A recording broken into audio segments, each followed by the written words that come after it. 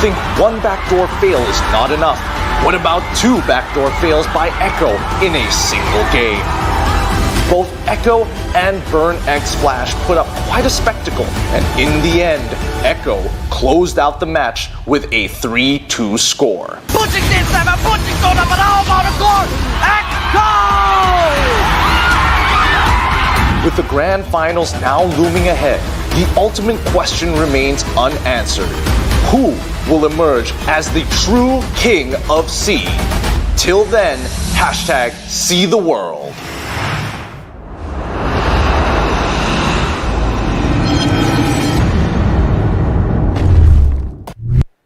It has been an exhausting past couple of days here in Phnom Penh, and we finally come to the conclusion. The penultimate battle between Blacklist International and ONIC after going through gruelous and countless games against multiple teams, champions, competitors. We have Echo currently in third, but man, oh man, we've been waiting for way too long to see this grand finals of Blacklist International and ONIC. And it's been so long since we've seen and have been graced with the presence of another team from a different region other than the Philippines coming to the grand finals, being able to level it out. It's been an entire year, Mirko. It really has, right? MSC 2022, and we were there too to witness what happened. RRQ unfortunately lost 4-0 to RSGPH, but I think now with the single elimination format, both of these teams have not met. So it's going to be the first time where both teams will have to take their time to read each other out. Slowly but surely, taking a look again, because the grand finals is going to be a best of 7. Here's the thing, I'm just going to call it, right? It's going to be 4-0. Isn't It's it? 4-0. 4-0. Grand final is going to be 4-0, right, Will? Shake on it. Shake on it. Shake on it. No way. 4-0. Okay, wait. 4-0. Okay. So We're this going is to curse it. We're going to curse it. 4-0. Do you know that if you're aware that you want to reverse curse it, it does not work? So What? just forget about it. You know? Just forget about it. Okay, maybe don't All right, forget about it. Zane. Oh, these boys. Double negatives all across the board. This is why the curse cast is extremely dangerous at Turna. Exactly. It's chaos, even on the caster desk already, and we haven't even begun. I actually want to ask your predictions, but we'll wait that for a moment, right?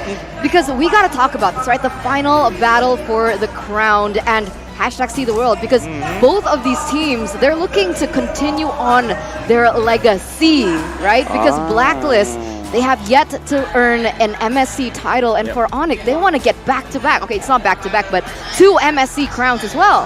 Okay, here's the thing. Before we even move forward, right? I gotta say, camera, look at all of us. We look so good, man. Shout outs to Robbie. He gave us these scarves. Yep. And they're absolutely amazing. Thank you very much, Robbie, our host here in Cambodia. Akun. Very happy that he was able to kind of give us just a little bit of that Phnom Penh Cambodian experience. But guys, before we even get close towards the grand finals, let's have a little bit of that insider, the journeys that these players had to go through. Let's take it away with our insiders. MSC has just begun. 12 teams will battle it out for the trophy. And now only 2 teams are left.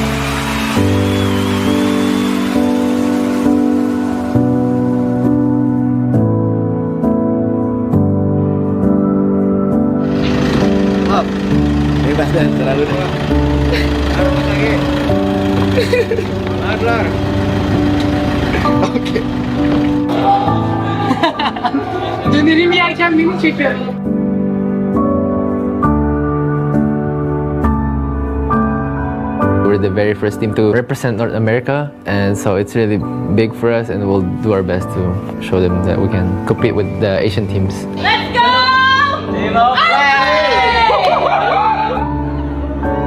I can say the Asian playstyle is different. It's harder, to be honest. The players here are so dedicated to the game. Their micro and macro is on different level. Mau menang ataupun kalah, yang penting mereka udah ngelakuin yang terbaik. The greatest loss for me has got to be RSG, Slate, Singapore. They finally find their groove. I think it's because of a change of coach or just the synergy between the players. I'm so excited to see their performance next year. to all the teams that have left and exited early, I really hope that you come back stronger. Keep on going. You made it this far. And I hope I see each and every one of you in the Philippines for the World Championship for M5. Toda, aku sayang korang. Aku sayang korang gila-gila. Maybe after MPL, boot camp terus. You know what? Just go to the Philippines. Datang sebulan awal ke sebulan setengah, you know what? Just do anything that you can. Harap at least top 3.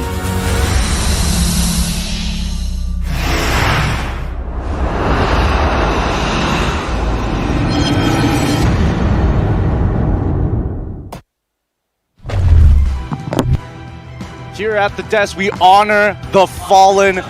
For if we need to see our champions, they must walk over the corpses of their enemies. The perfect storyline, ONIC looking to reclaim the MSC title. All the way back in 2019, the last Kages were together, and now the next generation is here against an unstoppable force of Blacklist International. They are looking for the last piece of the crown. Gideon was there. It was in the Philippines actually, and you guys were there too. At least it was Gideon there, and it was it inspired so many of the Filipinos. Do you know that VYs as well as Delar, for example, they were watching ONIC win that in Cubao, in Quezon City, in the Philippines. They were inspired by ONIC. They wanted to be ONIC that time, and now here they are facing up against each other. Yep. Again, dreams come true here. This is why this is the perfect storyline. MSC has a lot of history, not just the M5. Here in Southeast Asia, we care about this game a lot more than what people would imagine. We would love to share that with the world, and that's why we have that hashtag, See the World. Yeah, exactly, right? It comes back down to these two giants as well, just colliding on stage. We're going through their storylines, but like, think about it, right? As a player, even just in this tournament alone, the ups and downs that this team must have undergone to get to this point, it's insane. And I honestly can't imagine how that feels for them. Honestly, here's the thing, right?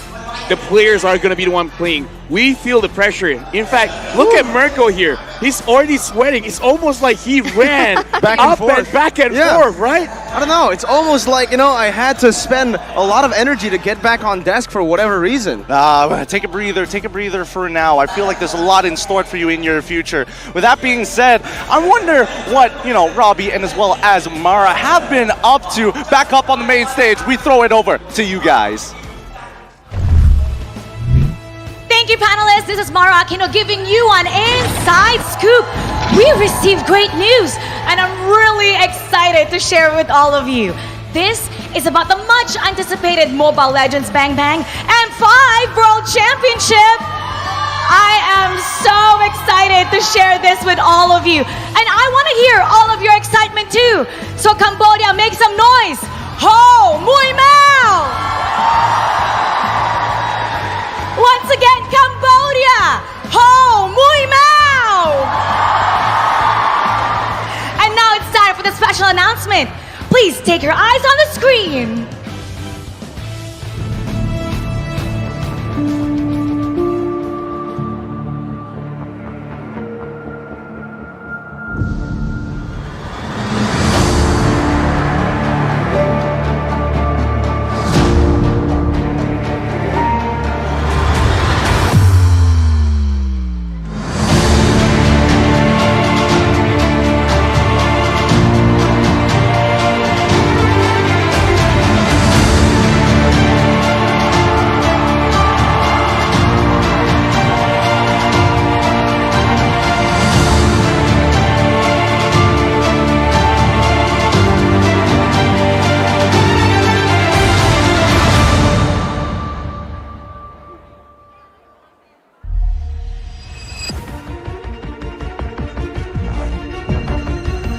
Returning once more, champions from around the world. MPL Philippines, MPL Indonesia, MPL Malaysia, MPL Singapore, MPL Cambodia, MPL Middle East and North Africa, the M5 Myanmar Qualifier, the MLBB Turkey Championship, the North America Challenger Tournament, Liga Latam, and the MLBB Continental Championship. Conquerors competing to see who is worthy to be crowned the world's greatest. But this time, there is a new phase to M5. Introducing the M5 Wildcard, a new qualifier for emerging regions, and a shot at redemption for others. 8 competitors will battle for the top 2 spots for a chance to advance to M5. The competitors are from South Asia, Bangladesh, and Nepal will battle for the spot in MLBB Champions Battle. From the Mekong region, the champion of the Mekong qualifier event. From Malaysia, the runner-up from MPL Malaysia. Latin America, the 3rd place in Liga Latam. From Eastern Europe and Central Asia, the runner-up of the MLBB Continental Championship. The winner of the M5 World Championship National Wildcard Qualifier in Mongolia. And 2 more regions to be announced soon. Which of these regions will show that they have what it takes? Find out this November in the M5 Wildcard.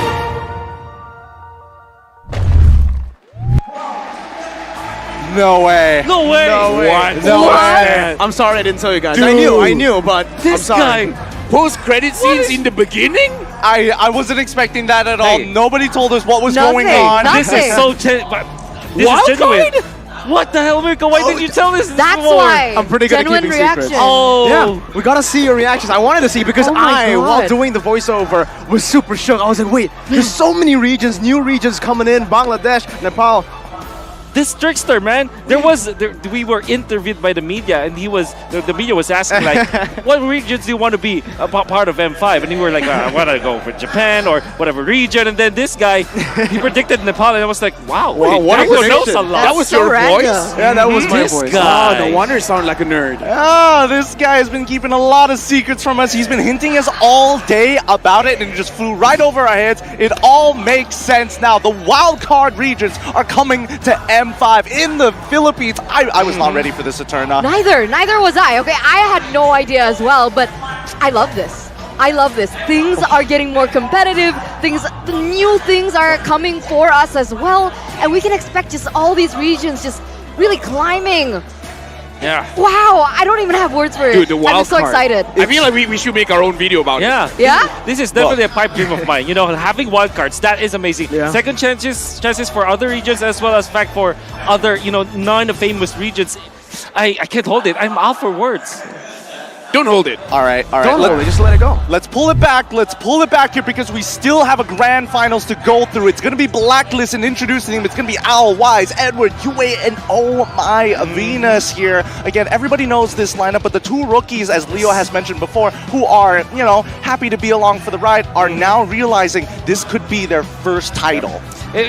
You see, UA had improved a lot in the group stages and the knockout stages. Well, if you look back at the performance of both Owl and UA in the MPL PHC, so that there were a lot of criticisms on these 2 people, but now people are seeing the value of both UA and Owl. And then you see Wise, Edward, and Oh My Venus here to claim an MSC title. I think this is the closest that they could get for an MSC title for sure. Now, introducing the second lineup to challenge them. We haven't seen an Indonesian versus Philippine Grand Finals in a while. It's going to be ONIC with CW, Kyrie, Boots, Sands, and as well as Keyboy. For the most part, ONIC, this was the lineup that I've always been hyping up since M3. I can remember it, man. When they won Season 8, ONIC were on top of the world. A lot of expectations, but that mental block, that international nerf that they get, every single international has been creeping on them, right? M3, MSC grouped, M4 closest, best performance, but now finally we get to see the real ONIC Indo that I have been waiting for. Yep. Now, honestly, for me, the way that I look at it is because Blacklist International, as well as ONIC, has had monikers of their own. A lot of accolades, but let's take a neutral perspective here. Lefel, I'm looking at you. You play this particular role. It's a little bit difficult, and honestly, walk us through it for Oh My Venus and Keyboy. Why are they the best? It's actually pretty crazy, man, because this just proves there's no one way to play one role. Because again, the way that Oh My Venus plays, looking at the vision provided by everyone else, Oh My Venus commands everything as a support roamer, making sure there's no mistakes going to be done. But looking at Keyboy, the playmaker, he will initiate, he will find a vision, he will let his team know when they can get a kill, when they can move forward. And it's crazy, right? Because we see that perhaps that aggressiveness is on maybe more sided to Keyboy, but lately coming in to MSC, we see a new shade of V, right? all her heroes gets banned. She brings out heroes like the Lolita, Novaria. Sure, it's a little bit more support in the way that she does it, but it also still provides that initiation that Keyboy does as well. I mean, I feel like it's very different overall. I wouldn't even say play styles, but just the general way they look at the game. One is an IGL, the other is looking for that big green light to jump on and get into that fight. And you can see the stats as well as the hero pool of Oh My Venus, the way that he affects the composition of wherever team he plays with. For example, when he was part of ONIC Philippines, before he was part of Blacklist International, or she was part of Blacklist International, everybody adjusts to them. Even the coaches draft accordingly. That is how impactful Oh My Venus is. And it's not a bad thing when I say that though, because they are winning because of it, right? They only probably have lost like a few international tournaments, but when it comes to like the accolades that they were able to get, they're always into the grand finals because of how they have adjusted and have understood how Oh My Venus operates. Complete opposite on the other side. A very reactive roamer in Venus, waiting for the team or the enemy team to actually engage for him. But for ONIC, Keyboy, he makes the calls happen. He told me once that he wants to be aggressive. He is not a passive roamer, and that's what makes him special. He goes in and the team trusts him to do so. They all follow through. And in Season 11, especially now at MSC, he's really stepped up as also one of the main shot callers for this team. So he's setting up these fights. He's also giving the green light to everybody else, both playing that IGL role in their own particular way. Man, support roles must be real difficult here. And I think, with such big playmakers, I hope we get to see maybe just a little bit of information that we can share with you guys here. Let's go jump right into our insider video.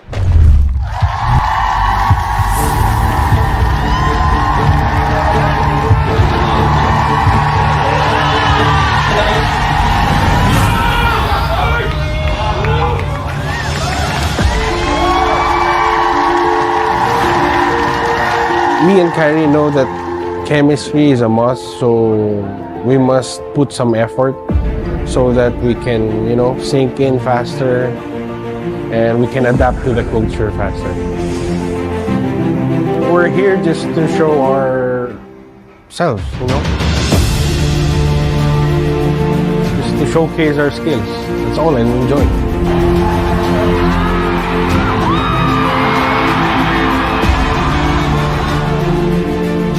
Really the dedication of the whole team, from players to coaching staff to management. Everyone's really dedicated in what we do. That's really one of the reasons why Blacklist is still on top.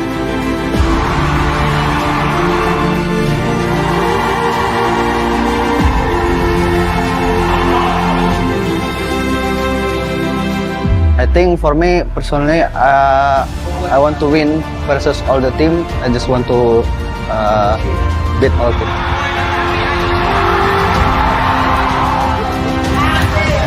Nice one, Kai. Nice one. I'm feeling lonely. I'm excited. I just wish that we play good and everything's gonna be alright. Aku nggak tahu sih. Aku cuma mau prepare buat besok buat lawan Blacklist. Ya kita kasih yang terbaik aja buat besok.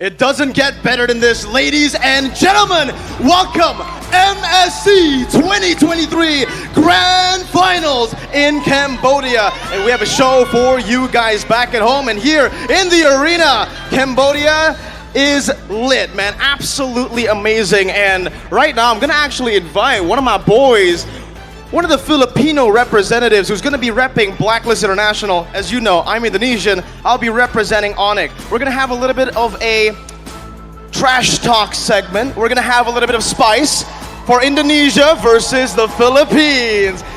Before that, though, I want to hear from the Blacklist fans in the building. How loud can you get? In the count of 3, you yell, break the code. 1, 2, 3. All right. Let's see how ONIC are doing as well. When I say go, you know what to say, all right? Go! All right, without further ado, let's invite my brother, ONICID. There he is, right there.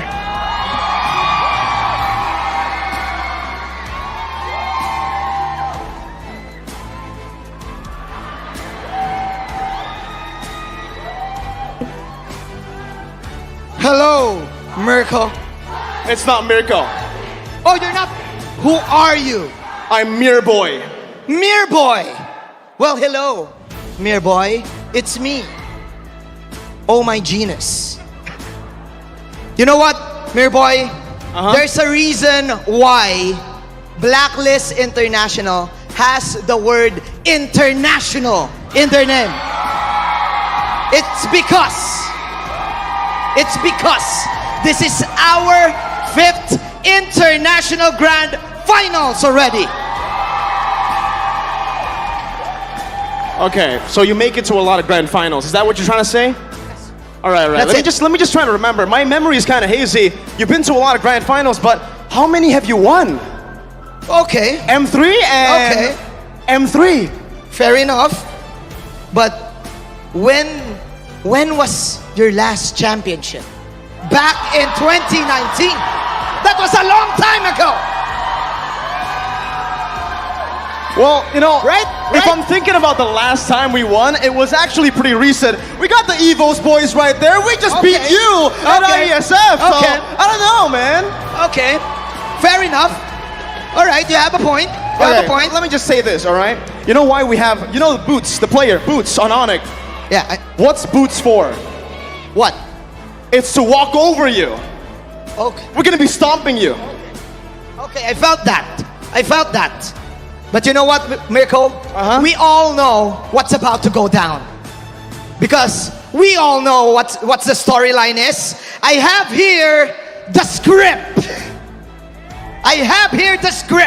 It's official. It has the MSC logo. Okay. This is the script. And please, everyone, read the script out loud. Okay? This is the script.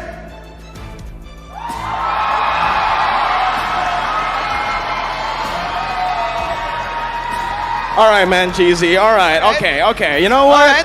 I want to firstly say, me and LaFell, we officially take back our apology because it started off as a bad draw, but it was just a chance, I put ID in the finals so that it's not too boring, so that we get to smash PH in the grand finals. All right. Just remember, we respect Indonesia. And I respect the Philippines. Just remember, we respect Indonesia. But please remember, since MSC has been stating a lot of fun facts, well, Mirko, if you win this, you got carried by a Filipino!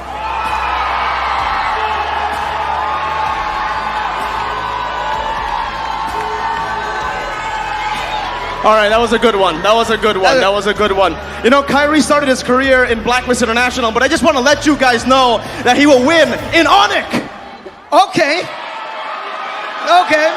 Point taken. But, ladies and gentlemen, man, Jeezy, let's give a hug. Let's go, ladies and gentlemen, for the grand finals. We're throwing it to our casters.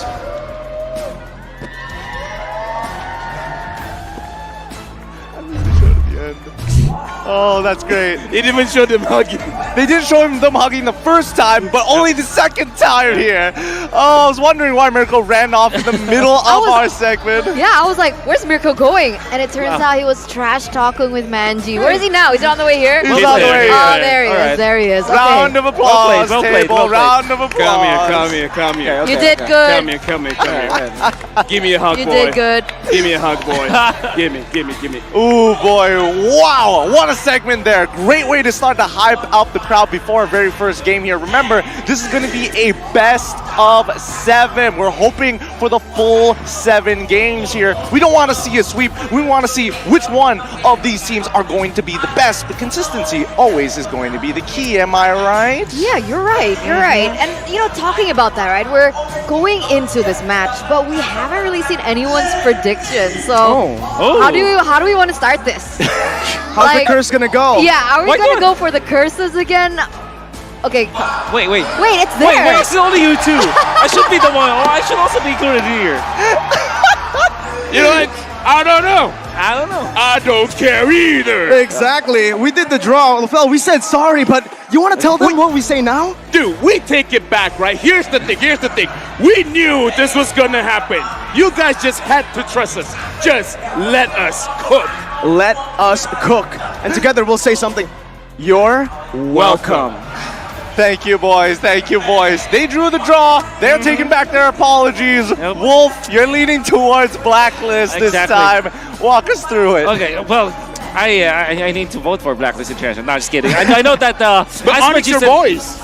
Onyx your boys. They were my boys. Were. He used the past tense. Yeah. No, I have what does to be. that mean? No, here's the Past thing, tense. right? Means Here's it the thing, right? I have to be with Manginus here. Manginus. I read the script. Oh, Like, they gave it to me. It has the MSC logo only like backwards, but but it was part of the script, and I have to follow. It will be PH win this time. It will be PH team this time. I mean, fair enough. I'm just looking for things to change. I want Onyx to win, but what about you, Eterna? We didn't get to see your predictions. Wolf is outnumbered here. Oh? So, calm down. So who are you with? You're with Onyx? I'm with Onyx today. Just today? Yeah, because usually I'm for Echo, but now there's Echo's not here. You're right. And then It's fair. Yeah, it's fair. okay, It's fair. It's Onyx. fair. I mean, I had the suit and everything. Things change. Things change, and I'm glad things are changing here because it's been a very long time since we've seen Indonesia make it this far, and especially in the fashion that they have done it. Like, oh my goodness, they still haven't dropped the series, or no, even better, they haven't dropped the game. Wait, Exactly. Single game. Onyx hasn't lost since their finals, right? Since season 11 playoffs. Since playoffs. Since playoffs. Last time they lost, it was up against RRQ, actually, in the regular season. So since then... It was 4 months ago? 4 months? 3 months? I don't know, but it was a long time ago. And right now, they are looking untouchable. That's crazy. That's that's the longest win streak we've ever seen before. Exactly. I can't believe that they will not lose in 4 months, only to lose against Blacklist International in the finals. Oh, wow. All right. You mean the team that got 4-0'd? Look, let's calm this down. It's time to throw it over to our host to introduce the teams. In the journey to see the world, 12 teams have gathered to exhibit their strength and tenacity, each with their own strategic approach to build momentum and make the biggest waves in treacherous waters. 2 of the strongest teams in all of the regions have reached the ultimate phase. ONIC and Blacklist International have taken the spotlight. They have mesmerized us with their amazing plays and spectacular defenses to get to this moment. នៅក្នុងឆ្នាំ2023 MSC នេះផងដែរយើងឃើញថាមានរហូតដល់ទៅ12ក្រុមដែលសុទ្ធតែជាក្រុមអស្ចារ្យនិងខ្លាំងបំផុតនៅក្នុងតំបន់របស់ពួកគេតែនៅក្នុងពេលនេះផងដែរយើងឃើញថាមានត្រឹមតែ2ក្រុមប៉ុណ្ណោះដែលអាចទទួលបាននូវជ័យជំនះក៏ដូចជាឈានមកដល់វគ្គផ្ដាច់ព្រ័ត្រមួយនេះផងដែរ ONIC ក៏ដូចជា Blacklist International ពួកគេបានបង្ហាញយើងឲ្យឃើញថាពួកគេពិតជាមានយុទ្ធសាស្ត្រខ្លាំងបំផុតនៅក្នុងការលេងក៏ដូចជាការការពារខ្លួនផងដែរ This is the last fight to claim the throne and be hailed as the new kings of Southeast Asia. នេះគឺជាថ្ងៃចុងក្រោយក្នុងការប្រកួតផ្ដាច់ព្រ័ត្ររវាង ONIC ជាមួយនឹង Blacklist ថាតើគូណាមួយនឹងទទួលបាននូវជ័យជំនះនៅក្នុងការដណ្ដើមយកថាតើខ្លួនឯងគឺជាស្ដេចក្រាញ់របស់តំបន់អាស៊ីអាគ្នេយ៍របស់យើងផងដែរ This is the grand finals for MSC 2023, the final battle to see the world.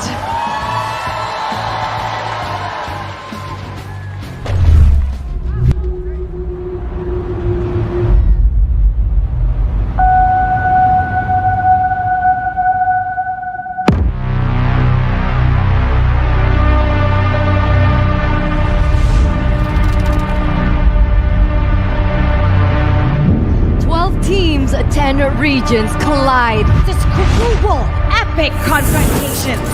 This is MSC 2023. One mistake, and you will be sunk by the rising tide. Ladies and gentlemen, boys and girls, welcome to MSC 2023, live here in Phnom Penh, Cambodia. 2 epic matches unfolded. I can't wait for it to start, and hopefully we're gonna see more of them in the land of dawn.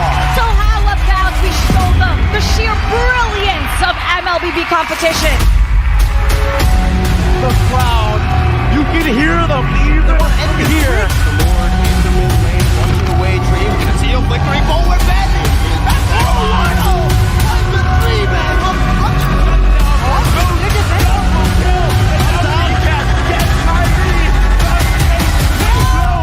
Blacklist International, untouchable. MSC para sa akin is para sa Pilipinas. Kasi nandito kami para, hindi lang para represent yung sarili namin yung Blacklist International, kundi para dalhin din yung bansa. Parang pamilya ko na ang Blacklist. Sisiguraduhin namin na kami ang kampiyon.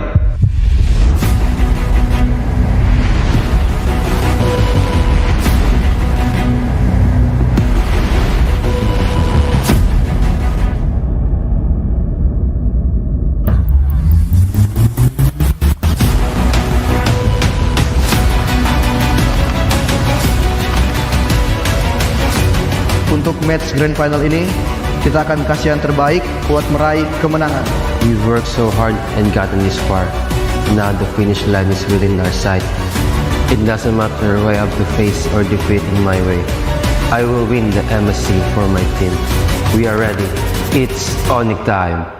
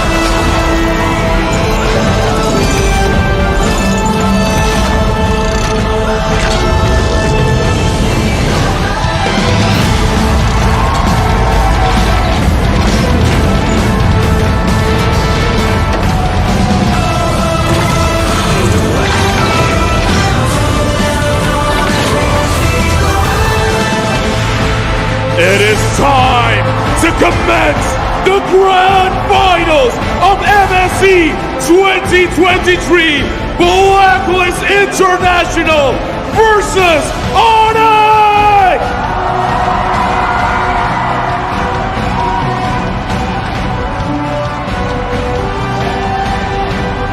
Leading the charge on the rowers of the team from Blacklist International, we have the Queen, Oh My Venus! Going up against the master playmaker of ONIC, Keyboy! Next, we have the mid laners, the boys prodigy, Yue! As he faces off against the remarkable Gila Suns! Now shifting our focus to the dedicated EXP leaders making a grand entrance is Agent Zero Edward clashing head to head with the Captain Boots! The time has come for the gold laners. Introducing the silent killer of Blacklist International, Ow! Matching up against the unwavering CW. We now present the final piece of the roster, welcoming the other cornerstone of Ube, the king of the jungle, Wise, going up against the spectacular, the one, Kyrie! Let's welcome the masterminds of both teams. Coach Master the Basics with Dexstar against Coach Yeb and Adi as the analyst.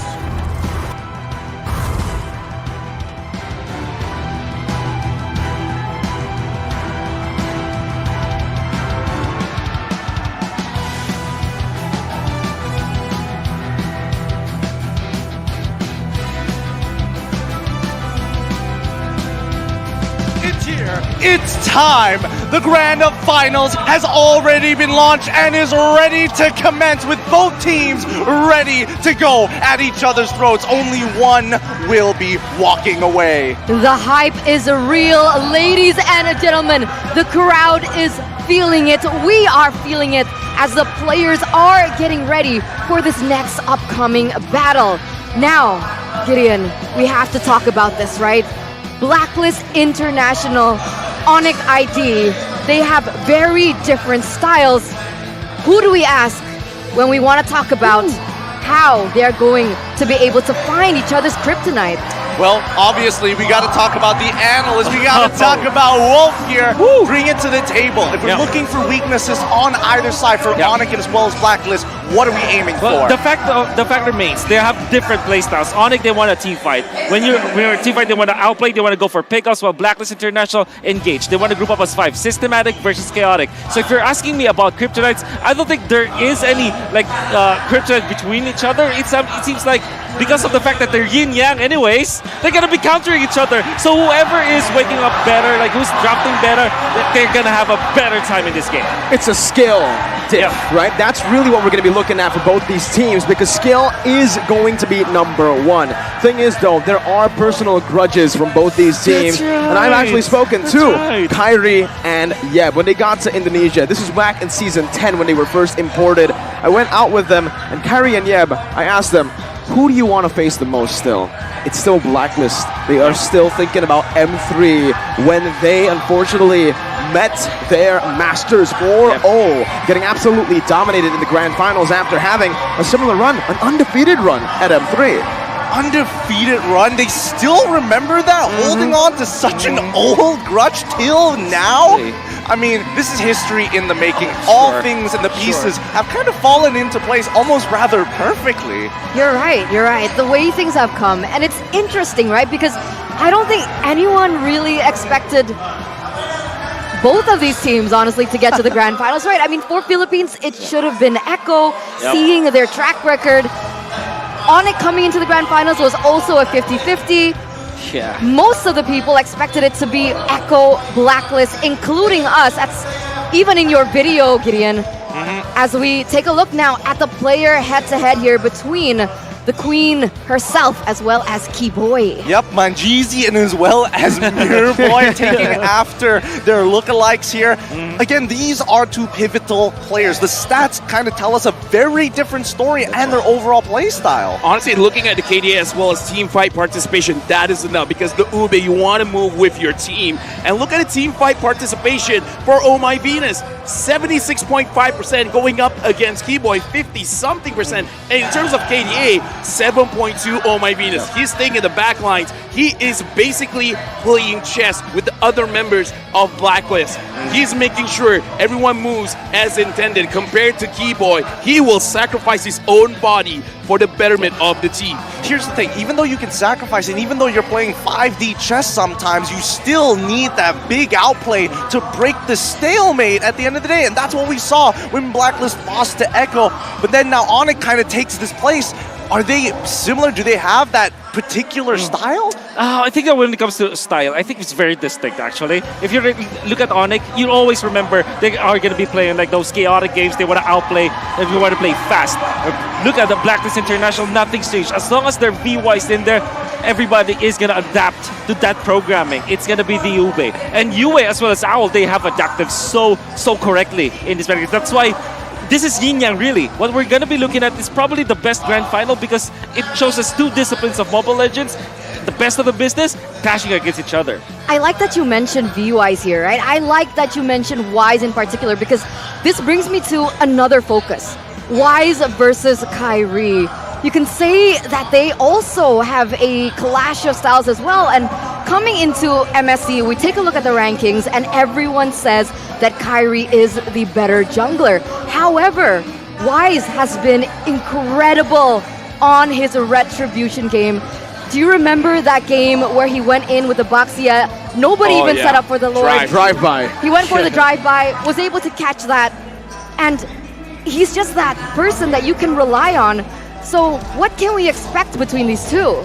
Honestly, for me, Wise is all reliable because in terms of the hero pool, you don't have to have such a huge hero pool for Wise because let's say no matter what hero he uses, he gets the job done. And what is his job? He front lines for the team. He opens the map. He starts things off and lets his team finishes everything off. But Kyrie, man, he has the spotlight every single time. This is what makes you an ace. This is what makes you an MVP. Even in a losing situation, somehow you still win. For both of these roamers, or for both of these junglers, they set up for the roamers. We've seen Kyrie, sure, he likes to follow up a lot with the assassins, like we saw in the Fanny yesterday, but he can also set up for T-Boy, like we've also seen on the Lancelot, setting up, clumping everyone up from the opponents to get there, and it honestly starts in the draft. What do ONIC, what do Blacklist want as Prio?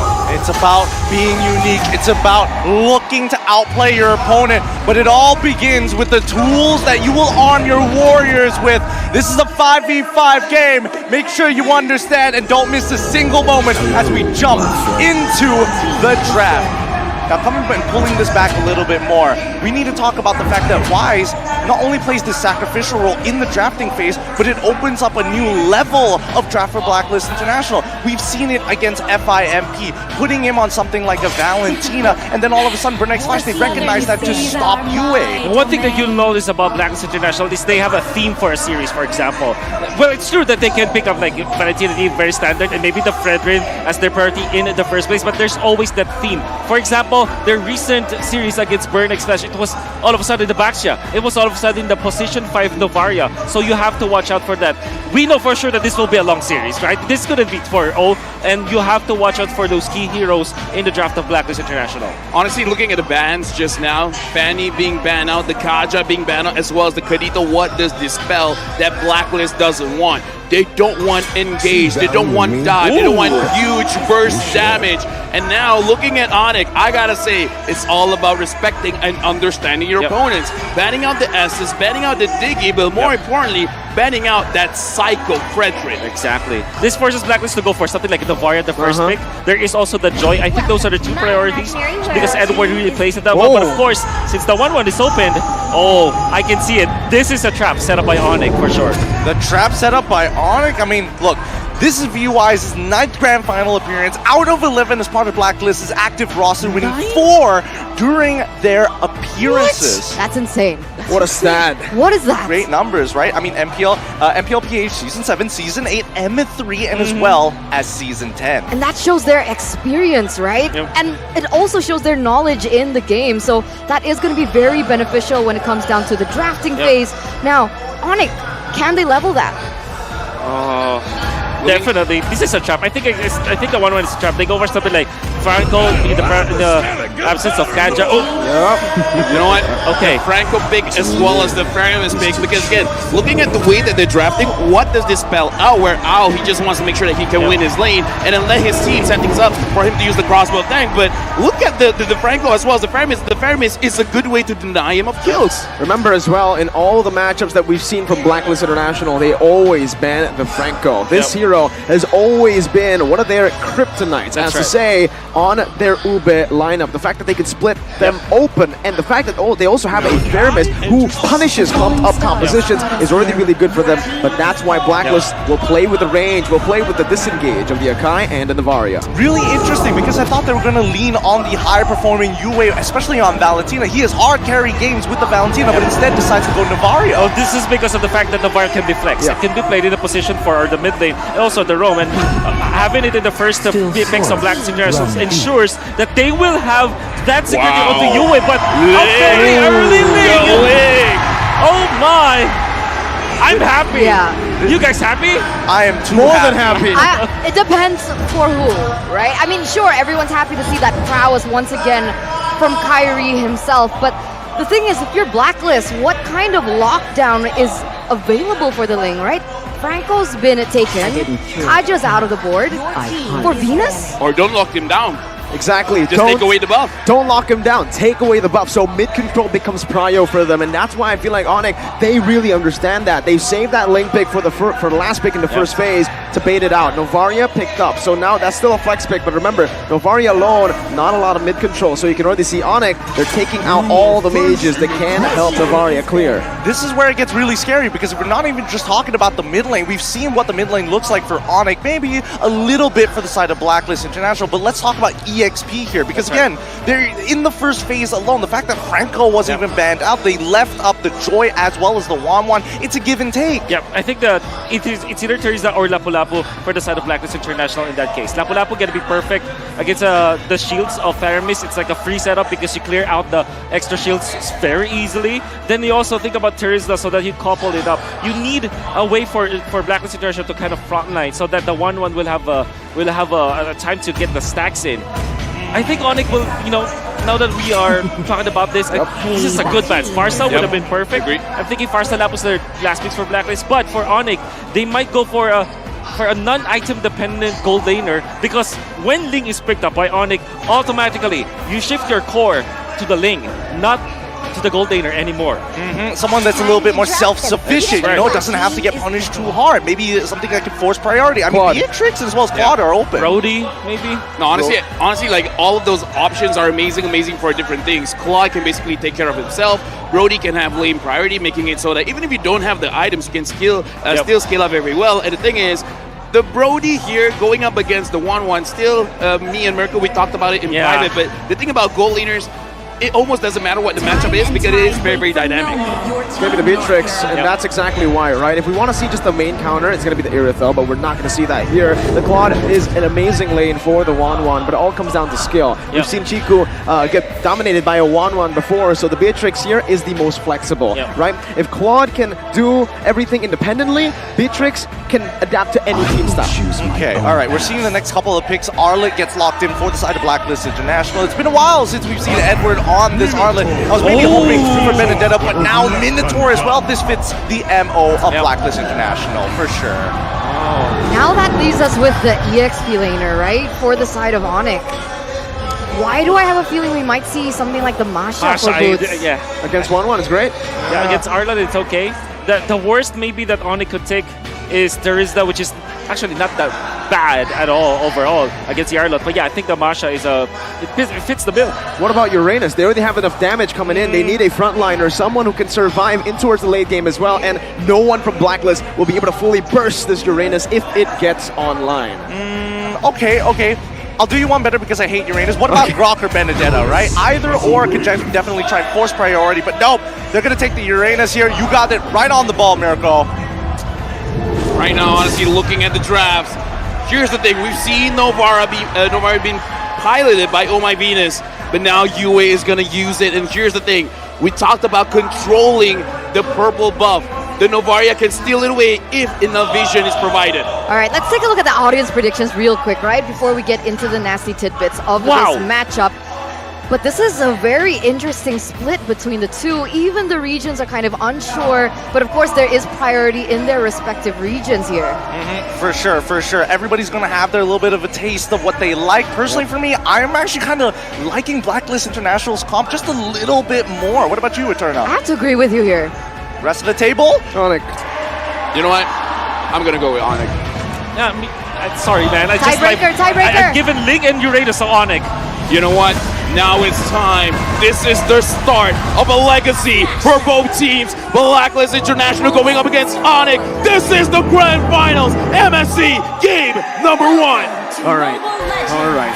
Let's see. Edward unbending well. Kyrie with a killing spree. Mid-control, who has it, you think, Wolf? Oh, definitely gonna be the Faramis Franco, right? Because of the fact that Faramis can just clear it out easily.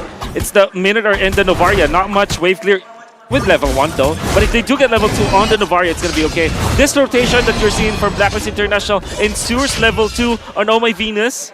So he picks up the roam right now.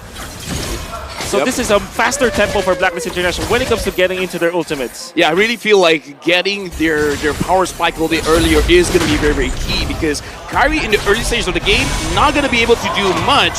So they just got to make sure scale up just a little bit faster so that they can actually put tempo into the jungle, making sure that Kyrie gets someone locked down with minimum amount of energy. That was pretty close. That was pretty close. And the thing is, when you're playing the 1-1, right, it's the most annoying thing in the world when your second skill gets popped too many times. Here in the lane as well, we can see this is why the Uranus pick works, right, Wolf? What do you think about this matchup? I think it's a wash. That's what you always say with Uranus. Unless there's an influence. See? But right Not now, even needing the Purify. Yeah, but again, the Uranus just heals up very, very fast. For now, we can definitely see Blacklist International, they're trying to make sure that their laners are able to leave the lane very, very quickly because they want to make sure that they're able to contest the turtle. And again, having the Akai almost guarantees it. Almost. About 70%, I would say. Yeah. Interested to see how they will approach this because there's a difference, right? They will want level 4 their roamers. And that's the switch that they did. The Fire is already at the bottom, the Varia already there. It's going to be a full 5v5 into the first turtle of the game. Yep, and this one, I gotta say, we gotta look at all of the stun capabilities as well, because looking at Blacklist, not only do they have the Akai, but Edward on this Arlet can actually stun up Kyrie, making sure that he can't use the Retribution on time. And now, looks like he's going for a boost, but up top, CW gets a kill? Boots opening up the map gave them so much more prio to play on the other side of the map, and this is why ONIC's composition can work. They can split up the map open with the Franco, they have a lot of kill pressure, but Wise is already trying to punish Kyrie early on by going to the buffs. Wise stealing it away, Boots just putting some pressure once again, but it should just be a trade. Wait a minute. Look at Wise, Kyrie. no retry on Wise. So Kyrie should be able to take it right now, but we can see the Minutes Fury come down. Kyrie, with the top of the blaze, escapes, gets out, the crowd goes wild. Oh, I really love how ONIC approached this. Oh, Boots! Oh! Agent Zero. Right now, I gotta say, man, all of the 1v1s, even our observer's gonna catch it. A lot is going on in the map here right now, Wolf. Edward utilized the crab so that he'll get extra vengeance stacks. Very smart. That's Agent Zero for you. While up top, they baited. ONIC, they show that they have some influence in the turtle. Then all of a sudden, after keeping it slow for, rotates to the top quickly. CW. It was the 9 minions, very well played there. They want to really, really shut Owl down. But Blacklist, they do not take all these free objectives and say nothing. They go for the trade instantly. Right now, I gotta say, looking at the map right now, 1.5k gold lead for ONIC. It looks like for some reason, both CW as well as Kyrie, they're kind of winning here, Wolf. Yeah, this is because of the influence of ONIC Philippines. You know that Uranus, taking Miracle as well as Gideon and Aether talking about it, self-sufficient in the XP lane. No need to go there. ONIC, they focus on top lane, and Owl is just there to fend for himself. It's not going to be enough. Well, Venus is getting poked by a lot. Kyrie might actually look to go for the all-in right now. He goes for the pinch points. Purple buff is up. He needs to prioritize that. But Venus doesn't have the regen. He's already very low. Yeah, but right now we got to look at Blacklist. They're moving together. The only one that's not there is Owl. They're looking at the purple buff. Edward moving forward. Boots as well as Sans is trying to create space. Boots now with the Consecration. That's going to be the Cold Altar helping him out. He does not have the Purify, but that's going to be the heavy spin by Wise in the back. Not going to be used for much as Sans is able to pull him back. But it's Rage onto Edward. That's the whole thing. And the Bloody Hunt locks him down. It's a kill for ONIC. Romer traded in for the Edward. Oh, Sans! Jumps forward, fires another. Kyrie with the top of the blaze. This should not be another kill. Kai just buying some time, but meanwhile, Owl. Here's the thing, man. We got to look at ONIC. They knew what Blacklist was trying to set up. And how did they fight that back? I don't know how they did it, but Kyrie was able to get the purple. Then all of a sudden, Keyboy fights a good opening. Boots was soaking a lot from the resources of Blacklist International, was put low, but because of the ultimate coming from Sans, he was able to bring all of his HP back. That allowed us to stay on ONIC's side. Here's the thing, man. I gotta say, in terms of the way they were fighting, it was absolutely beautiful. And now we gotta check the difference of gold here. And I gotta say, in terms of the difference, the biggest difference is between Kyrie as well as Wise. That's right. It's because Wise wanted to go for the steal on the purple, but Kyrie was able to get the opener, gets so many kills, 0, 0, and 3. I mean, and now they even position themselves into the turtle. Okay, Owl is in that bush now with a basic attack. Kyrie's going to be spotted out. That's a knockup only on to Sans as he pops into Shadow Stampede. Now locked down, that's Owl picking up the kill. Sans is down, but the passive will gain him an instant respawn as there is a fight down below. This time Boots having a better time putting down the stacks on Edward. Yeah, right now I gotta say, man, Boots is making sure that Edward doesn't get to play the game. Wise here, Silent Turtle, oh my Venus is there as well. ONIC goes in, do they want to take a steal here? Oh, bloody hunt by Keyboy, locking Wise up. The heavy spin is not going to be used at all right now as Venus crumbles and falls as well. The fact that Sans died with the heavy spin, soaking the heavy spin before that turtle fight, you thought that Blacklist International would have the advantage, but no, it didn't. Because now no heavy spin to counter a Keyboy. Keyboy locked him down during the threshold, and ONIC gets a turtle easily. Okay, right now, look at the map situation. 3.8k gold lead. The map looks very red. Owl for now looks like he's trying to get as much as he can. Kyrie now having the Berserker Fury. What does this spell for Blacklist International? Snowball. It spells snowball. ONIC, they don't even need Chewe now. He's gonna be a split push as well as Boots. Kyrie's gonna just tear through all of the damage of Blacklist International. Right now, I gotta say, man, even Keyboy Mirko, we don't see him going for a lot of hooks. It's just like, okay, I'm just gonna wait. Someone comes in, I'm just gonna lock you down. It's very hard at this point for Wise to go for any red tree contest because Keyboy is just being an absolute menace. Also using the Shishi mode, and that probably gives Blacklist International a bit of a, not a good flashback as, the 4 O's. Yeah, 4 O's, yeah, but this happened before against Blacklist International, so... Oh my Venus. Lumen Fury, Sans does pop in to call alter. Keyboy is still locked down with the heavy spin right now. The crossbow tank is ready, but Keyboy is going to be bursted down as Kyrie takes everything. Now comes the Blaze back again. He might win this right now. CW walks forward. Kyrie with the fast hands and CW with a double kill. Meanwhile, look at Boots. Look at Boots. He's wearing the boots. He's walking in the base. Dude, I gotta say, what is this Uranus doing? He's not expecting to fight. Whoa, what a snipe! No, beautiful win of nature. Edward walks forward. Sans, he might fall this time around. Edward using the resets. Sans with the Shadow Stampede, walking now, but the Vengeance follows it through. Sans is trying his best to run away, but he will just recall. But look at the map, controlled by ONIC still. I gotta ask this, Wolf. ONIC, were they being too confident? Were they overextending there? Oh, well, I think it's part of their MO, but yeah, they surely did overextend in there. They didn't realize that the Wind of Nature was the second item for Owl, and I would have to credit that to Owl. Very nice itemization from that guy. Was able to outplay Chewe, and because of that, they were able to recover for a little bit. Yeah, right now we can definitely see Blacklist, after getting that kill up top, they're trying to set things up because now that the Lord is here, both ONIC as well as Blacklist, they're moving together. They're trying to make sure that they have a very good situation for them to start the Lord. But for now, Boots is just zoning everyone away. Sans, you can open the map. He knows there's 2 people there. Keyboy, are you going in for the hook? But the hook did not connect. This is what Boots needs to do. He just constantly is walking them down as Kyrie walks over to the Lord. Boots is dealing so much damage, and Blacklist International don't even know it. Look at that, all the stacks popped in. Boots pops in, the Purify gets out. Now a lot of CC is placed onto him, but he is still alive. Heavy spin already used. This might just be Blacklist International forced to concede the Lord. Yeah, right now we can definitely see that ONIC is playing with Blacklist. They're trying to make sure that Boots, whatever you do, not just get vision. Try to tell us what's going on. Wise right now does not have the ult, and Kyrie's at top. Right now, ONIC, they're playing a very good macro play. They're not letting Wise play as well. Edward needs to always be man-to-man versus Boots, while, of course, Wise is always forced to use the ultimate. And now, CW stole the purple buff from Wise. Bloody Hunt, that's the Queen falling without anything. What? Still, what? The Lord away from Blacklist. That was the top of the Blaze. CW with a double kill for him. Edward with the final splash, but it's not going to be able to distract for long as now it's giving the gun down. CW with a triple. Now flickering forward. Owl, able to escape you, and now with the Astral Sphere, but CW wants to take this turret down. ONIC wants to crack the base open. Oh my god, what was that play? Right now, hear the crowd. They're loving ONIC. They got the lore. Kyrie, fast hands, amazing reaction speed. If Weiss has the drive-by, Kyrie has the fly-by. The Sky King literally knew what he needed to do. The play was there. He split push so that Blacklist would feel confident, but he knew the timing all along. He knew that because of the first one, he can just get back to the Lord Pete and get that because he's level 14 compared to Weiss's 10. Right now, look at the map. ONIC, they're not going to try to force it out. They managed to get a mid inhibitor.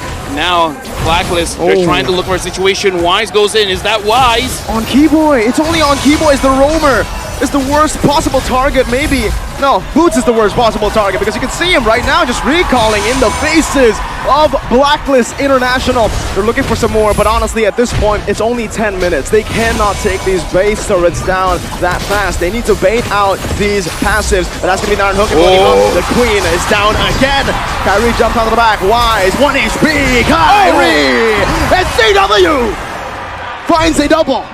Dude, that was a big burst of damage, and now Camille going in. Edward! Pinch point, just to bait it out. Edward falls. Agent Zero is down. And ONIC in 11 minutes, they take game 1. What an opener! Blacklist International going up against ONIC. What a very, very fast game. And I gotta say, Kyrie, what an amazing man on that link. By the way, that's the first win of Kyrie against V Weiss. Wow. Against V Weiss in an international finals. The reason I said that this draft was better, and I think you guys have a similar opinion, is the fact that this is ONIC's signature. I've seen this before. M3, it's a banana split. How? How can you not have seen a banana split? Because I didn't even mention it in the broadcast. I was like, wait, they want to go for pickoffs. They want to split out the map, but it's classic Raja Yeba. Here's the thing. When you forget history, history has a way of repeating itself. And now ONIC, I gotta say, it's in their DNA. Even if they close the book, it's not a problem for them to open it back up and execute like it's nothing, man. The Uranus just works so well because you take away the attention of Edward. You are forced to put the Arlot to stay against the Uranus for quite a long time. And the farm, the macro was there for the side of ONIC. I gotta say, Gideon, did you expect that game to be that fast? No, I really wasn't. I thought Blacklist was going to be able to slow things down at some point of time, and I was like, okay, maybe they can have some high ground defense. They're only, what, 5K down? Next thing, I blinked, all of a sudden it was 9. Yeah, really just kind of snowballed from there, right? And this is what we were talking about this in-game, right? Literally! We were like, this man was so disrespectful, recalling in the base. And he is your MVP, Boots. He did so well being able to split the map, like you mentioned, and was able to just distract, honestly, the members of Blacklist. Right now, Mirko, we gotta say it, man. What are Boots used for? They're gonna walk all over you. That's a center. You're close enough, right? But the thing is, Uranus has no visual. That's a 5 out of 10 at best, but you know who's 10 out of 10? Who's 10 out of 10? Definitely. The way that he played it, the way that the Coach Yeb as well as Coach Addy designed this draft and this strategy, went for the split push, and of course, they have the Link. So, Link and Uranus, there's only one way for that to work. It's a couple of ways for sure, but the best way is to split, and that's what they did. Yeah, and you know what? There was some level of consistency from Boots. Had he lost this lane any harder to Edward, I think this would have been a very different looking game overall. It's great to see that they're able to do everything they were able to apply in this game with their comp, and more importantly, just keyboy things. Dude, first of all, I gotta say, the thing about Captain Boots is we don't see a lot on him. The cameraman, for some reason, is like, Boots is not doing anything. But I gotta say, when you don't see him, he's the most scariest. He's like the member on the side that you don't really look at much, but he just says to you, yo, be careful. Yo, be careful. I keep talking about him all the time as nice guy Boots, but I feel at this point, Boots is literally doing all of the dirty work for ONIC. Love it. I want to say ONIC. The moment that they saw that the Novaria will be the mid laner, and you have the Minotaur, as well as the fact that it's like they are reliant on one more. You're looking at the composition of Blacklist. Even if you design it in a way that they have all of the items up, the damage usually just gonna come from Owl and maybe someone from Yue, but Yue is not an AoE damage. So the moment that they saw that, ONIC just decided, okay, let's go Uranus. Let's split the map. Let's not let them farm. Kyrie alone can dish out the damage as long as he snowballs, as long as he gets the first few minutes of the game with the Assassin Emblem killing spree, he's gonna be destroying Blacklist International. I gotta say, man, because here's the thing, Uranus just got buffed, and I gotta say the fight between the EXP leaders, again, we have to talk about Boots on this Uranus pick. I mean, like, you know, it's a meme for Gideon. He doesn't like this hero, it's kind of boring, but come on, get it. What you saw just now, what did Boots in the entire game did for the entire team? It's influence. It's how much he influences the entire map. The fact that Arlet can't clear as quickly as Boots is able to stack up those ionic edges as quickly as he can just to clear it out and then start pushing into the enemy jungle gives ONIC some great information for the decision makings, right? And then it's all up to Kyrie to just make it through those 50-50s. For example, the vertical jungling during that very first turtle. Yeah, it was all mostly set up by Boots as well, right? I mean, again, the fact that he only has 50% KP and he still took the most damage in the game shows you just how impressive he is, because in a lot of these situations, you see him, he doesn't really get a kill participation on, but he baits out the heavy spin, he baits out the final slash, the Lord in the bottom lane. That could have been Wise's way to come back in the game, but because he didn't have the heavy spin, because it was baited out by Mr. Boots. Yep. You could say that he's a masochist. Yes, he likes pain. That's how you use the Uranus. That's how your mindset should be. So Uranus. I'm going to nerd out here a little bit. There are two important rotations that ONIC Esports actually did against Blacklist International that worked well. First is the first turtle of the game. Boots showed himself very deeply into the territory of Blacklist International. Then when Keyboy gets level 4, did show himself, went to the bush, went up top, took down Owl. They kind of did that as well in the second Lord, the first Lord of the game. It's all about like the macro movements, the map movements that's misdirection coming out from ONIC Esports. What are you, in 2019 ONIC Esports? They dropped the Esports because it was just too heavy. This is the next generation of the Ninja Clan, the new Kages, as I would love to say. But in the meantime, hopefully, here, we've got more discussions to be had. In the meantime, we're going to throw you over to both Robbie as well as Mara. Please take it away, our lovely host, up on the main stage.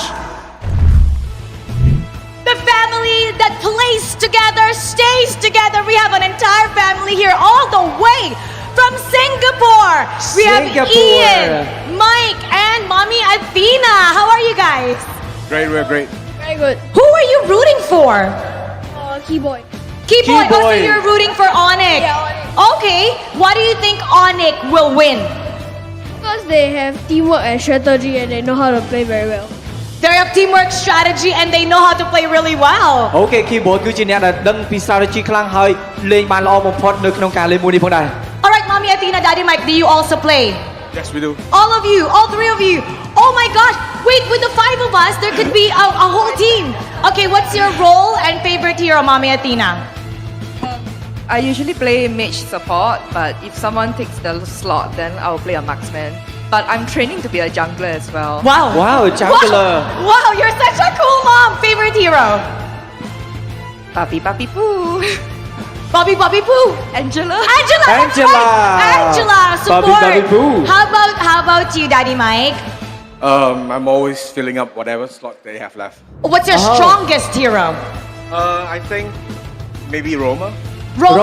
I prefer to be Roma, less stressful, open up the map, you know, and let them carry on with the kills. And favorite roamer, favorite roaming hero? I would have to say Minotaur, although I'm not supporting the Blacklist. Whoa! Whoa! Ouch! You just dissed them right there. How about you, Ian? Your favorite hero? My favorite hero is Atlas. Atlas. Okay, I want to know. Actually, I haven't. I'm like epic legend right now. I keep on losing. What's your rank? My rank is Mythic. Mythic? Oh my gosh! What about you, Mara? I heard something about you. What is your rank? I kept losing, so I went back to epic. I don't want to do solo. I think I gotta play with you. What about you, Mommy and Daddy? Mythic Honor. Mythic! And you also Mythic. Oh, that's 7-3. So this is your bonding. who decided to come here? Was it Ian who begged you to come here? I think we went for the M2 and then we liked it when I was in Singapore. So we didn't get to see live, but we were in the cinema. So because it's COVID, so after that we decided let's get the first one on the site itself. So you mean you've been a long time fan of MLBB? Since M1. Since M1. Ian, how old are you? 11. 11. And you've been playing since how old? 8. 8. And do you want to be an MLBB player one day? Yes. Which team do you want to play for? ONIC. ONIC! Oh, ONIC! Okay, so your hero is Atlas. So can you do a pause or one line of the Atlas? I can't really do it. Oh, you can't really do it. Okay, so you've been flying from the other country is Singapore. So how long have you been here in Cambodia and how do you like about Cambodia? We're here since Friday. Since Friday? Yes. Everybody's very friendly, very nice, good food. We're enjoying ourselves here. So you like the food too, right? Wow គាត់ថាគាត់មកដល់ប្រទេសកម្ពុជារបស់យើងតាំងពីថ្ងៃសុក្រហើយគាត់ចូលចិត្តប្រជាជនយើងមែនតើដោយសារតែរស់រីរាក់ទាក់ហើយសម្រាប់ food វិញគឺល្អមែនតើគឺឆ្ងាញ់មែនតើបាទ Okay, how do you feel about winning this first battle of the ONIC as you are a fan of them? Yeah, what do you think it's going to be the result? Bro, walk over. You think it's going to be a sweep? You think what? Do you think it's going to be... And fans, what do you think? Prediction. I think ONIC has a very solid strategy on how they want to counter the Ube strategy of Blacklist. So I strongly believe that ONIC has broken the code. Sorry, Blacklist fans. Oh my god, I really think you're such a cool mom. Ian, like you were saying earlier that you can do hero impersonation, yeah? Yeah. Okay, what can you do? Akai.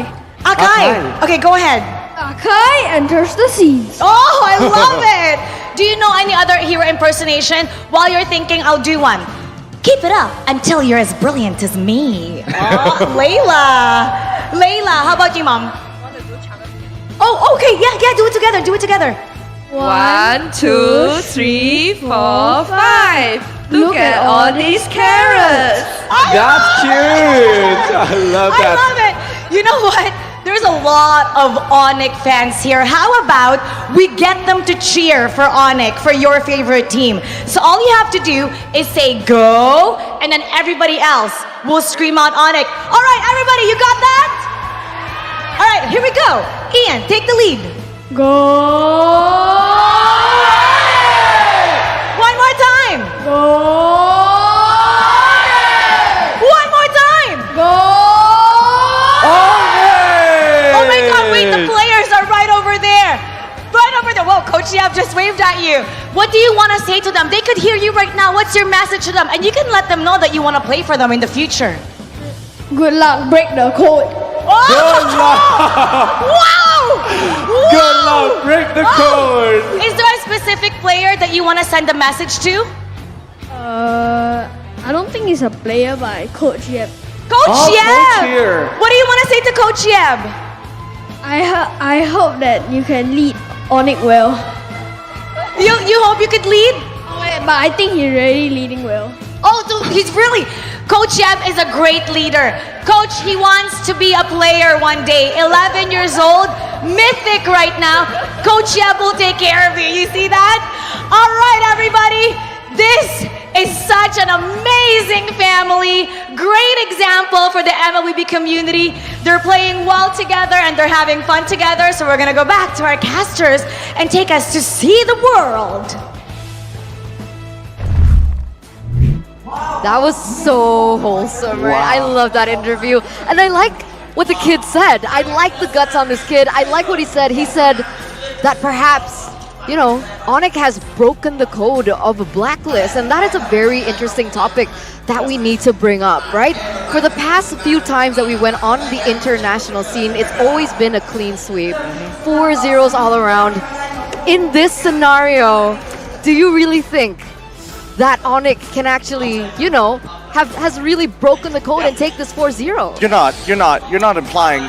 What did you guys do? What did you do? No, What did you do to return up? 4-0. You're not This is how the implying. curse works, right? Yeah, this is how the curse works. Bad word. 4-0, 4-0. This is. It can't be. It can't be true. It can't be true. It's got to an be error. 7 games all the way, and I think it's understandable that yes, this is going to be a strong game overall. And I love that kid because he has a lot more personality than most pro players we've seen on interviews. I agree. And hopefully he agree. grows up to be something better because this game is going to be stuck in his mind. And I hope that it's the full 7 games rather than the sweep. Rapid didn't give us the scarves just to cast 4 games, you know? We need a full 7-game series. And what Blacklist needs to do to kind of accept that, to kind of reach that point is kind of match what is the growth there for ONIC Esports when it comes, or just ONIC, when it comes to their macro. So, the way that they defeated the Banana Split before is by having more wave clear over the ONIC squad. What they need to do maybe is to bring back the Farsa. AoE, wave clear. Not the 1-1 with only very bad wave clear on the marksman. So that's what they need to do now. You know what? Here's the thing. In terms of curses, I kind of feel like none of us should talk. I kind of want to ask Eternal. Look, here's the thing. She's the lady of the table. Do you think it's going to be a 4-0? No, because look. that was a quick game. Look, gentlemen, right? All right, okay, I said that I liked Blacklist draft better. Okay. And Blacklist lost in 11 minutes. Wait, so you when guys are we're the talking curse. about curses, Oh my God. I'm not really sure if it's you that you guys should be looking out for, but I know what we should be pushing our focus now, as we are moments away of coming into the drafting phase of game number 2 between ONIC and Blacklist International. Here's the thing. Before the drafts, I just got to say congratulations, boys. Finally on the table here, we have proven that girls are not always right. Clack. Wow. Girls can get it wrong too. Oh my god. I don't feel good about this one. On camera. That one's good. Girlfriend, listen. Alright, I mean right now we can see that ONIC and Blacklist have actually opted to swap sides. So Blacklist prefer being first pick. Now, do you think that this is going to influence the way things have gone? 100%. I think mostly it's also just Blacklist want to take that red side away. Yeah. You give ONIC red side, they will counter you. They will flex on you up until the very end. They have to be in control. Blacklist International. So that means that ONIC, if this is 1-1, okay, that's good. But that opens up still the Joy as well as the Novaria for ONIC. The Cambodian favorite, the Joy. And it's going to be picked. Oh, it's going to be picked up. Yeah, there you go. Okay, no, nothing too out of the ordinary here, but let's remember that everybody leaves Franco up for this one reason. You pick Joy, I get Franco, and then I'm going to add a +1 to it. The question is, do you want to pick it up now or later? I think not at all. No. Venus doesn't play Franco well, unless he wants to really like experiment here, but I don't think it's a time. The answer typically is the glue, right? Maybe they go glue Faramis here, since this probably is one of the first times that Faramis will be open up for Blacklist International. Don't go the Novaria route yet. That might not be the answer too. So maybe just go for glue Faramis here for Blacklist International. If they don't go Novaria, ONIC's going to pick it up. Here's the thing, guys. I gotta say, I love Faramis. Don't ask what my relationship is with Faramis, but I like using it, right? But after being nerfed, I gotta say, the win is not looking that great. So for now, just get good old reliable. Psycho Fred. Don't make it too complicated. Psycho Fred, Crazy Valentina, comboed by Gila Eve. Right.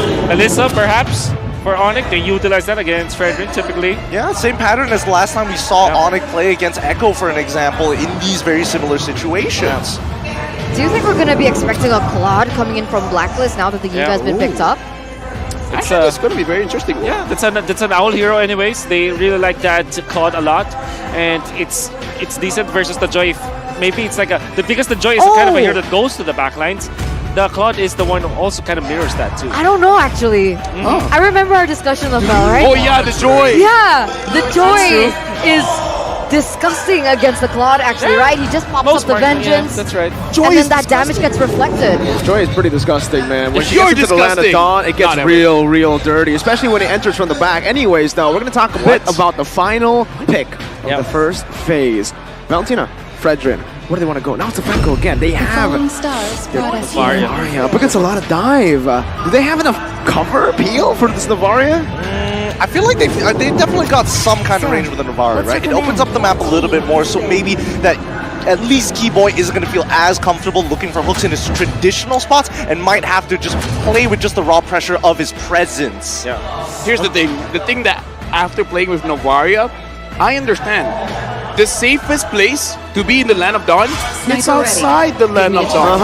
No one can touch you when you're not in the game. So I kind of feel like you don't need that much peel. Just get out of there. You just gotta be efficient because remember, these cooldowns have been punished before. Once you use that, especially early game, it's so easy to punish the Novaria.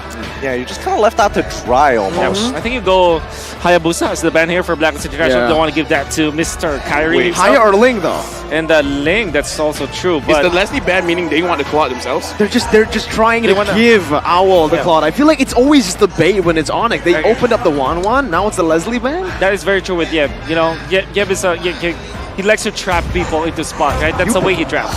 You pick it. Yeah, you pick it. Yeah. It's like, oh no, I banned the wrong heroes.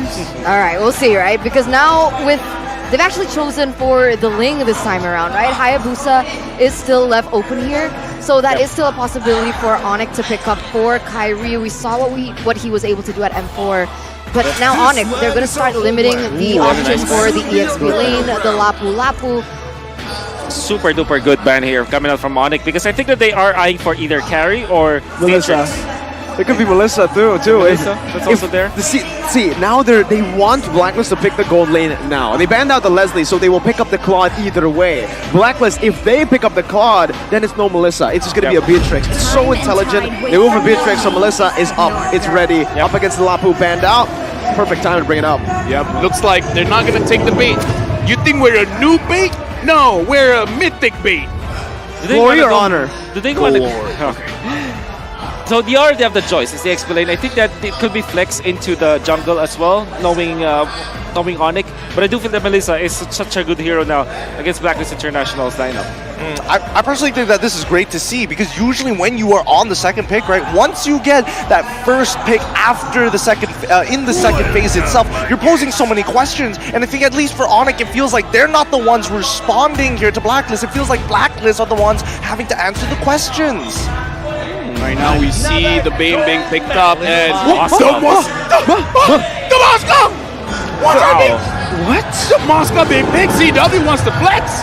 He wants to show that my arms, man, they can go fast. So what's the idea here? I mean, technically, what I'm looking at is Bane and Moscow. Both of them can penetrate through, right? They're basic, or not, for Bane is the first skill. For the Moscow, it's the passive. So maybe that's what they want to go for. They want to front to back against the front to back gods. But we have to talk about this first, right? Because when we're talking about gods, we're also talking about kings in a way, right? Sky Kings, Kyrie himself, right?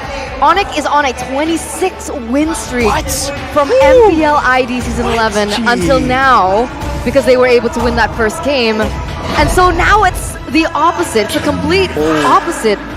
Will Blacklist be able to break their code instead? And I guess they're trying to by picking up this last pick to Rizla. How are you feeling about this, Gideon? I'm happy that Rizla's being shown, but against the Joy, it's not a very fun matchup, right? At the end of the day, you have to expand flickers to get into the back line, and Joy is like, 2 buttons. Yep. And with the Moscow being picked up here, the idea is that you want to still kind of deal with the engage comp of the side of Blacklist International. Like Melissa, for example, deals AoE damage because of the muddles, but also Moscow, you have that extra damage from the passive, and that means that whoever is going to be caught by Keyboy, it's gonna have some collateral damage for sure. Here's the thing, man. We're talking about breaking the code. I want to see Blacklist breaking the curse. Let's make sure that for this game, we got to see can Blacklist equalize, and we got to see CW on this Moscow. Can he flex over Owl on this Beatrix? He's going to show I'm the silent killer of Blacklist International. We're going into game number 2. ONIC against Blacklist. Blacklist surely have a chance to destroy that win streak. 26 it was, but against the Franco, a hero that we've seen so many times, always prio ban. It's been literally their demise. And Kiba has been so good at this hero. Well, I guess it's because of the fact that ONIC really knows how to utilize its kit. Like, it's not only just about the burst, it's about influence. And the way that you're checking all of those bushes, make it so the Blacklist will have to hide all the time. They cannot position themselves well. One thing that's good, though, this is Novaria and Valentina, a Blacklist special. Yue is so good with this hero. Could he do ultimates to take away from ONIC, like the Eve ultimate and the Bane ultimate? Here's the thing, man. Looking at the lineup from Blacklist, again, you were talking about Yue can take quite a lot of ultimates. I'm actually looking at the range difference here because Blacklist and ONIC are actually, in terms of range, Blacklist is crazy. Can Joy really pressure Blacklist if they're just baiting everything out? But CW, again, showing him stuff. Yep. Like, Keyboy is there, but that was kind of a 1v1. Yeah. This Moskov is going to be a big thing to Blacklist International because we mentioned earlier as well, Lavelle, that in the gold lane, it really depends on skill. And it's about how much you understand the enemy hero. I don't know when Owl faced a Moskov last, but it is going to be very hard to understand the limits in this game alone. Yeah. Here's the thing, man. The Moskov from CW, I want to see him how creative he can get because, again, Moskov to carry very short-range heroes. I wonder how he's going to approach the fights because, again, we're thinking Edward as well as Wise, they want to engage. How is he gonna approach that? Just counter-engage or let them do their thing and then just like, you know, I'm just going to go to the back line? Yeah, just going to be farming and then you start to split the map. And then when you do engage, you make sure that you are going onto the heroes from the front line. So to answer your question, Wise is not going to have a good time because of this Moskov. So they have to be careful here for Blacklist International. Well, let's see right now. Kyrie's on the bane down below. CW is going for the kill right now. It might be a solo kill down below. CW picks it up, but it's going to be the Beatrix still alive here in the turtle side. Edward flickers forward with a penalty zone, and Blacklist International, they strike first. Okay, here's the thing. A lot was going on. Good job, Marco, actually catching both fights. CW 1v1 against Owl, winning that out. So, okay, that's already amazing for him. But the thing is, Blacklist International, they were able to secure the turtle. Whoa, I gotta ask you, man, in this kind of situation, which one got out of that winning the trade? Definitely the gold laner. Yeah, ONIC winning the gold lane, and then of course that is solo kill for Chewe. That's a lot of boost, like 700 gold ahead with corrosion side. Before 3 minutes. Okay, now again looking at the situation, I gotta ask you, Marco, how does it feel starting the lane having this kind of lead? It's a great lane because in the gold lane, especially if you have someone like Keyboy just hovering over this lane, CW is gonna freeze it constantly. Owl has to use all of his skills to get a minion, has to swap between a lot of different guns, and thinking about all that, it really puts on the pressure for you. All right, now I gotta ask, Blacklist, they gotta start pressuring, man. Where is it? The XP? Is it the gold? Is it the mid? Definitely the gold. I don't think that they should be allowing this to happen. You can say explaining that's gonna be Edward. There's no way for them to take out the Joy, so it's gold. But that's great. Wow, Keyboy flickers out. Hebrews Passion popped in as well, but that's CW with the Spear of Misery, gets him out. Spear of Vengeance as well, all the way in the back just to get that wave pushing in. Okay, you know what? Good call on that, making sure that they go for the goal lane. But again, expertly played by ONIC, making sure that no one was really caught. Oh, but now Sans flickers out, penalty zone brings it back for a bit, but the RWM, that's the anti-CC. Sans loves using it just to defend, and it also helps him clear the wave. Yeah, the idea that the idea always for the Beatrix, if you want to go for the Bennett's Reach, but there has to be some sort of lockdown. Surely they have Edward with a Terizla, but they don't have like a hard lockdown like a Franco, for example, or maybe a Kaja. That's why you saw Keyboy was able to just flicker out of there. Okay, no penalty zone for Edward. This might be big now. Then they catch coming down. Kyrie wins out the Retribution battles. Wise walks back up with taunt. Keyboy gonna be taken low. Now he finds Iron Hook, but he only brings him back for the range of the Appraiser's Rats to take him down. CW with the Inspire already. Boost now jumping to the back line with the rhythm. Does he get enough? The Vengeance! What? That shouldn't have worked, but it did for Captain Boots. Dude, I would have sworn he would have just died. That wouldn't have looked as cool. But he actually got a kill, and now you and Oh My Venus, are they going to go for it? Oh My Venus, you don't have a lot of mana, and it looks like no, they're not going to push their luck here, Wolf. Yeah, expect the Valentina to go up against the Joy all the time. That's why the answer for Blacklist is first pick is Valentina because of the damage. But my oh my Boots, just because of the Vengeance, and I think that Edward kind of also autoed, thinking that he will survive after that Vengeance coming out from Boots. Might be a bad call coming out from Blacklist International. And of course, the cooldown from Boots was there, and that Captain Boots, even after he died, he gave so much to ONIC. ONIC started out pretty well, having a lead. But after that scuffle, now Blacklist has equalized it. For now, Boots as well as Edward, they're just kind of like, we're seeing each other, we're going to have this dance. But again, for now, ONIC, they're getting pressure. Wise goes in on to Keyboy. Yeah, but it's a good Spear of Misery to punt him back. Blacklist International now with a very good objective take up top, putting more map pressure on. Yeah. Now Blacklist International, they have woken up. The movements that you're looking at their composition, it's looking really good. And I think the answer is simple. To answer the ONIC strategy, you just have to have more wave clear. In the previous game, they only have what? The Varia 1-1, not enough wave clear for sure. This time, they have Valentina, they have the Beatrix, they can move around much faster because they have the superior wave clear. All right, now Owl just completed the Blade of Despair. I gotta ask Mirko, is this enough for Blacklist to say, you know what, we can take a few fights? It's definitely a power spike, but as you can see, even Blacklist knows it's not enough yet because he is still behind. And CW has also hit a power spike. Golden Staff for Moskov, massive item, second item, as he finished up the corrosion site.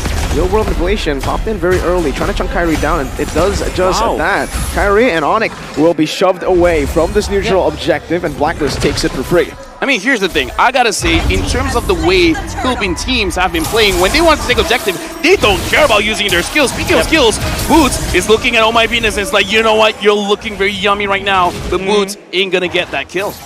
Oh, you see the way that they utilize the Varia ultimate extra hitbox. Even when you're outside of the copied real world manipulation, you still get stunned because technically there's a part of you that's still inside the box. That's actually that's something that I haven't seen before in Blacklist International. Thank you for showing us that. Look at the siege though, beautifully played by Blacklist International, utilizing the Beatrix. If the Moskov can win in 1v1s, Beatrix certainly wins in shoves and sieges, and Blacklist are playing to their strengths. Meanwhile, Kyrie up top, a Spear of Misery, now a penalty zone. Kyrie going to be caught right now. Does he have the deadly catch? Has to taunt to lock him out. Wise doing the damage, deadly catch throw now. Wise dashing forward, but ONIC with a good disengage. Oh, almost a snipe down from Venus. All right, gentlemen, for now we can definitely see a slower game between ONIC as well as Blacklist. Now, I gotta pose the question. Blacklist, they got a lot of range. ONIC, how are they realistically going to engage? Because I'm looking at Keyboy, and I kind of feel like his Iron Hook, the range ain't that far. Yeah, it ain't that far. To answer your question, yes, they have to rely on Keyboy. Boots will have to be a supplement. Because of the presence of both Navaria as well as Valentina into the backlines, that's what he wanted to go for. He will not have a free reign over the backlines of Blacklist International. So you cannot do the actual typical Joy things in this comp against Blacklist International. So it has to be really a pick-off. That's ONIC. They have to rely on their pick-offs before they're able to win a team fight against Blacklist. Looking back at this, right, Blacklist, the way that this draft has, as we see it right now, it does seem like they don't care about the baits coming in from Coach Yeb, because it really looks like they just want to poke out ONIC. It's like, yeah, you guys want to start fights.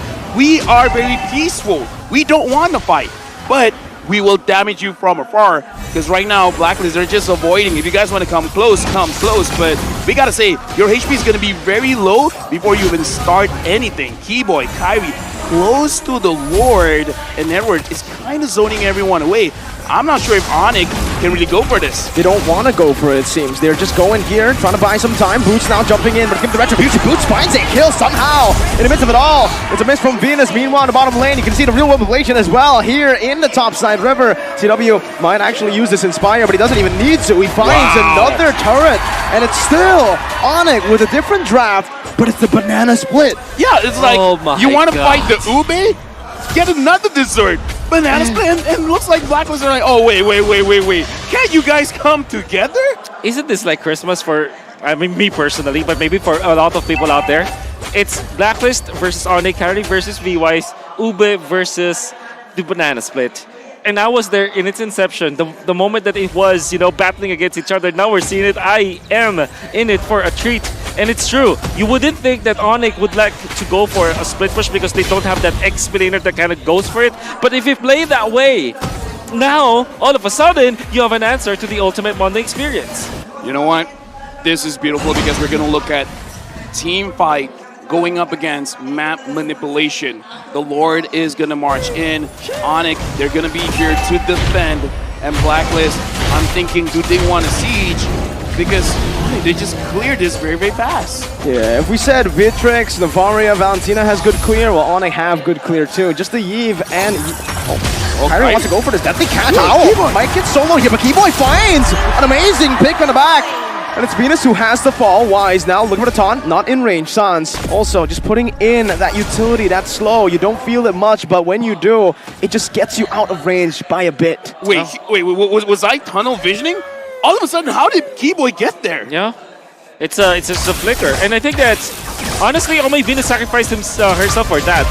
So that's good. Vengeance, Boots, first in the world. He takes everything on. Yue wants to chase him down right now with Rhythm as well. Boots should fall here, but it's going to be another turret. Tries to cancel out the recall with the Spear of Vengeance, but it's going to be a tier 2 once again. ONIC! It's just the split at this point. And yeah, Oh My Venus died there. It looked like it was some sort of a weird interaction, but in a way, Oh My Venus kind of fended for Owl. But the fact of the matter remains, ONIC, they have regained composure. They have the Bane, as well as they have the Bane for the middle. They have Chewe, who's pushing onto the side lanes, and they also have Boots, making it so that the diversion is there for the split! Sans did too much more than he could chew. That was one of the moments where the recalls did not help. Wise with the drive-by, dashing forward. Now the taunt though, that's a lot of damage placed onto Wise by CW. Keyboy barely missing a good dodge from Blacklist as they try their best now to push the pace. Dude, I gotta say, he died before the fight even starts. Now the minion is here, and Blacklist, now we're starting to see their composition coming online. Big damages here coming from afar. Yeah, you can see that Blacklist International are utilizing the counters to the Joy as well. Boots, as well as Sans, they are really suffering from this Valentina. 2-0 and 3, 5 out of 5. Yue was part of it. First pick coming up from Blacklist, I think it's well worth it. This might be this might be the hero, the flavor of the series. Okay, right now, look at the positioning of ONIC as well as Blacklist. Moving towards the Lord. Boots is looking for a chance. Boots is going in. With the Rhythm as well. Owl, though, forced to back away right now. Goes for the damage. It's a good peel. And Owl picks up the kill. Kyrie finds the red tree, though. Wise loses out. CW going to be able to dump out, but the real world inflation locks him down in the penalty zone as well. Flicker committed by Edward. Owl had to use it earlier. 2-4-1. 2 kills for an objective. Oh. With 2 kills, this means that Blacklist will be able to push. Yeah, surely they lost the retribution, but my oh my, they will run through. Keyboy as well, falling as Blacklist International come back online. 700 gold lead, sieging, pushing the pace. Here's the thing, are we about to see a 1-1? Is this going to be the start of something good? Because the Lord is marching for ONIC, but I kind of feel Blacklist kind of doesn't care. I think the answer, if there will be a 1-1 for Blacklist International, what the win condition is Lord fights. They have to win Lord team fights. And it doesn't mean that you get the retribution onto the Lord. What it means is that around those Lord team fights, you have to win the trade. Like it's a 3-4-1, a 4-4-2. You have to lead by 2 heroes over the other so that you can push. I think that's the main win condition here for Blacklist International. The Fraser's Wrath committed early. Boots already with the Rhythm as well. Still saving the Vengeance as the mid lane should be pushed in. Edward spotted out. Mid lane taken down. Tier 1. Blacklist International able to micromanage up top as well. Both still no gold lead technically. Right now, one at a time, ONIC is dismantling the structures of Blacklist. Looking at the itemization for now, I gotta point out, Owl actually has an Athena shield, really respecting the damage coming in from Sans as well as Boots. Yep, that's why when Boots went in for the backlines, he survived. And Boots would have thought that the one-hit factor was already there, but was punished afterwards. And just want to commend Yue once again, that Terrify that was able to hit onto Boots. Allowed them to really win the team fight afterwards. Okay, whoa, you talked about Blacklist, their win condition. ONIC in this kind of situation, 14 minutes going into 50 minutes, the Lord is just going to get stronger and stronger. How is ONIC supposed to play this banana split now? Yeah, you should make sure that the long lane has been controlled. In this case, the long lane is the bottom lane because the Lord is up top. Make sure that Boots is always there, and he is. And now up top, you can wait for those minions to go down because you have the wave clear anyways, and it's actually more advantageous for you that there will be minions in there so that you control the map. You split it in a way that the long lane will be controlled by Boots, and then the turtle fight, you will go for heroes first before going on to the Lord. Okay, so at this point, based on my understanding, you got to make sure the long lane, which is the bottom lane, again, we're seeing it here, Boots is controlling it well. And then in the fight with the Lord, it almost doesn't matter as long as you just control the heroes. You can see the development of the slow push here for both side lanes. Boots chose to actually shove that wave because he's going to wait for it, I believe, and play in slow push it. Meanwhile here, the top side river, Kyrie's going to be slain. That's the immortality already. Baited out, Kai's down, but it's Rage. Beautiful pickup by Blacklist International. Bottom wave not cleared up just yet by ONIC. As a jungler down, should be a free lord for Blacklist. CW clearing out this mid wave. Now with a good spot on the back. Owl's gonna be visible. Now it's gonna be Flicker and Bloody Hunt. Now it's CW with a lot of damage placed down. Edward's immortality will fall. Boost in the back. He does some damage, but it's not gonna be enough to take anyone down. Blacklist playing it well, but look at their HP bars. They're all low. CW and Sans versus the world. They're pulling the Lord back. They want to stop it from happening. Retribution gonna be there, but there's gonna be White pulled back. Not enough to steal the Lord. Still Blacklist secure it. That's Keyboy who falls, and Blacklist has played the team fight perfect. And you can see you with the rookie for Blacklist International, kind of getting into the programming of Blacklist International so well. He knew and understood his assignment. Whenever you see Kyrie, pop the ultimate, pop the Eve ultimate. That happened twice. In this particular time, this is important because they have gunned down Kyrie. He had help afterwards, but the fact of the matter remains, he knew that when he sees Kyrie, even just a pixel of this Bane, you go on to that hero. Right now, it looks like UA is a man on a mission, and he doesn't stray away from the mission. 3.6k gold lead for Blacklist. Looking at the wave flicker coming in from ONIC, we've seen incredible ways, especially going up against Echo, where they can defend. But going up against Blacklist they got a lot of range. I'm not feeling too sure here. I'm not feeling too good. Oh my Venus. So far, it looks like Blacklist, they don't want to engage heavily. They still want to play this as slow as they can. The wave clear is just perfect right now for ONIC. The fact that another Enhanced Lord just spawned in and it's just cleared out like nothing. But for, even the mid lane's not going to fall. Tier 2 still up. Boots, Divine Glaive this time. So respecting the Athena shield as well. But then again, Blacklist are still getting the map macro because now they can go for pickups. Whoa, Boots! Absolutely get shredded down. Blacklist online, but wait, Wise steps up a bit too fast, a bit too far. CW with a shutdown. Real world manipulation. Pop down as well. Keyboy with a conceal. But Owl with a good spot, a good snipe. Oh, what? How? What? One more shot, CW. CW finds it. What? How did Keyboy find the hook on Venus? I gotta say, man, Keyboy has not been hitting a lot of those hooks, but at that moment, he got it. He tried it on Edward. He didn't, but now we can hear the crowd reinvigorated. ONIC starting to find a very good spot in the map. That's super bad for Blacklist. Super bad, super duper bad. They lost twice, they lost Venus. Oh my word! Keyboy once again with a beautiful hook, forcing a DPZ, a defensive penalty zone. Shout out Leo. DPZ, you don't want that. You don't want that. You want the OPZ. Well, the offensive penalty zone, but it's not working. Well, at least in that moment, Keyboy finding treasure, finding gold. When Oh My Venus, I think that what happened was he was still into the wall, and then when he popped the Astral Sphere after the Astral Recall, he went down because that's the typical interaction. And the moment he went down, went towards the hook of Keyboy. Here's the thing, man. The thing about the Franco, you can miss, like, I don't know, the first 10 minutes of your hooks. I agree. After that, the moment you get one, something changes in the players of Franco. After that point, they're a Franco god, and now we can see Keyboy starting to feel that Franco godness. It kind of feels like the moment that you find your rhythm, it kind of feels like your hook has a magnet. That's Rage, RWF, 2 big resources spent, and Kyrie is still alive. Wise walking in front. Keyboy trying to go for a real woman manipulation. What? Finds it. A beautiful pick for Blacklist. Now, though, they're going to go for it. A beautiful taunt from Wise. This might be an overcommitment from ONIC, but it's going to be Wise taken down. Oh! Keyboy finds it. Boots in the back of the rhythm as well. Now, for you, where's the shutdown? A double. Making a double for the captain. ONIC. How did they find a way in?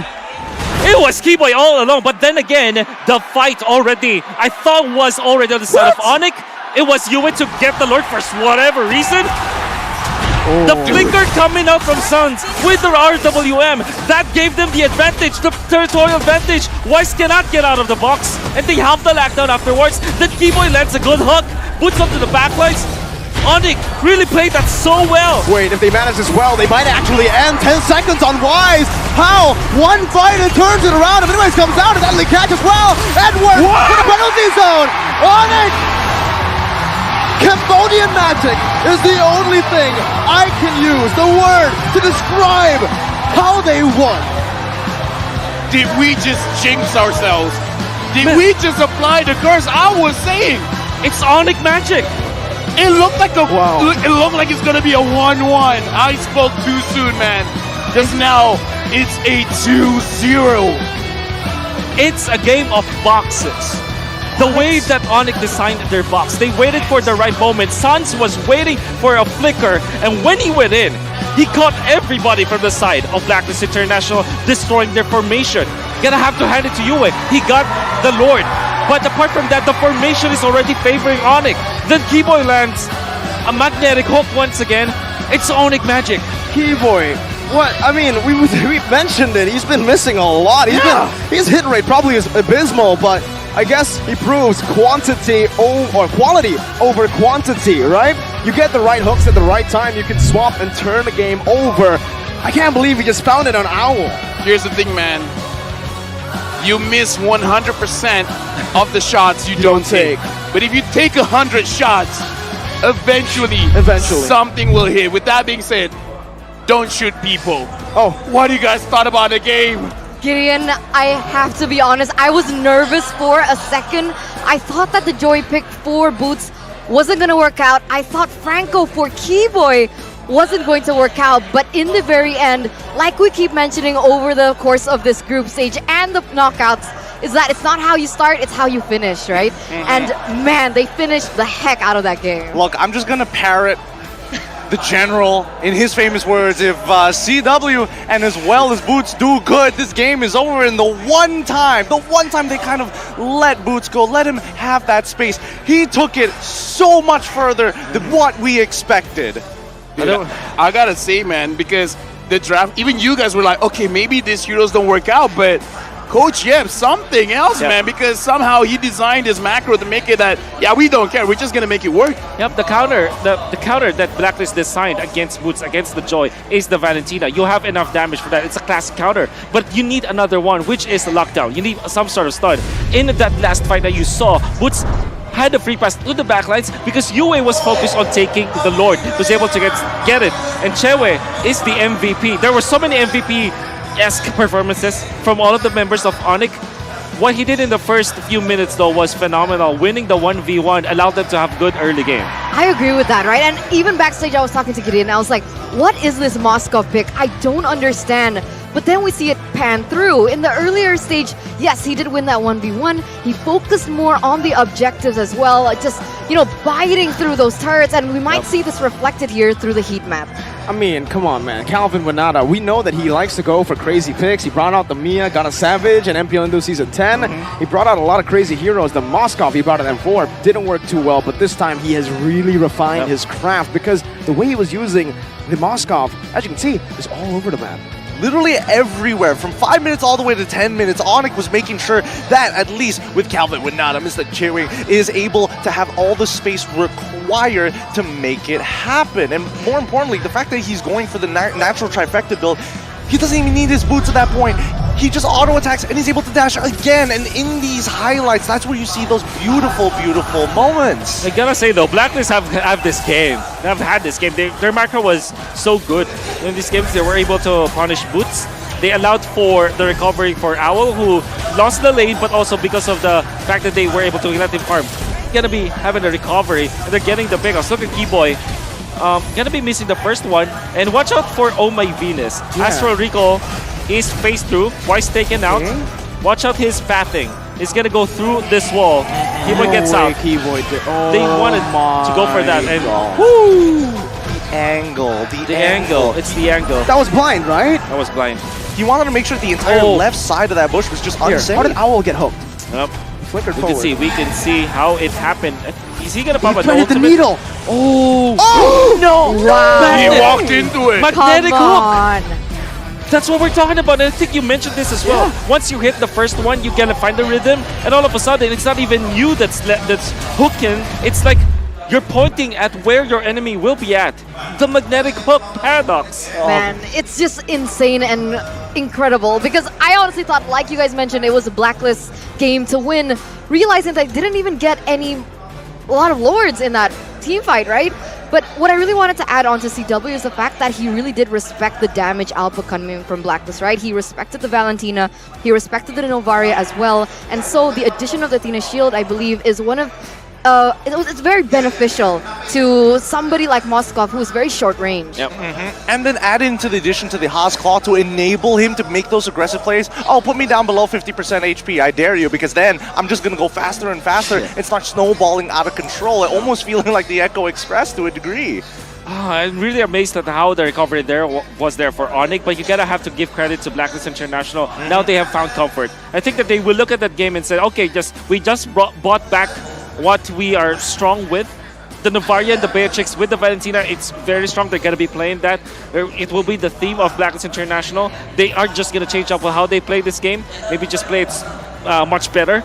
Contest Chewe at a certain point, then maybe get a win afterwards. Yeah, and the common factor that we're seeing in Game 1 and Game 2 is the fact that we were talking about this earlier, right? The Franco, they want to play that traditional front-to-front with a couple of exploits in terms of pickoffs. In Blacklist International, it's very, very clear that even in the hardest of moments, even though they were winning the earlier games, the early game, it became so difficult as soon as that first hook landed. It's fascinating, right? Because initially, it didn't work.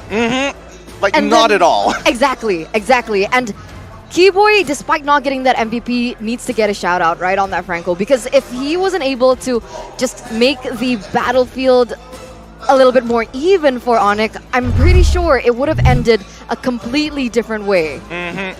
Good thing that they also had the Bane just to have an escape button, like, oh no, things are going bad. Deadly catch. Okay, guys, get out of here, get out. Now, we got to go. I gotta say, after seeing those two games, how does the table feel? Does this feel like a 4-0? Does this feel like it's ONIC all the way? I mean, what do you guys feel? The thing is, looking at ONIC so far, yeah. Correct me if I'm wrong, Mirko, but this isn't even 100% of what they have. Whoa. Oh my God. And I'm talking about strategies, right? Because they still have a variety of hero pool to work with. We don't see the same heroes over and over. And I think that's a little bit of a weakness for Blacklist. A weakness for Blacklist? Okay, let's pull this back for a moment. I want the discussion. I'm not the Blacklist pro connoisseur. Yeah, I'm not. Yeah, exactly. I'm not the Blacklist connoisseur. So, Wolf. Wolf. You're the connoisseur. I am the connoisseur. But yeah, I think that surely I understand what A-Turn is doing here. Like ONIC, they have a deep hero pool for sure, deep strategy pool. That's complete opposite for Blacklist International. They have mastered one strategy. They know the ins and outs, every single nook and cranny of this kind of composition, and they will not be changing anything here, I would believe so. Maybe just a few ingredients here and there, but when it comes to the overall strategy, they're not gonna be changing it. Maybe more wave clear, maybe a little bit of balance when it comes to their killing potential, but overall, they will not be changing anything. And that doesn't mean that they will not be winning over ONIC because of that. They will just have to, be more careful with how they treat the team fight. Might I add that maybe instead of banning out the Kaja, that instead that they go for the Franco, because the one thing that at least they can confirm with the Kaja, yes, they do have the suppression, but at least they have to flicker forward, a battle spell. They can time it a little bit better compared to an Iron Hook, which comes off pretty much every 8 seconds at that stage of the game. That's very different timings, and at least it's a little more predictable. Yeah. If you think about it, like, aside from the heroics that Keyboy did or Boots did, like, you can argue that was Blacklist game anyways, right? Fundamentally speaking, the draft, it didn't look like an ultra for anything. Like, the draft wasn't the reason why they won. It's just that they were just Kage mode. Yeah, back it up. Kage mode. Kage mode. It really feels like Kage mode on ONIC right now. If they pull off another 4-0, that means they'll be undefeated since Season 11 playoffs. Remember, the 27 win streak now, it's building up. So it's counting. like 30 win streak? It could be 29 by the end if they go for another 2 games here. But I did speak to Aldo, the coach at the time for ONIC at M4. He says that for these games, for these series, it's never major adjustments that you should be looking at. It's micro adjustments. Now I think Yeb is taking that to a whole new level. Not just micro adjustments in the draft, but micro adjustments in the way they play. These players are so good at improving, are so good at adjusting, because in that game, Bane, number one weakness, the real world manipulation, always locking him. He is not a mobile hero, always getting locked, always getting baited, always getting taken out. But he waited all the way. He kept on playing that range. Even while he was being caught, he just was missing a few defensive items. Once he got the Athena, the immortality, once he was enough, he had enough defensive items to soak all that in, he just stood there. He T-posed in front of Blacklist. He says, throw it all on me, because I got boots, I got Mr. Chewe, Calvin Winata coming down.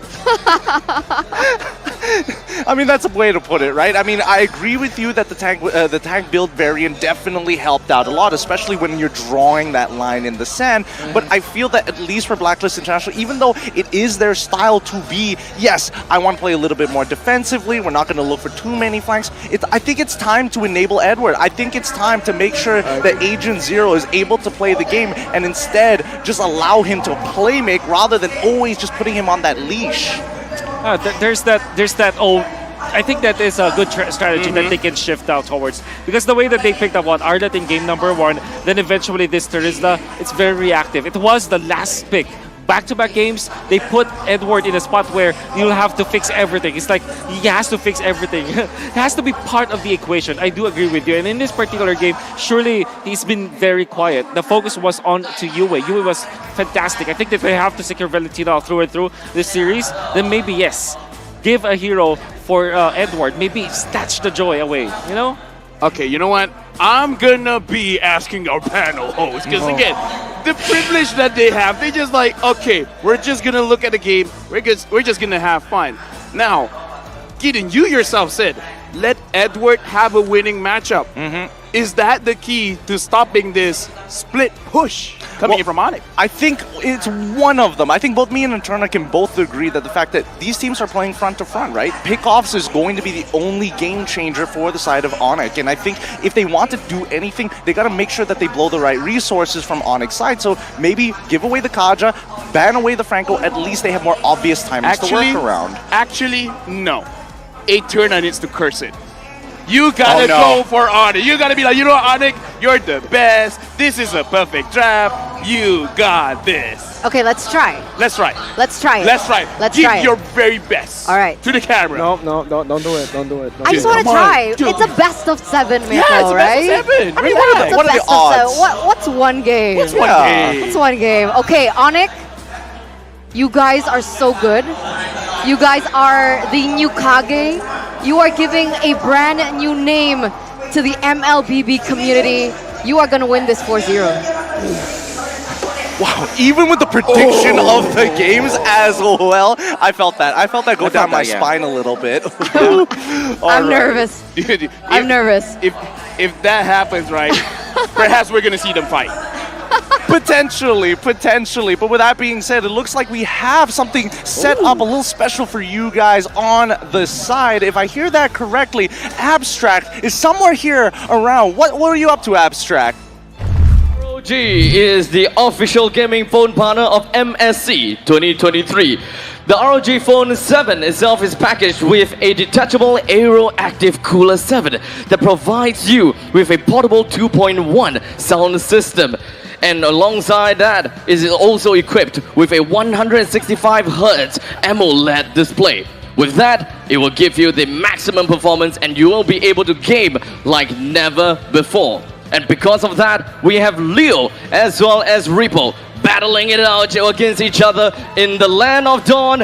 1 versus 1. What do we have here? It seems as though we've got Leo that will be playing onto the Bane, while Repo is all the way onto the Joe. So a lot of intense recall action going on right now. It's definitely going to be a tough game for Leo. As we all know, Repo is a menace. He's a tough guy to beat. So how that's gonna go. Both of them doesn't seem to be, really poking each other out. But Repo is already at level 2. He doesn't really have the way of the dragon just yet, but he's doing a lot of poking. The trades coming in from Repo doesn't seem to be doing very well, as Leo, he's got sustainability, while the Cho doesn't.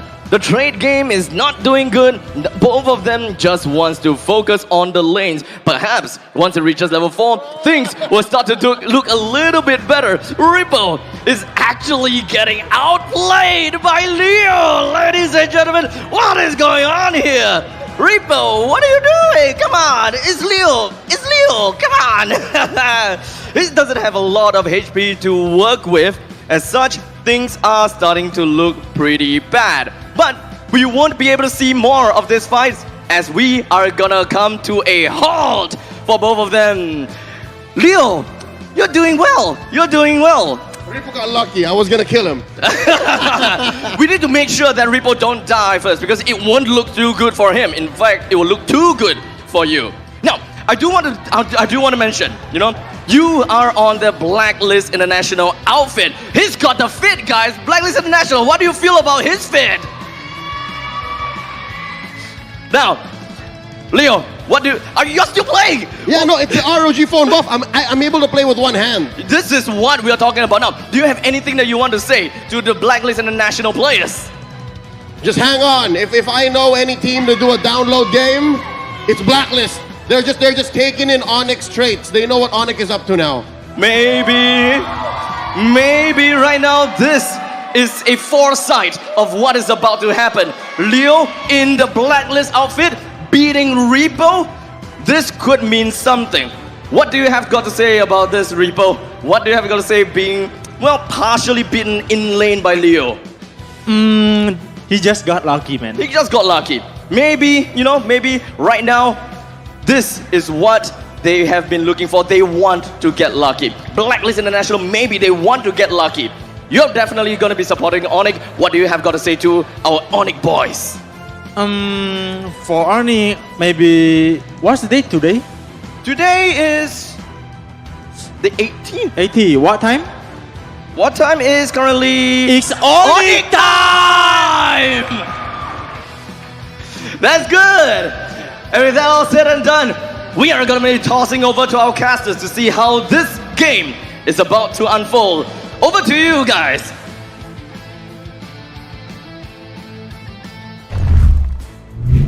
Thank you so much, Abstract. Leo, as well as a Repo, they are saying that that's a foreshadowing of what's to come. It could be, it could not be. It's a little tough to tell, especially when you put the ROG in place. Things get a little strange. Here's the thing, man. Leo's from the Philippines. Is this just because Philippines is better? Yeah, I mean, he's a caster and he almost won a 1v1 against Repo. That's true, A pro player. And SEA Games player, silver medal. Oh, that hurts in the ha-has. No, you know what? Repo just wants to be a comedian. Yeah. It's more fun here that way. Isn't that right, sir? I mean, he's got to give him a chance, right? Comedic value. Right, okay. But going back into this matchup, right? We are 2 games in. ONIC has been able to 2-0 so far. But it was interesting, the statement that was claimed by Leo, right? He said that it's in Blacklist's best interest to just sniff out the competition first, check out the strategies, and so they are able to one-up them in this 3rd game.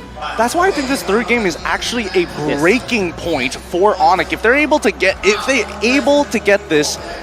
their 30 win streak at this point, they're going to get that bonus star and bring it to a full sweep. But I think Blacklist, they've downloaded what it looks like on both blue and as well as red, and have a rough idea of where they're probably going to lead this particular composition. Personally, for me, I think they're bouncing back over the first pick. Yeah. And especially, this is because of the fact that you saw game number 2. Imagine if Owl wasn't hooked by Keyboy and they got the Lord. They were just been engaging. Let's say Wise is taken out, but the entirety, the 4 other members are still there. It's a totally different story. I think it was just an execution issue for Blacklist. So, just like what Ripple said, they just got lucky. Well, Maybe luck is what breaks the code here as we draft for the very third game. We have ONIC on first pick with Blacklist on second. Immediately we're seeing a couple of bans. Diggy, Estes, Valentina, Blacklist take Kadita as well as Kaja away. All right, so they don't opt for first pick this time around. Still, they claim the second pick, and this is interesting. I want to know if things are going to change, like you mentioned, but looking at the Kaja banned out. Still gonna give up the Franco. I think you banned 1-1 here. I mean, I kind of just want to ban the Franco, man. Because again, if luck is the factor here, then you know what? Don't take any chances. Yeah, they heard. Leo said they will adjust. Yep, they are definitely adjusting. I was gonna agree with LaFell that maybe they should get rid of the Franco at this point because it felt like half the time it was the X factor that made the difference. The reason why they banned out the Franco is because the Valentina has been banned out by ONIC, right? They know that eventually the Joy will be the priority for ONIC, but that means that Joy as well as 1-1 is going to be the priority for ONIC.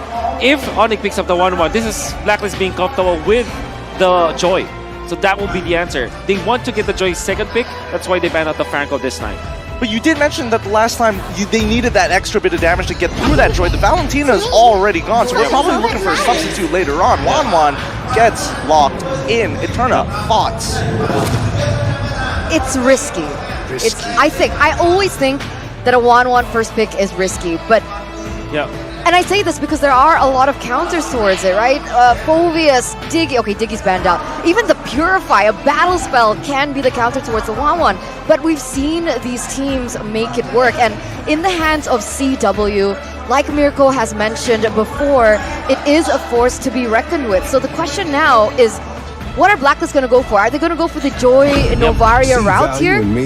Okay, Fredrin. Fredrin first. Fredrin's always been their prio pick early on that has gotten them so ahead in the early game. And even in game number 2, we saw the Fredrin really dictate the matchup because of the jungle clear of the CC. Now add the Joy into it, and it's a very, very threatening combo. It was a very quick shot, but I got to see Edward's face. He was cracking his knuckles after getting the Joy. You know, Edward, you know the drafts starting in. How does this feel for Blacklist? They are going to be activating him. Man, I was definitely going to say the Paramis as well as the Joy for the side of Blacklist. Paramis should have been a Blacklist, first pick perhaps, but that means that it opens up a lot for ONIC. The idea here is you take away the Paramis so that it will not be used against your 1-1. ONIC really designed this so well.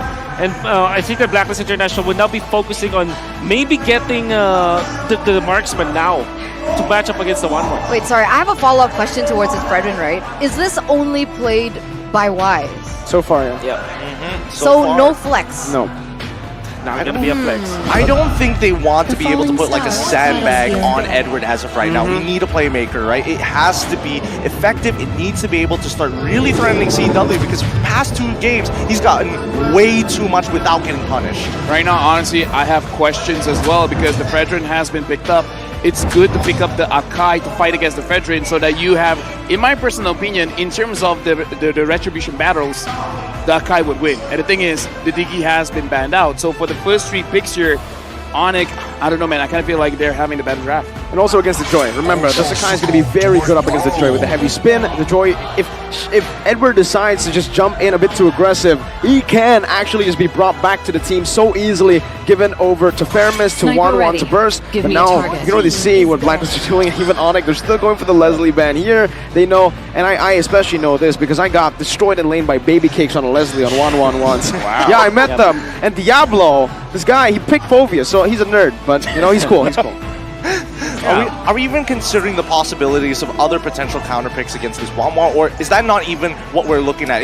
We're straight away, bigger picture, we're forgetting about the laning as Blacklist. Yeah, you can't forget about the 1-1. You need to deal with it. I think you want to go for damage. I think Farsa is a good hero. It might be banned out by ONIC actually, so you go Farsa Novaria or Eve Novaria. The thing with Farsa is that it chunks down the shields from the Faramis and also makes it threatening for the 1-1 to position badly, and then you go for something like a damage dealing marksman as well. Like, unfortunately, Leslie has been banned, but maybe something more along the lines of a Beatrix or a Brody. Wow, wait. I'm sorry, Fanny. So they think the Akai can be flexed. That's what I wanted to say. Wow. That's what I wanted to say. That's why I asked, can Fredrin be flexed? Because the first 3 picks, if can't be flexed, then it's very clear where all these heroes are going. Whereas for the side of ONIC, it's a little bit more gray area. Sure, the Wan is definitely going to the gold lane, but the Speramis and this Akai is a little bit 50-50. Speramis definitely not the style of Keyboy, but it still can be flexed into perhaps maybe the EXP lane, right? So we're not really sure which direction it's going. It seems like Blacklist are picking up on that. And ONIC now, they are going to go for the Melissa takeaway. Maybe forcing the Claude perhaps, which loses against the 1-1. The best hero that can get Beatrix, and they will take it. But this means that ONIC can just go something like even Natalia, as well as somewhere along the lines of a Masha in this particular game.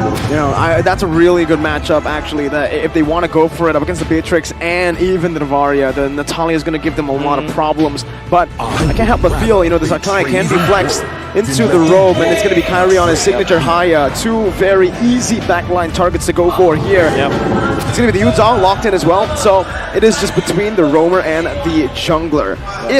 If they want to go for something different, it should be the Cho. Beatrix, you cannot bring Purify on this Beatrix, so with the Cho, you do have a lot to say. Up against the Joy as well, it is going to be a very good pick because you can lock them down. Oh, there you go. You called it. Well done, Miracle.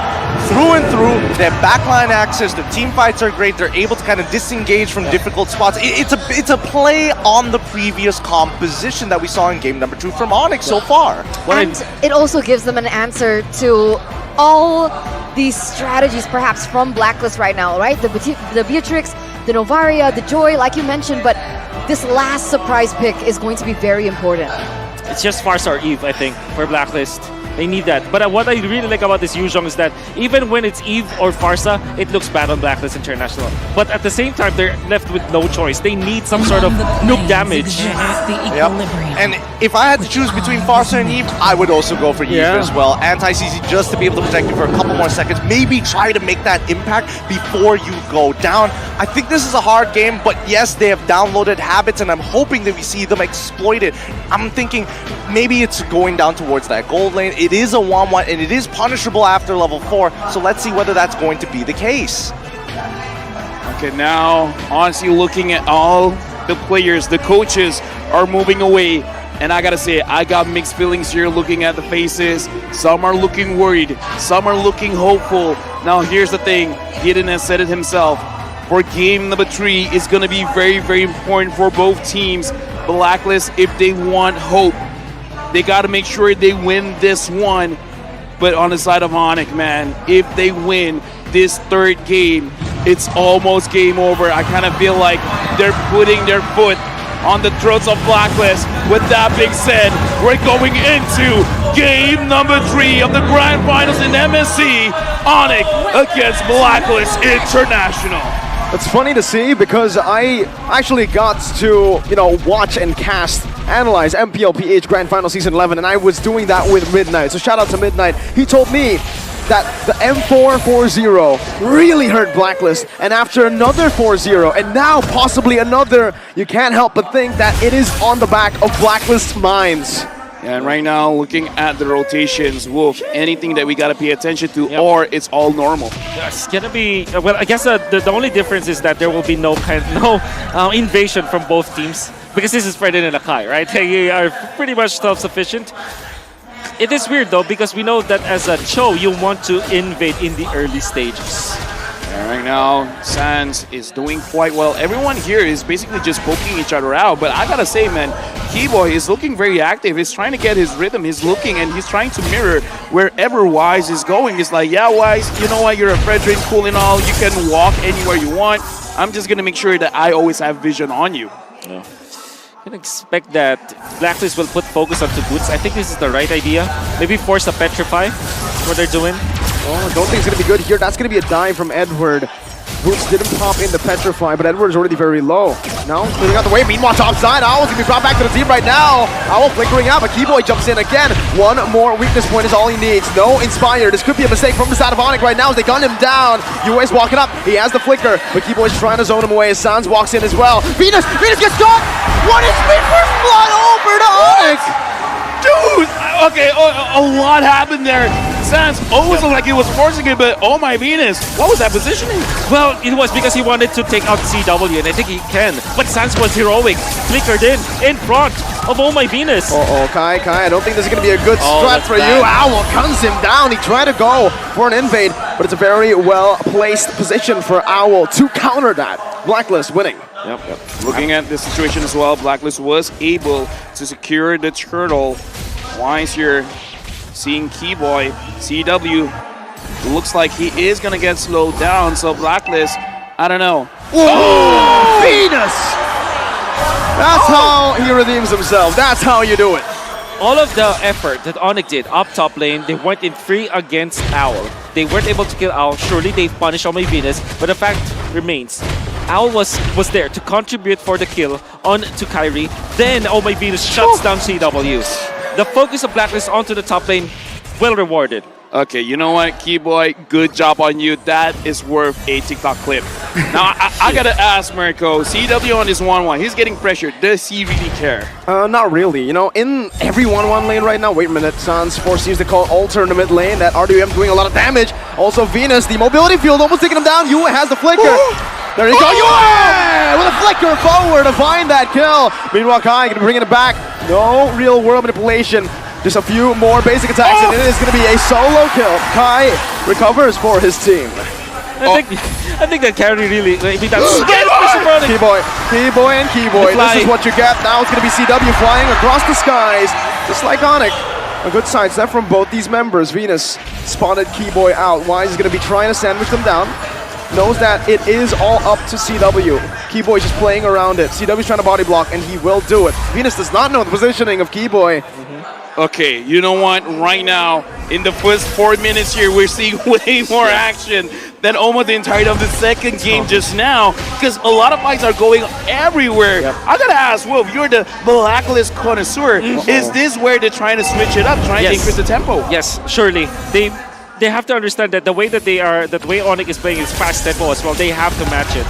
Well, Kyrie is going for it either way with a heavy spin. Now bringing it back. Wise zone away from the turtle. He wants to get it now, and it should be free. Kai gets it with the dragon. Blocking Wise down. Boots! In the back with the Black Dragon for himself. Wise now 3v1. The king of the jungle will fall, but he goes for a lot more damage first. The co-ults are forced. The king of the jungle doesn't go without a fight. He baits some time for Owl to take some good gold down below. ONIC snatching that turtle away from Blacklist International was so massive. Yue already put up the ultimate. Well placed, well timed. Blacklist International had the control of the turtle, but it was Kyrie who secured the turtle. Then afterwards, Wise felt so anxious for a kill, and that's why he was punished. All of a sudden, in a flip of a switch, ONIC with a 1.5k gold did. I almost want to say that's not Wise's fault, man, because no, it's not. Looking at how ONIC plays, and again, Keyboy, because, okay, look at what happened. Kyrie pushed the Fredrin away. You're not getting anywhere near the turtle. Keyboy's like, I'm going to kick you away and then see what else you got. And to talk about the matchup again, we didn't really get to talk about it. CW on the 1-1. Well, 1-1 in general, against any bullies or anyone who can actually escape from you, you just need to farm. Farm up, wait for the corrosion site. Once you get the DHS, now that's when you actually look to fight. And right now, he's on course to get a very early DHS. Okay, Demon Undersword is the power spike we're looking at here for CW. Kyrie now, as well as Keyboy. There's 2 ways for ONIC to start the fight. Blacklist, they gotta be careful because Wise, even though you're the king of the jungle, there's not much that you can do 1v3, 1v4, sometimes even maybe 1v5. Yeah, definitely. For ONIC, they have good team fight. For sure, good engage, I mean. With the Akai as well as the Yuzhong. We haven't even seen like Boots participate in a massive team fight just yet. And now it means mid-game is over with Word! As a Vengeance popped in early though, now the crossbow attack, CW in the back, now with the Inspire! Finds that one with Venus! One CW, he finds the double under the turret! Now Boots dives into the back, with the Vengeance as well! Son forced in, Boots able to escape from the turret right now! No way, Kyrie saves him from it, Boots 1 HP, Yue is on the way! How did ONIC just pull that off? Dude, you know what? If we deserve an instant replay, that deserves an instant replay. I gotta say, hats off to Keyboy. He waited for it, he went in, and he got his target. And the flicker animation transfer as well. It all started with that snag onto Edward. Keyboy with that flicker and he wins. He goes in for the kick. Then CW making sure that he was able to pop the ultimate Fortunately, though, for Blacklist, Weiss was there to knock out CW, and they do have the damage, but Boots to pick up the slack, and Keyboy once again sacrificing his body so that Boots will complete the kill, and then Carry defended. ONIC is just on a different chemistry level. Dude, it's point. I gotta say, this is why his KDA looks like that, but I kinda don't care. Whoa. Sacrifice yourself for the betterment of your team. Blacklist now, what are you gonna do?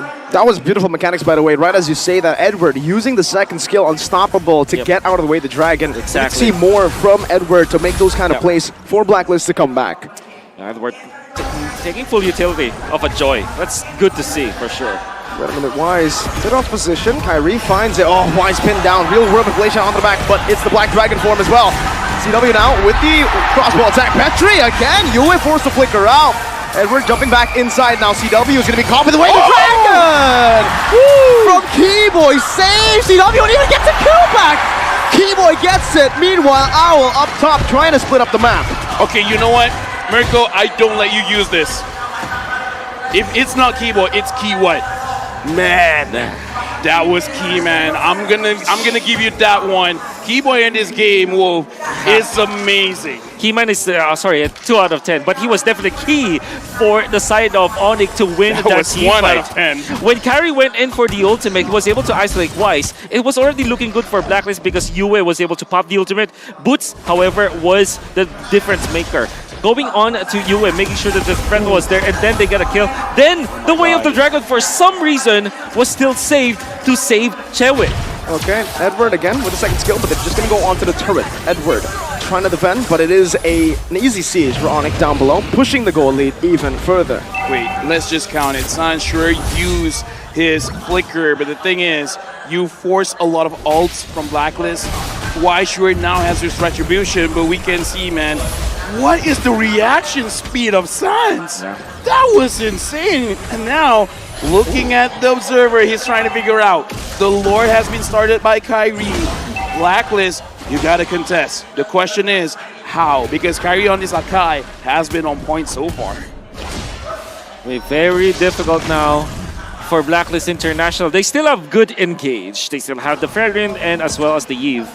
For them to, again, win the team fights, you have to rely on winning the territorial battle. Fortunately for Weiss, level 11, but Carry will be level 12 soon. It'd be better for Weiss to wait for his levels to go up before they fight. Okay, right now, Kyrie being a little bit low. Why? Backline, Keyboy. Look at Keyboy! Keyboy! With a play, a Way of the Dragon, a mystical one. Now zoning Wise away. Edward jumping to the back, but the call Alter saves him now. Boots finds a Petrify, and the flicker now wasted by Yue. Wise in the mid still, just buying time. Boots gonna fall, dude. The Appraiser's Wrath and a real world manipulation. Edward jumps back in. CW still alive. It's 1-for-1 gold for XP. Okay, we gotta say that was an amazing play coming in from Keyboy, but it looks like Blacklist, they're not losing too much. They're going for Keyboy. They're looking very angry. Keyboy kicks Edward away. They just survive. I think the fact that the ultimate coming up from Yue is on point once again for Blacklist. That's how they defended. And big props to Weiss, still regaining composure. They would have lost that fight without Owl, but everybody from Blacklist just fought against ONIC. And Kai now is going to get the brunt of the massive damage. bolt. Kyrie 1 HP, still jumped in. He wanted to go for a desperate play. It did not pay off. And Blacklist, calm, stone cold, and calculated, takes the Lord for free. This time, it looks like Blacklist. You know what? Dude, we're not going to play your game. You're going to play our game. Exactly. Use whatever you want. We're going to fight back. Exactly. And what is Blacklist's game? It's the Lord Dance. They were the ones who invented that kind of gameplay where you poke an Edward. After knowing that there will be no called altar, there will be no Way of the Dragon, he saw the opportunity. Nobody is gonna lock him down. You went in for Kyrie. Didn't matter that Kyrie is a tank. Carry only had Radiant Armor as well as Anticuras, but not his teammates, and he was pummeled. Great pokes from Blacklist. Look at Keyboy. Keyboy might be getting caught. They're hunting Keyboy down. Now with the dash. Shunpu, real world manipulation also committed. Keyboy still able to survive. Edward! Dodging away. No way, Keyboy. Just popped in by Edward. No way, Keyboy buys the time. Now they get to clear the Lord for free. Shunpo's to dodge, then kick to get out. Keyboy is a different beast. Dude. He's not Keyboy, he's not Keyman, he's Key God at this point. CW is 3 out of moving. 10. Here's the thing. Look at Edward. Look at Edward. CW trying to run away. No vengeance. He baited it in earlier. That might just be a mistake now. Venus already forced to flicker out. Now it's going to be the Render's apathy. Doesn't connect onto anyone. Okay, calm down. I just gotta say, Keyboy, I've seen this dude on live stream playing the show while eating. He was piloting the hero with his feet. By the way. What? Really? Are you serious? Yeah. It's on TikTok. It's on TikTok. Blacklist, every time they try to team fight and go for the poke, and after they got the Lord, naturally the minions will be pushing, right? And this is a play that Blacklist always does. Create chaos, let the minions naturally push, and even when they lose one hero to another, you'll be surprised. A lane is already pushed. Okay, Kai now gonna be caught, knocked up. That's a retry as well. Wise using a lot right now, but the crossbow tank is going to be ready for CW now. Maybe a bit of an over-aggressive move from the side of Blacklist International. That's the way the Dragon. Oh, Keyboy finds Owl. Wise completely isolated on the heavy spin in the Black Dragon form. Keyboy is a mad lad for this one.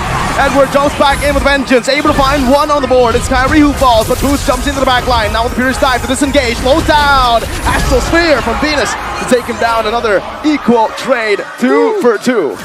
Well done, Blacklist International. Wise tanked all that damage.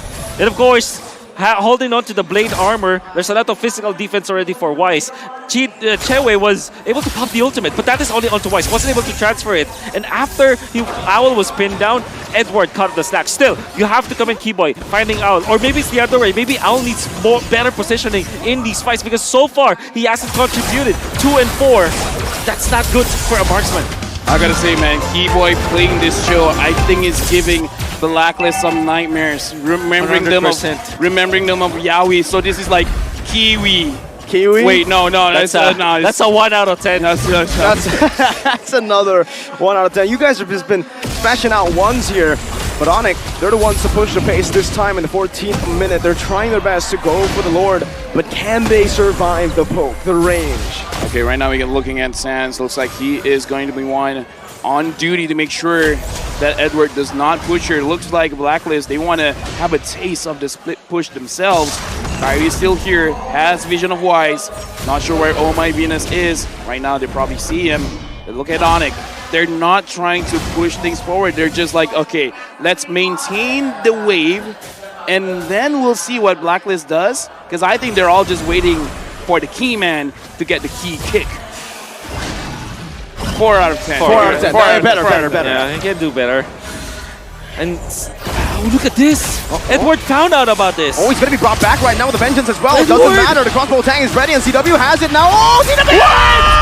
Welcome back, baiting out of elimination. Alter comes down, heavy spin disengage. They're very low HP, so Blacklist can turn this around, but Wise gonna be pinned down, and that might just be it. Sans picks up the kill. They find another, and it's the mechanical prowess of ONIC that's shining in game 3. Dude, my face is in my hands right now. What happened just now? CW? It looked like he was gonna die to the vengeance, but I kind of feel like Keyboy was saying, it's like, dude, don't worry. Yeah, you won't die. This is definitely familiarity, you know? Because Edward... Keyboy! Keyboy, get him out of here! No way. Keyboy! How does this man keep doing it? Oh my goodness. Oh, no. Stop. Gotta put a leash on. Dude, have some mercy. Relax, you're 2, 1, and 11. You're the roamer. Your gold laner has died more than you. You're right. Massive kicks from Keyboy. The kick boy for side of ONIC. 3 out of 10. Unbelievable. But again, game of familiarity. Edward knows that there is going to be a play here, but Chewe was able to hold his ground, never even needing Sans' help up until this point. And then Kyrie was able to stun lock Wise. Why did I say that it's a game of familiarity? Edward knows that there will definitely be someone in that bush. But then again, ONIC laid that trap. They know that somebody from Blacklist will check that, and they have 3 members in there, which typically only has 1 or 2. 3 members, including the gold laner. The damage here means that kill is gonna be confirmed. Right now, the Lord is marching on mid. Keyboy is smelling. He's looking at the positioning. Sans is quite low. Wise goes in. There you go. Sans is down. Enhanced Lord was able to march down, getting a bit of turret damage there. But Sans actually saved his ultimate because he has his passive. He knows it's not too worth it to utilize that ult there. Winter Truncheon now picked up by Edward. This needs to be all over the place for Blacklist. Everybody has to have a Wind of Nature already up with Yue. And now next, surely, oh my Venus. Oh, they need that! Whoa! There you go, there you go. Now Edward pushing the pace. That's heavy spin. The call! It was saved! It was saved for that! XP down. Still though, it's gonna be a trade. Keyboy's taken out as well. Now Kyrie's next on the chopping block. This owl pushes the pace. Blacklist had found it. It found the key to unlock this door. Yo! This game, you know what? We got highlights over highlights over highlights. The entire MSC highlight. Oh my Just God. get it here, man. He saved it. He saved it for that. Exactly. Gila Sans! Saving Private Chewe this time. But what's really surprising is that Blacklist still managed to get 2 kills. And you have to really piggyback off of what Edward is doing. They have found Kyrie and Keyboy. Nonetheless, Owl and Oh My Venus, although if you look at Owl, that's 4 hits, still takes a lot of damage. Let's look at the replay on exactly what happened. Sans' timing was so good. Dude, and he had nothing left. Oh my God. Edward, look at that. Beautiful. What? Beautifully done. But Keyboy was under the turret, unfortunately. It was a massive mistake on him. And then, of course, Wise, with that jump, is able to lock out Kyrie. No. Keyboy didn't make a mistake. He heard that we said he died less than the marksman. Okay, oh, wait, let me fix equalize. Now it's equalized. He knows. But he's still down to that, so. Yeah, I know, but, Coach will be having a word, so it's like, you know what? Kill. Yeah. My God, take a breather, man. Oh no, Keyboy, he's looking for it again. No way, right? Oh, flicker. Oh, okay. Venus flickers out of that one. That's a big spell, though. Yeah, now we got to calm down because I kind of feel like big moments are going to come soon. Wise and Kyrie looking at the timing. Sans taking quite a lot of damage. Looking at Blacklist, they dealt a lot of damage onto CW. They're doing a lot of damage onto Sans. ONIC, if they throw, if at any point they make a mistake, it could be Blacklist trying to get the kill, because I gotta say, Owl in this game so far has been the focus. Yep. Owl, Hood cannot do anything. Keeps on getting caught. Speaking of which, Kyrie tries to pin down Wise, but as the wise man once said, I can't get caught. Yes, he certainly can. Kyrie now is the one who's getting caught with the taunt, bringing it back under the real world manipulation. No heavy spin to play with this. Alter placed down. Did he want to go for the trade still? Now Wise gonna be able to find the taunt right now, but the Raider Dragon locks him down. Who gets it? It's Yue. No, it's not. It's Edward who finds it down the back line of Vengeance as well. CW with the nature. Now Boo's also gonna fall. Blacklist. How? Dude. Out of nowhere, winning it around, turning it in all is Yue. I called it, man. The damage from Blacklist is strong. ONIC, they just need to throw one time, and that might be the only time they've been giving it. You got to take those Sans. This is Ghost Bursters, and this is mid lane Faramis. Packs up a punch. You have to be careful, but a 2-my connection on the ultimate. Let's see, CW has cracked the fuse. Now going to be sniped down by the sphere. Yue has the Art of Jam. Pops it right now as Edward jumps into the back line, and CW's down. Blacklist haven't done it yet. Minion waves coming crashing down. No way to defend. This is not going to a clean sweep. This is going for more. I'm gonna call it. Gideon Q said it. Third game, incredibly important for both teams. Look at the face of Blacklist now. I'm pretty sure they're relieved, but at the same time, they're like, guys, it's not over. It's just one win. But what an important one win. Yue was critical and was instrumental to the win of that team fight. That third fight, you saw that Kyrie already expended the ultimate. A massive mistake. Edward smiling? A massive mistake for ONIC. Then, of course, Yue popping the ultimate, locking down the entirety of ONIC, securing the Lord as well. Then Edward comes into the fray. Edward and Yue were so important in that win for Blacklist International. You know what? That was an amazing game. I'm going to call Gideon and Turner coming in quick because I want to hear your opinions immediately. What did I tell you? Let Edward find it. He is a heat-seeking missile. All you got to do is set it up for the man. I'm sorry. Oh! That's right! I'm sorry, that's all I can say. Dude, that's right! The curse is too quick. No, that's intense curse. Wow. I told you, this is the cursed table. This is the cursed cast already, and you dare dabble in it? I mean, there's a reason why previously in the Tal's prediction, my name wasn't there. Yo, The production knows. Mirko, throughout this MSC, we've been chewing a lot. All of our curse is rubbing off of her. I'm not gonna say anything, you know? A lot of things you could have taken from us, that's the one you chose. Because I know. It's crazy, right? Because honestly, I was talking to Gideon as well backstage, right? We were talking about the drafts coming in from both ONIC as well as Blacklist, and I had to say that I really liked ONIC's draft better. I felt like they had they had a lot of answers, solutions to the strategies that Blacklist brought. But this, exactly, and we thought that this was the weakest link, right? We mentioned it, the last pick, either Yves or Farsa would be the weakest link, and yet it gets the MVP of this match. It's gonna go to Yue, and it makes sense. There were so many times when ONIC tried to go for an engage, that real-world manipulation just really hindered everything, blocked all the movements, and the aggression from ONIC. Yue was finding value where technically he shouldn't be finding value, right? Because half the time you want to maximize the real-world manipulation by maximizing the amount of charges you have and getting them all out on the field. The more you're able to pump out damage, the more you're going to be on the top of the charts. But in this case, Yue thinks of it a little differently, right? He not only uses the edge of the box to catch the right targets, but he's also looking to slow down that front line from actually collapsing into these neutral objectives. And that's what we saw throughout the entirety of this game. That's the reason why they were able to get Suns. And look at that, extra hitbox once again. You're gonna see that in important team fights, you have to set up the box. And I'm not just talking about the box for me, it's the overall formation box that you can see from Blacklist International. Yue, once again, look at that. Isolating Suns from carrying was far too late, you know, to save someone else. But then again, they will get a big teamfight victory here because Edward once again finds kill onto Kyrie, then they punish Boots. Another teamfight that will be started and ended by the real-world manipulation just because of territorial control. Like this one, for example, they just can enter through the formation of Blacklist International. Critical from Yue.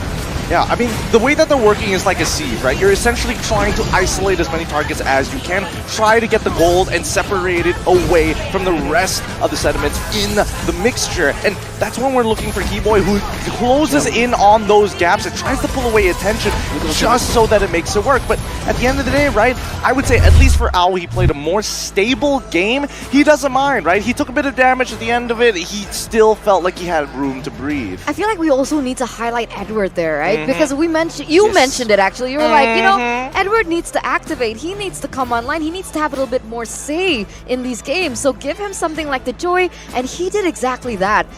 ONIC were able to get a lot out of those skirmishes, those team fights, but Blacklist were able to kind of level it out because they were able to trade through Edward. Yeah, Edward is the main pillar here in the game for Blacklist International. Like you mentioned, every single time Edward goes in, even though he's not able to find CW, let's say earlier in that skirmish, Call Alter, burnt out, Keyboy completely zoned away and isolated from his team, and so did Kyrie. Kyrie got baited into that situation using the heavy spin to disengage for CW and ended up getting caught. Also, that final Lord that sealed the deal. That team fight, again, was Edward baiting a lot of these skills, a lot of these resources, and destroying the formation that ONIC wants to utilize with the crossbow of Tang. I love his build as well, right? He's not trying to be respectful at all in no sense of the word. He knows that he needs to provide a lot of kill threat. He knows that he's eventually going to have to purchase at least a third eye to Bloodwings, 100%. He needs to be able to sustain, and look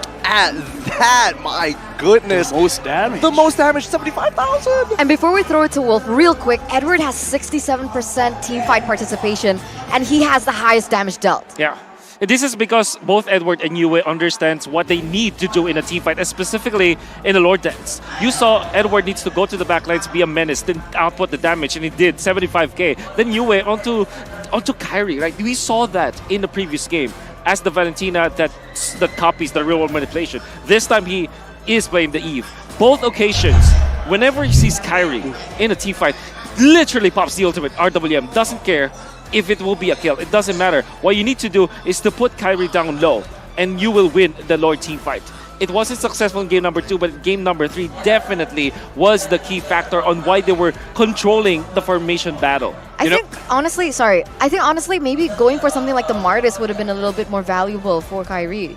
I don't think so. I think the heavy spin was crucial to all the crazy fights that they were able to find. Here's the thing, I kind of feel like Eterna is trying to cloud our vision here because, let's face it, ONIC was winning until they lost. So you know what, Eterna is kind of far away from me, so I'm going to whisper it to you, Miracle, because we don't want the fans to know, and then you tell her, okay? Okay? So, with great curses comes great responsibility. You're a nerd. That's what he said. Okay. You know what? That's kind of mean. That's a little brutal. Hey, nerd is That's kind of mean. But everyone on the desk is a nerd. You're just a bit nerdier than all of us. More Combined. than Wolf? Yeah. Oh, Wait, how did he get the... Okay. fired. Hey, we won game number 3, so I'm happy. You can say anything about me. He's got a good point. He's got a good point. Blacklist has finally downloaded at least enough data to bring it back in this breakpoint. And now the momentum shift has stopped, right? The momentum has slowed down a little bit, and I think even for ONIC, they go back to the drawing board. We did see, even for Kyrie himself, getting very, very heated and start getting desperate the lower his HP started to get. Maybe Coach Ep is already telling him to temper his will, trust in the rest of his teammates, and I don't know, we might see Keyboy play something maybe along the lines of Grok to kind of support or even help him with these secures with the raw base damage. But I like the Cho, though. I do like the Cho. I like the Cho, though. Maybe with a lot of puns with the Cho, so I see that you are enjoying it. Dude, And I like enjoying Cho it? too. Yes. yeah, enjoy it. And he was the key factor. And here's the thing, he's inspiring a lot of boys out there. All the boys that want to play with the Chow, they're looking at Keyboy and be like, yo, that's my key dad. That's a 1 out of 10. Why did you laugh, Gideon? Sorry, the key dad one really got me there. Get in, control your children, No, please. you're so much sharumpun over this. We will. I have a word with you boys later, but in the meantime, it looks like we've got a little special segment with our host back up on the stage. Let's go have a look at what they're doing. Philippines! Now we are here with the Queenie! Queenie is the biggest fan of UA from Blacklist International. Show them how much you love UA. UA! Wow! That's crazy! She's been yelling all the games, the top of her lungs. And hey, what's so great about UA? Because for me, UA is the Valentina goddess, the cutest mid lane, and the Gento King. The Gento King! Can you do that? Can you dance? Just like okay, this go. one. No, I cannot really dance, just like this one. Oh my god! Oh. I love how you rock the stage here. Okay, let's Because talk. I'm representing the whole Blacklist community. Oh my god! Wow! Okay, mag-angas ka, okay? If you can brag about UA and Blacklist International, the camera is right there. Show the world what they got. Well, for me, Blacklist will win the fight because they come prepared for this one. And it's time that Philippines will claim the MSC throne. Blacklist will claim the MSC throne, okay? A lot of confidence here. I'm not just confident, I'm 101% confident. 100! More than 100% confident. Okay, Yes. I want to see that confidence, all right? We know that you can yell loud. How about we get the entire crowd here to cheer for Blacklist International?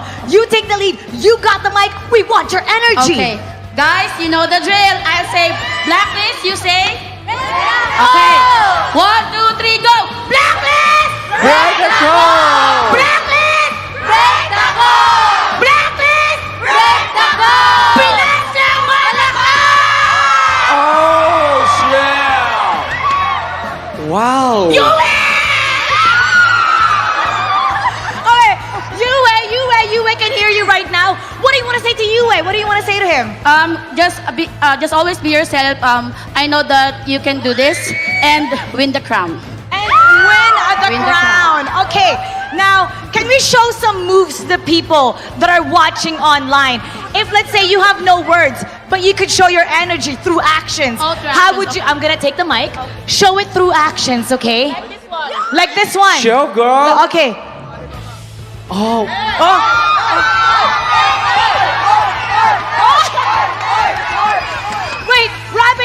too. You do it too, Robbie. No. All right, okay. Okay, let's do it together. Let's do it together. I can't believe I got Robbie to do that. Oh, they're there right now. They're there right now. They're there. Say something to you, eh? Say something to you. Okay, everybody. You it. You it. You it. You it. You it. You it. You it. You it. The crowd is going wild. All right, why do you think Blacklist can make a comeback? What do they have that ONIC does not have?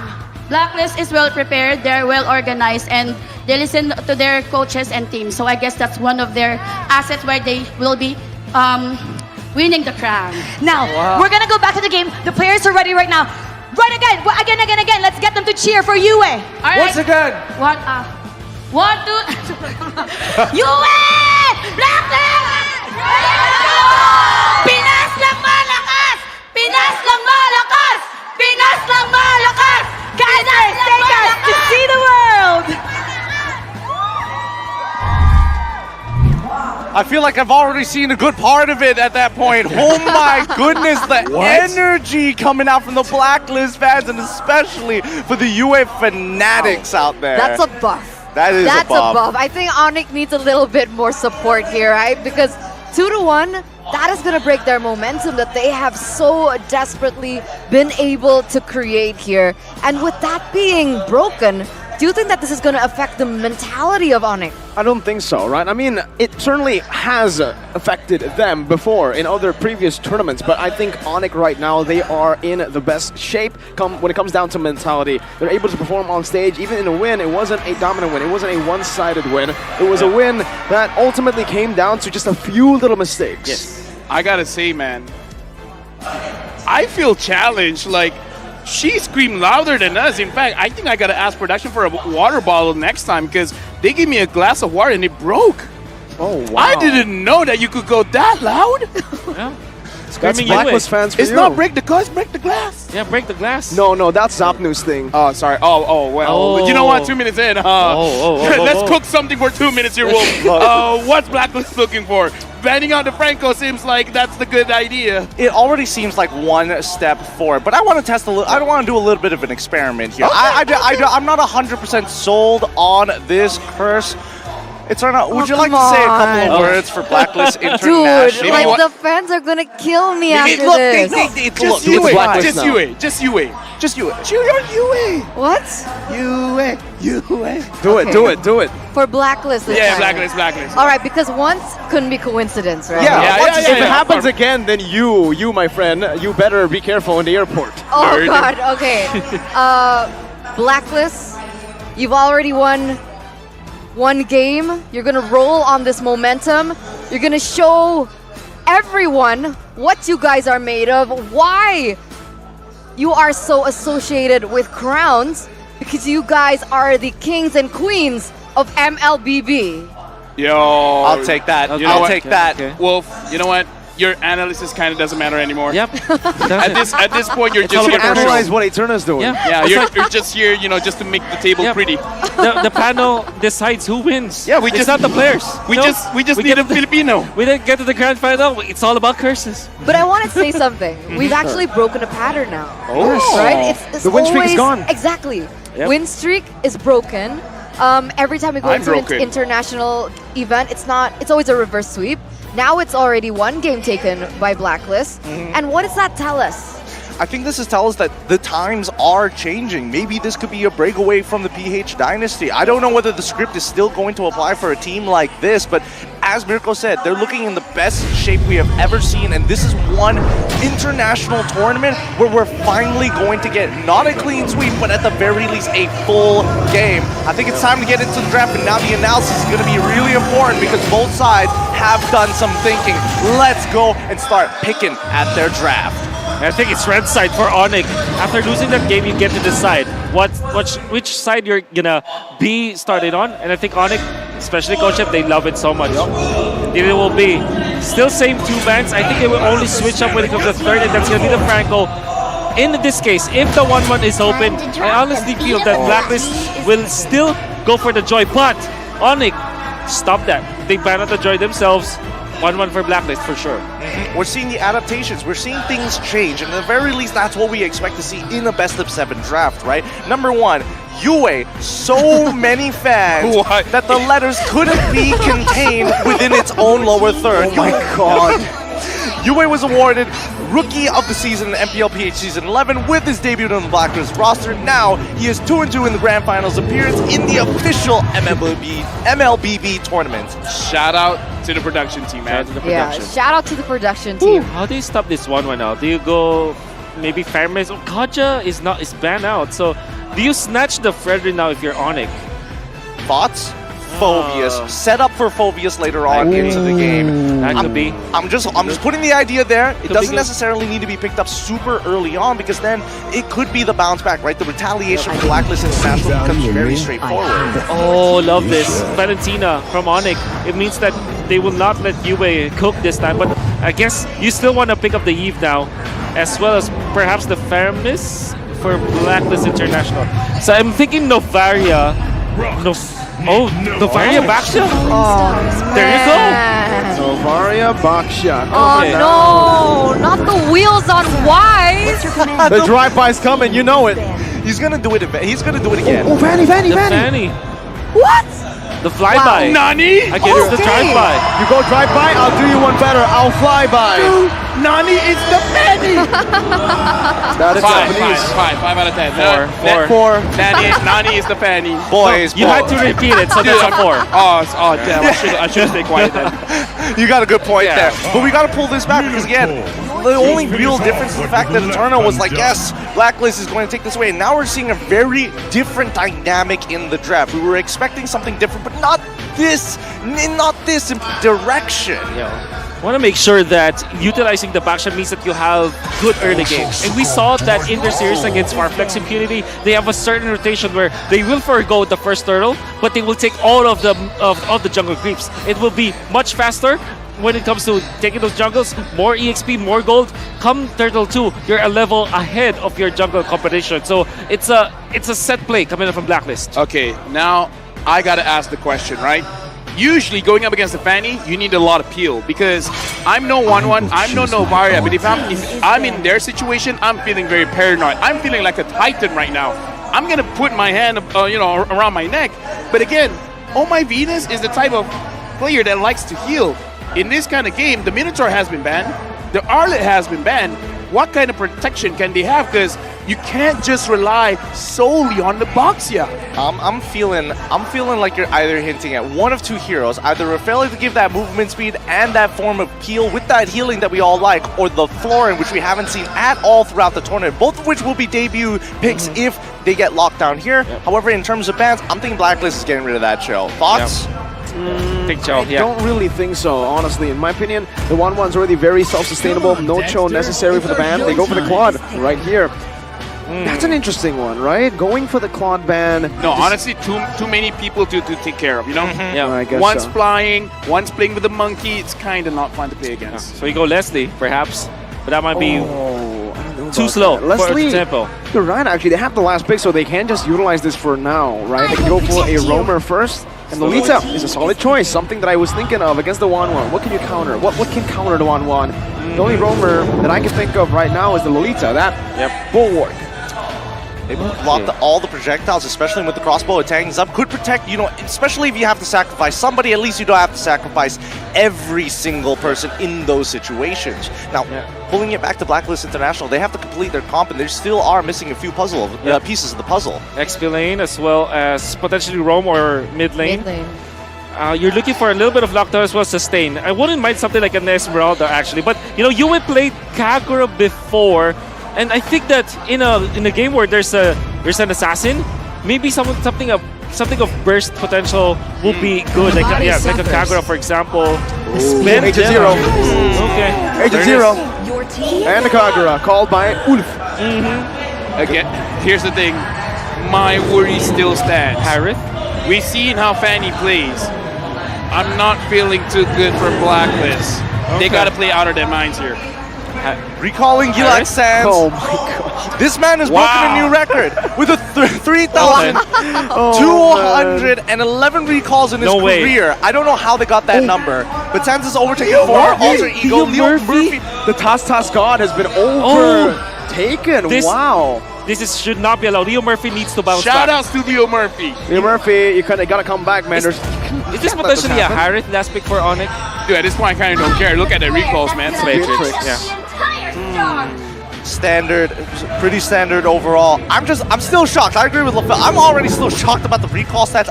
Where do they have that in the API? I don't know where they found the data. At this point, I don't even care if it's factually correct. Yep, it's fun. As long as you enjoy it. You know what? Joy. Joy's not playing in this. But again, we're this game, yeah, it got banned. It doesn't matter as long as I'm having fun. Okay, okay, as long as You're we're the one having that matters. I mean, we hope you guys in the audience are having fun as well, right? We're coming into game number 4. Things are getting a lot more interesting in terms of the drafts, right? Picking up a Fanny, its win rate is questionable, right? Not for Kyrie. Yeah, I get that. And that's what worries me. That's exactly the point that I was going to come to. No one from the side of Blacklist can particularly lock this Fanny down except the Beatrix, but I want to know how this is going to go down. LaFell. We're going into the game. We got to see Kyrie on his Fanny. Can he be stopped? And if he can, I'm looking at it as ONIC, and we're already starting off very early on the Sands. A lot of fights going on right now, Mirko. Wow, wait. Did Blacklist actually lose out on this trade 2v3? They're going to go for the wave instantly now. And it should just be a good clear in. Keyboy, though, with a big smack. Bonk. Whew, okay. So they wanted to clear out the mid lane so fast so that they can participate into the top lane, perhaps, which is weird because it means that they really want to make sure that Edward has a good game. So he's going to come down to the bottom lane to have more gold as well as more experience. Going to clear out that fast because he's a Benedetta, and then he's going to be rotating around. I think that the shift now for Blacklist is let Owl solo fend for himself. It's going to be Edward's game once again. Looking at this, I kind of feel like their idea is just to make sure that UA moves around faster on the map, because the thing about the Kagura is the clear speed isn't the fastest, but the Novaria is in. Novaria helps out a lot. So looking at for both of these, I kind of feel like Blacklist, they might be actually looking at both UA and Edward to have a snowbally lane, and then eventually win out the fights around the turtle, and then have a better positioning around the map so that they can eventually handle the buff spawning on the Fanny's purple side. We've seen Blacklist deal with a Fanny so many times before. I think in PH it's notorious. The buff freeze may happen here. They have good mid control, and that is the proper setup for it. Now, Kyrie is here up top. Oh My Venus just counting everyone out. For now, Kyrie forced the flicker off of Oh My Venus, and that's the scary thing about a Fanny. Yep. The moment you see her, you just got to be like, nope, I'm out. Either flicker or die. Okay. The focus here is how much can Wise, elevate when it comes to the jungling over Kyrie. And I think what they did was to kind of guard their purple buff. Wow, it's quick. Beautiful turtle execute there for Blacklist International, using also the final blow, utilizing it, understanding that Fanny has no purple. Yeah, right. Here's what they did. They went first for the orange buff, so Wise cleared that, then the purple buff. So during the reset, when Kyrie wanted to check for that purple buff, not only will he not see any buff from that for the trade of the turtle, but also Oh My Venus is also there. Even after the flicker, they have accomplished their job. Deny Kyrie's trade of a turtle for a purple. Something that's kind of obvious what we have to talk about is the fact that Wise is on that jungle emblem and Kyrie is on that assassin emblem. So no matter what, Wise will clear the jungle much faster. So faster rotation coming in from Blacklist, while Kyrie, he kind of just wants to farm up, maybe even get level 6 or just one item, and then try to get a kill on the side lanes. But so far, Blacklist, they kind of been making sure that they see the rotations coming in from ONIC so that all of the side laners, they're kind of well prepared for any potential kind of gank. And ONIC are understanding this. You can already see the adjustment they are making as well. Up top, freezing up the wave just to make Owl sweat for a minion. Now, thing is, I don't think they can keep at it here because Kyrie is a level below already. In these neutral objective takes, if Wise gets this level lead, it's going to be absolutely disastrous for ONIC. You can see that it went long, right? And this is not beneficial for ONIC. They have to push the tempo all the time. Eventually, this Novaria, as the roll will... Okay. That's the cable. Owl forced away. Edward trying to catch him right there. Now with the eye for an eye, escaping. A CW gets chunked. Oh, I was just about to say that they need to push the tempo up because Blacklist in a farming, in a farming battle, they will definitely trap ONIC. But then again, Carry, he knows what he needs to do. Right now, I kind of want to look at the itemization. UA tried to freeze the goal lane there to make sure that Owl doesn't lose a lot. Again, Owl is already there in the lane. Kind of doesn't matter now. Kyrie not feeling safe in his own jungle. Oh, Petrify as well. Now Boost jumps in. It's going to be Kyrie, who doesn't get it actually now. Now Blast charge in the back. Now Flicker as well. It's going to be stunned up. It's definitely a Razor's Crash Flicker combo. Kyrie recalling back. Taunt coming in from Boost. That should be another kill. And it's ONIC who picks up 2. Over. Barely gets out almost. ONIC. Oh, Kyrie got it. He got the purple. Gila Kyrie. Gila Kyrie. And not only that, they secure the turtle. This is going to be a big swing when it comes to the economy for sure. He still has the retribution, but he will not be invading onto Blacklist International. Oh, Calvin Winata. Calvin Winata. Dude, did we say too much nice things about you? Because I don't know, man. That looked like a major mistake. The burst was not there. That is a costly mistake. Not only. Kyrie finds Owl. Now with the cables, just baiting out the shield unity. Wise, stunning Keyboy up. Bulwark still up for grabs now. Can utilize it, but he's waiting for the crossbow tank. And now Blast charged up. That's the crossbow tank. No Bulwark. Right now, looking at the formations of the EXP layer, not wanting to fight against each other. Kyrie went in, but Wise still able to secure the goal from the gold crab. The movements coming in from Blacklist. Edward is just trying to move all around the map, making sure that the team is always ready. CW now has the Blade of Despair. Suns gets the ult from the Novaria. Let's look at the itemization here. Fanny, this is weird though. Kyrie doesn't have a full item yet. Wait, Yue! Just as he gets off the he ulted on where the umbrella was! He predicted it! Edward now with Petrify on the 3 members. Kyrie still going for the buff. Still now Blast gets charged down. Why is he going to be stunned up? Kyrie still wins it somehow! ONIC are winning in this game 5-1. Edward! Eye for an eye. Beautiful. CW. Oh, if he got that one, I don't know what to say. Guys, my God. Yesterday in the interview, Kyrie was just like, I can just dash, but I can't retreat. That's not the case for today. Owl almost got taken down. I gotta say, man, Owl, he has 180-degree vision, man. For sure. Calvin went out. He Nibiru passion onto the umbrella. The cone, the right side of the cone onto the left side of the cone. Enough coverage for the dash coming up from Yue. He saw the future. He saw the future. Can't spell Winata without win. Whoa, that's good. That's really good. 7 out of 10. Yeah, thank you. Now Kyrie almost losing that one. Wise finds Keyboy. Wise taking a bunch of damage now. CW, Sands, Boots is there. They're starting up the turtle. Blacklist already gonna contest. Wise looks like he wants to drive by, but I don't think he can get it. Not this time. Shield Unity was there. Now, they're gonna go for the stun for the lock as well, but it's raised. And Blast connecting all the 2 members right now. That's gonna be the cables coming down as well. Edward with the eye for an eye, escaping for now with the final blow defensively as well. Blacklist managed to get out. It's still a game they can possibly try to come back. Well, great job coming out from Keyboy, by the way. Wise wanted to go for another drive-by. He was successful, and that was yesterday actually. But Keyboy blocked the Unity, the shield Unity. He was able to stop Wiser's tracks and then lands a 2-man ultimate. Fortunately for Blacklist, they did not die afterwards. But my ONIC is now on the driver's seat. Right now, I'm asking Wolf, Yue on this Kagura. What is he really looking for? Before that, ONIC. Are they gonna go for it? Wait, Sans just took the Yin Yang overturn and he by just mistake. By mistake, okay. Yeah, misclick. It happens, and Kyrie still able to escape. Good cables out.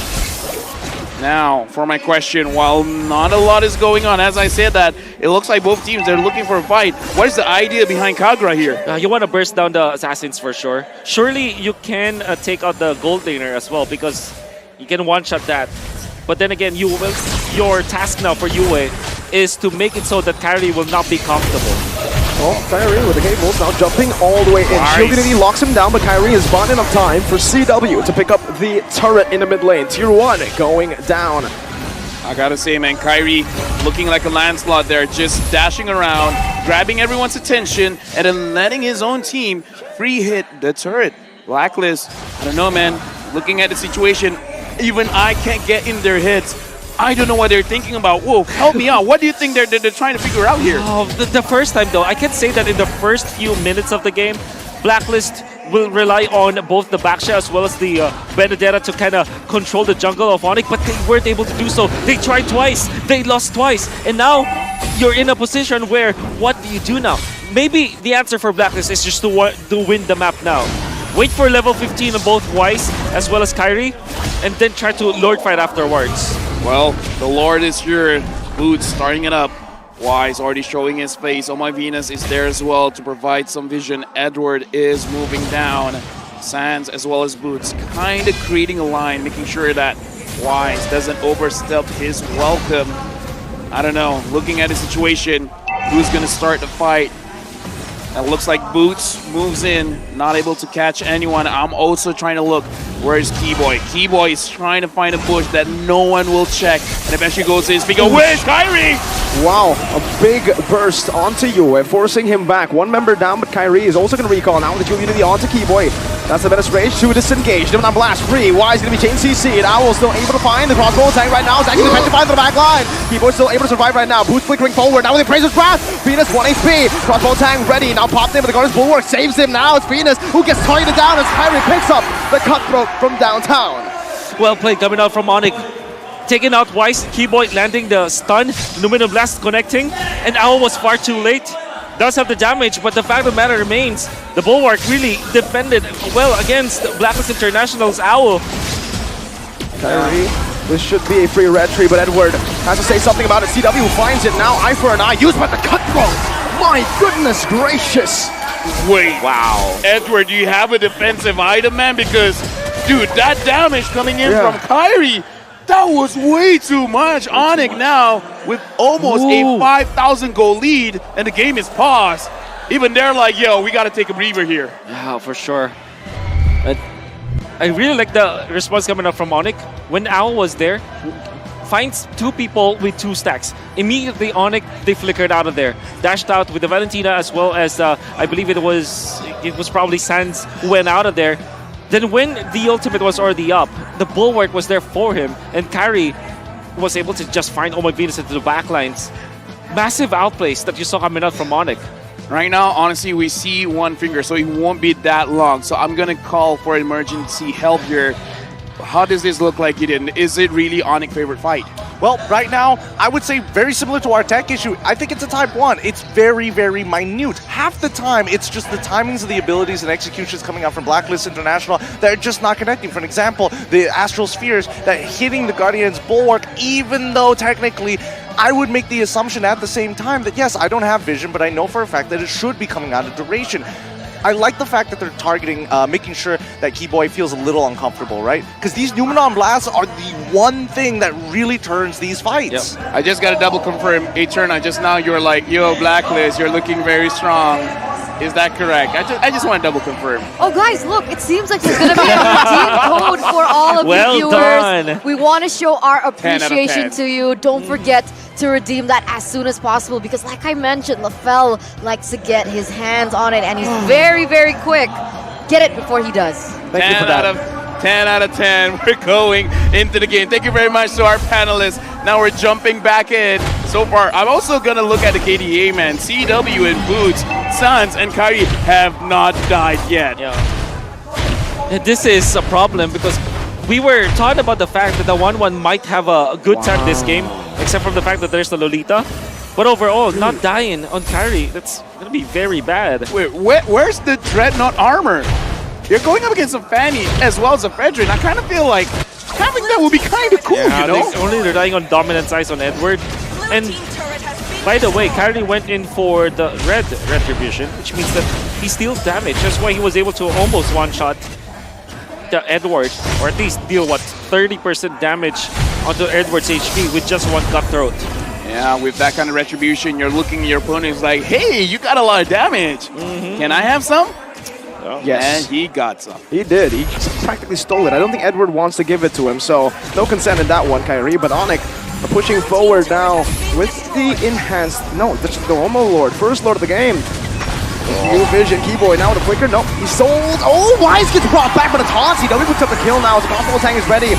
Boots should fall here, but the Godus Bulwark saves it for a big guy. The back! Wise of pick! Venus will fall. Owl punch with nature. Kyrie still able to escape right now. CW in the back is still alive. Edward uses the final blow to clear out the Lord. I thought for a second ONIC would have been able to end again in the 12th minute. I gotta say, man, ONIC, I don't know what kind of watch they're wearing, but it really feels like ONIC time. They want to push it fast. Oh, what they did was to utilize... Oh! What? He predicted the dash. My man, my boy CW. What the heck? My daddy! What are you doing, CW? Okay. Yes, calm down. Gee. I mean, okay, well, try to break it down. Oh, okay. So there's something smart that ONIC did in the previous fight. You can see it through the replay. They utilized Keyboy's ultimate not for a connection, but more of a peel, or actually to start the fight, just for the slow. And it was, you see Blacklist, they're waiting for the flicker from Keyboy. They wanted to punish afterwards. But the awkward spot was nobody went in. And then Kyrie found the opening.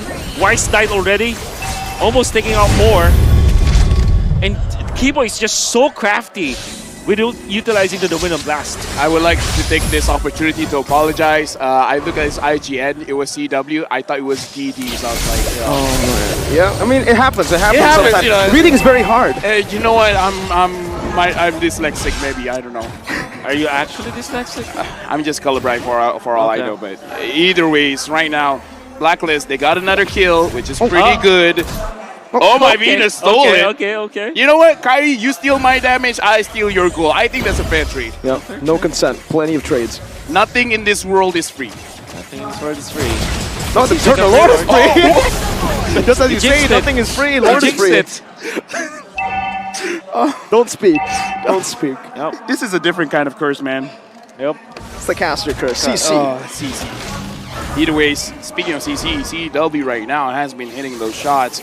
It's kind of difficult for Blacklist because no matter where you go, you're between a hard rock and a harder place where there's no really good place for you to go because either you're going for Kyrie or CW, like there's no escape. You're, Ooh, what? Oh, what? No! Another on-point shot. Get hit by the bullets or the sword. Yeah. Make your choice. Make your choice. Both are going to be popped onto Wise right now, but the wave management is actually not going to be on point for now for Blacklist, for ONIC. Blacklist International able to micromanage right now. Not Blast gets charged in, but it's going to be a good cancel from UM. Kai, wait, he found Wise. I didn't even see that. What? Petri now being used. Edward, no Petri. Keyboy looking for the stun right now. Owl. Oh, again, CW. With a nature popped in, but Sans, he takes him down. The one doesn't do anything to the magic damage. ONIC, one cannon minion. Edward trying to clear it up. ONIC can play with the time. 20 seconds on the board as Kyrie jumps back and forth. Will he recall the question? He will go to the jungle. CW sieging the base down. 15 minutes in. They want to look for the end as the mid-wave crashes down as well. Edward. No way! CW! What? Now he guns down. Now blast in the base! Hold up! It's match point for ONIC. Whoa! What was that? Trying to get a kill in their own home. That's automation. I see you, but look at this game. Match point for ONIC. Dude, the way that they have found Owl, even when there's a lot of wind of nature out of our place, Suns as well as Boots had flicker, and they took full advantage of it. They found a clear path to Owl, revealing himself quite deep into the territory, the box of ONIC.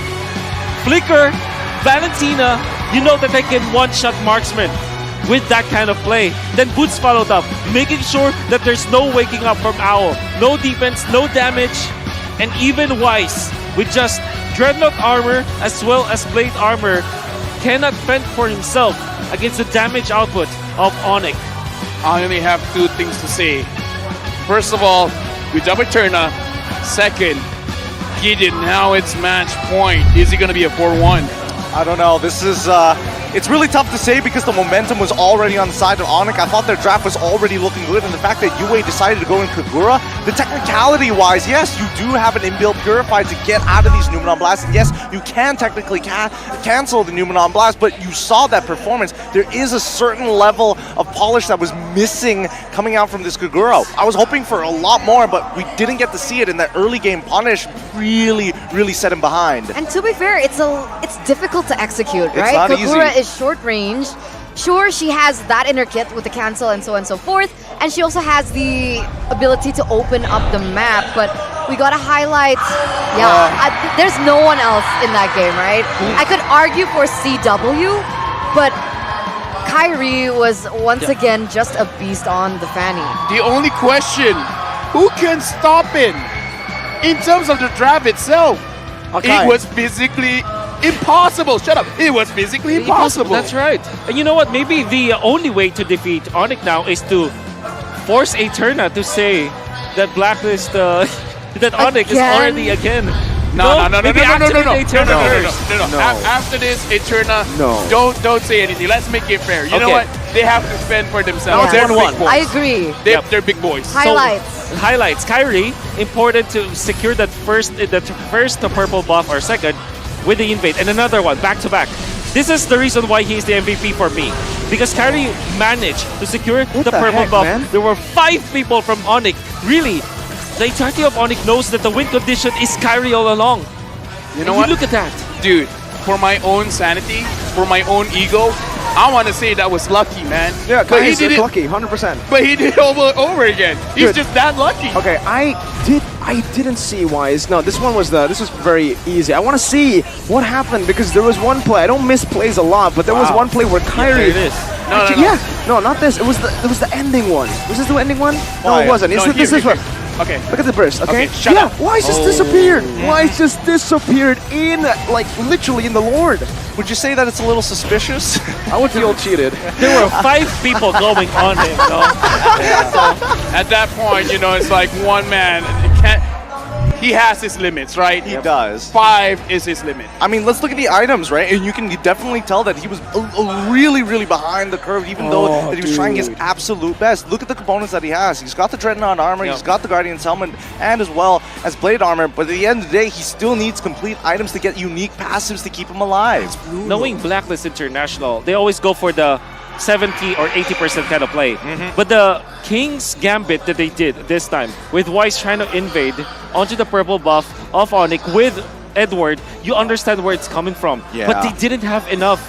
ONIC read through that. They have 5 people on both occasions. Yue, he was absent during those fights. Imagine if they had the yin-yang overturn. So many things would have been different for Blacklist International. The Gambit they did not pay off. And it backfired so heavily that they didn't have the mid-game afterwards. Blacklist, that's so uncharacteristic that they went for a non-80-20 play. I want to say, guys and girl, that kind of strategy, I kind of feel like would have worked most of the time. Like you said, 80%. But Kyrie got lucky, right? Because 100%. he was invaded, but he still got it. That's 100% luck, right? I mean, he did it like 5 times, but it's luck. I mean, table management on sure. point, that's all the play. Wow, that's a lot of luck, right? That But is then so again, much luck. Hey, I'd rather be lucky than good. Yeah, he was very lucky that he was with Keyboy who stunned Wise. That was so lucky. That was so lucky, man. What the heck? Luck. You know what? Instead of ONIC. Having friends is lucky as well. 4 of them, I mean. Yeah, because there's... What about the people in the back? What? No. Yeah. Gideon, save us. Look, in these positions, right, it's 13-2. The snowball, as the Wolf mentioned, this was a very big gambit. But it's also testament to ONIC being able to convert it into something. The conversion and the punishment that we did see afterwards gave them that mid-game pretty much for free. And once we didn't see that mid-game go into their favor, we all knew what was going to happen. Instant invades, instant motions, and more importantly, unlocking CW from his lane, taking down and really speeding up the momentum. That's the ONIC playstyle. Yeah, it's weird because there was a point in time where I was about to say that they were not making the plays onto the gold lane and against CW, but right as I wanted to say that Kyrie was there up top. So yeah, there was time pressure on the side of the gold lane side, wherein it will not favor the 1-1 at all. CW was activated in this game as well. Went to the mid, the right moment, getting the kill onto Yue, then did not stop afterwards. 1-1, you pick it, you lose the game. 0% win rate right now in the series for 1-1. Yeah, 0%. I think Owl picked it first, CW picked it, and then now Owl picked it again. So maybe 1-1, not that good of a pick in this series. No, Marco. I'm gonna go a different direction, Okay, man. okay. Because now ONIC, the thing is, they have Kyrie. Okay. Kyrie is the master assassin. Get it? 'Cause that's emblem. yeah, I get it. Yeah, I got you, I got you. Thank you. But here's the thing: if you got a very good assassin player, and your team does not have anyone that can play lockdown, because again, earlier before the day started, right? We're talking about Keyboy and Oh My Venus. Oh My Venus, if you don't get a hero that can lock down an assassin, this is the difference what the roamers can do for your team.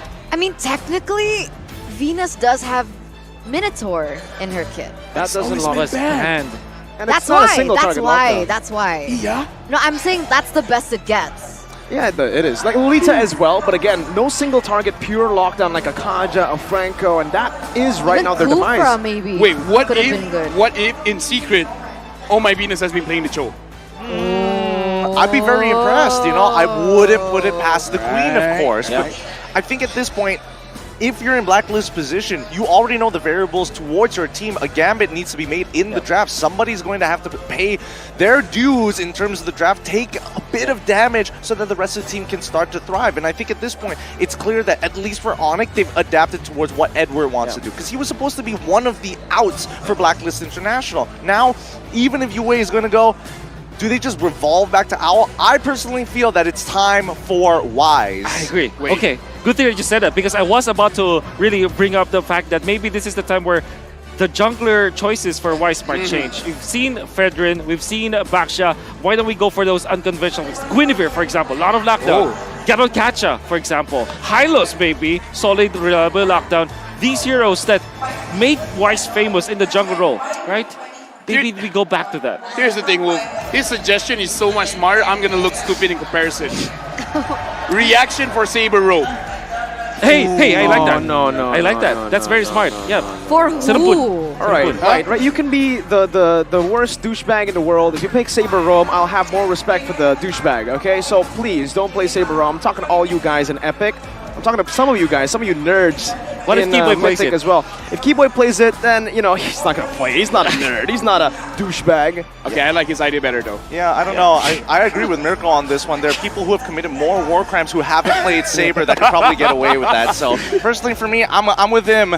I do think that there is an idea, though. If anything, if it really comes to it, sure, again, if you really can't deal with this fanny, the lockdown was just that important, but the variables need to kind of fall into place. We know what majority of the comfort picks are starting to look like for both of these teams, but if we don't see that gambit happen, right, at least the two reactions won't happen.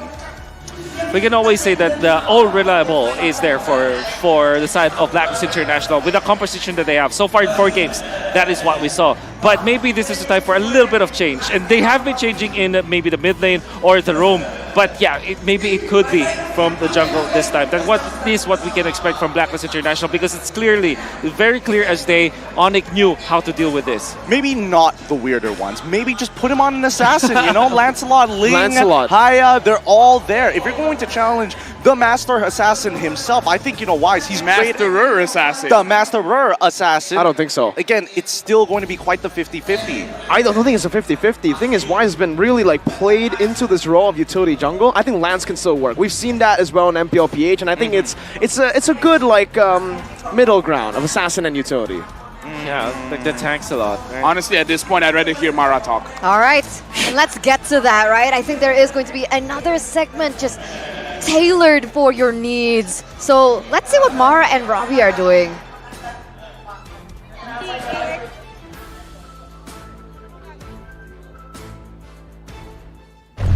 Blacklist, break the code. Blacklist, break the code. Blacklist, break the code. We're having a lot of fun in here.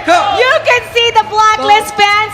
Now we want to know why you think Blacklist will win. What does Blacklist have that ONIC doesn't have? Blacklist is just the 3-time MPL champions. 3-time MPL champion. What else? What else? kami lang din naman ang M3 World Champions! They're the M3 World Champions! What else?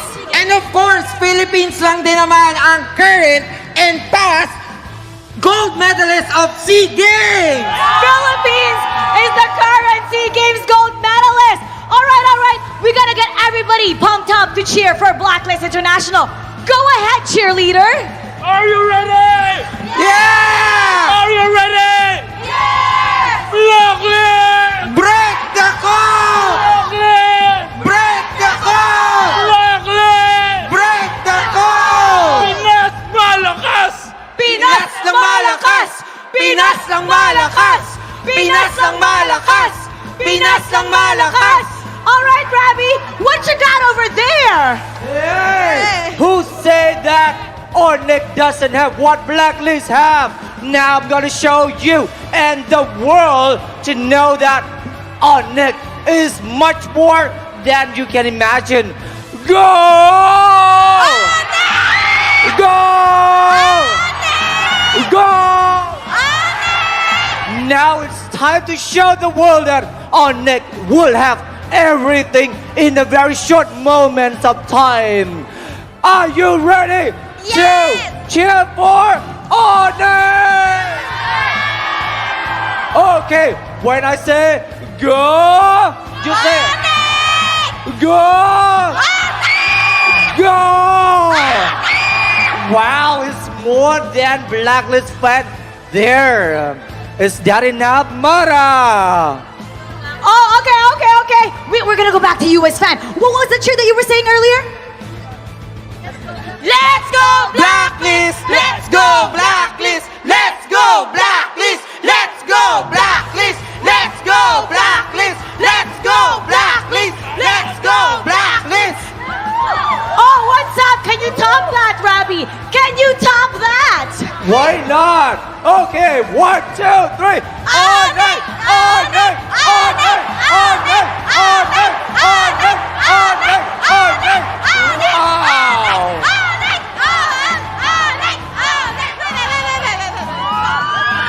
Wow, that's great. Now we also have a fans here. They are ready. Hey, are you ready? Yeah. What you want to show the world that ONIC Hey, is? Blacklist, you think who you are? Wow! Who you think who you are? ONIC will win the champion. That's you. Wow! Well, you know what, on our end, You look at Kai- what times now? It's 3 and 4. You know. Oh, okay. Wow! You know what we have? You know what we have? What do we have? Oh my V, oh my, oh my V, oh my, oh my V, oh my, oh my V, oh my, oh my V, oh my, oh my V. Can you guys top that?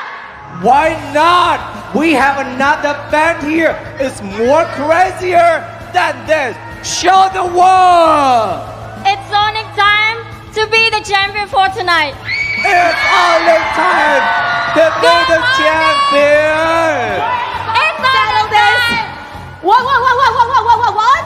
It's ONIC time to be the champion. It's only time for ONIC to win the champion here. Now we're gonna settle that in the land of dawn. So we're gonna go back to the casters and take us to see the world. Ready ka pa?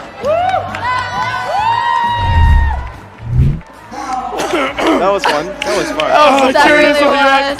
Wow, thank you, Mara. Thank you, Robbie. Robbie, you're amazing. Wow, thank you for the energy. Did you see how even Blacklist was tied? You're like, wait, what? Wait. I thought the Numenon Blast was like an in-game thing. Turns out they were able to use the Numenon Blast in real life as well. I like this though. I like this. The very positive energy that both of the fans are really showing. Despite I like all of being you match guys. point. I like What? you. I like all of you guys. Thank you. Thank you. Does everything you say, is it a curse? I not anymore. dislike you guys. So are we gonna lose? You guys are average? Am I gonna lose? No, wait, what? No, yes, maybe. Excuse me? Eternal, save me. No, I don't think it's going to be. It's- I don't think the curse is going to be applicable in this particular matchup because, one. again, they are going to be playing for their lives here for Blacklist International. This is match point for ONIC. All right. I have a Filipino friend who told me just earlier in a DM You've all heard it before, so say it with me. Blacklist have to practice their minds off. You're totally right about Who's that. your friend? He's real big and he's white. Century Man. Yeah. Oh, Shout you met outs Century to Man. Naisu. Shout outs to miss you. Naisu. And Trent, We miss you, of course. Naisu. And Trex. Shout outs to Trex. And Jays. Jays. Shout out to Jays.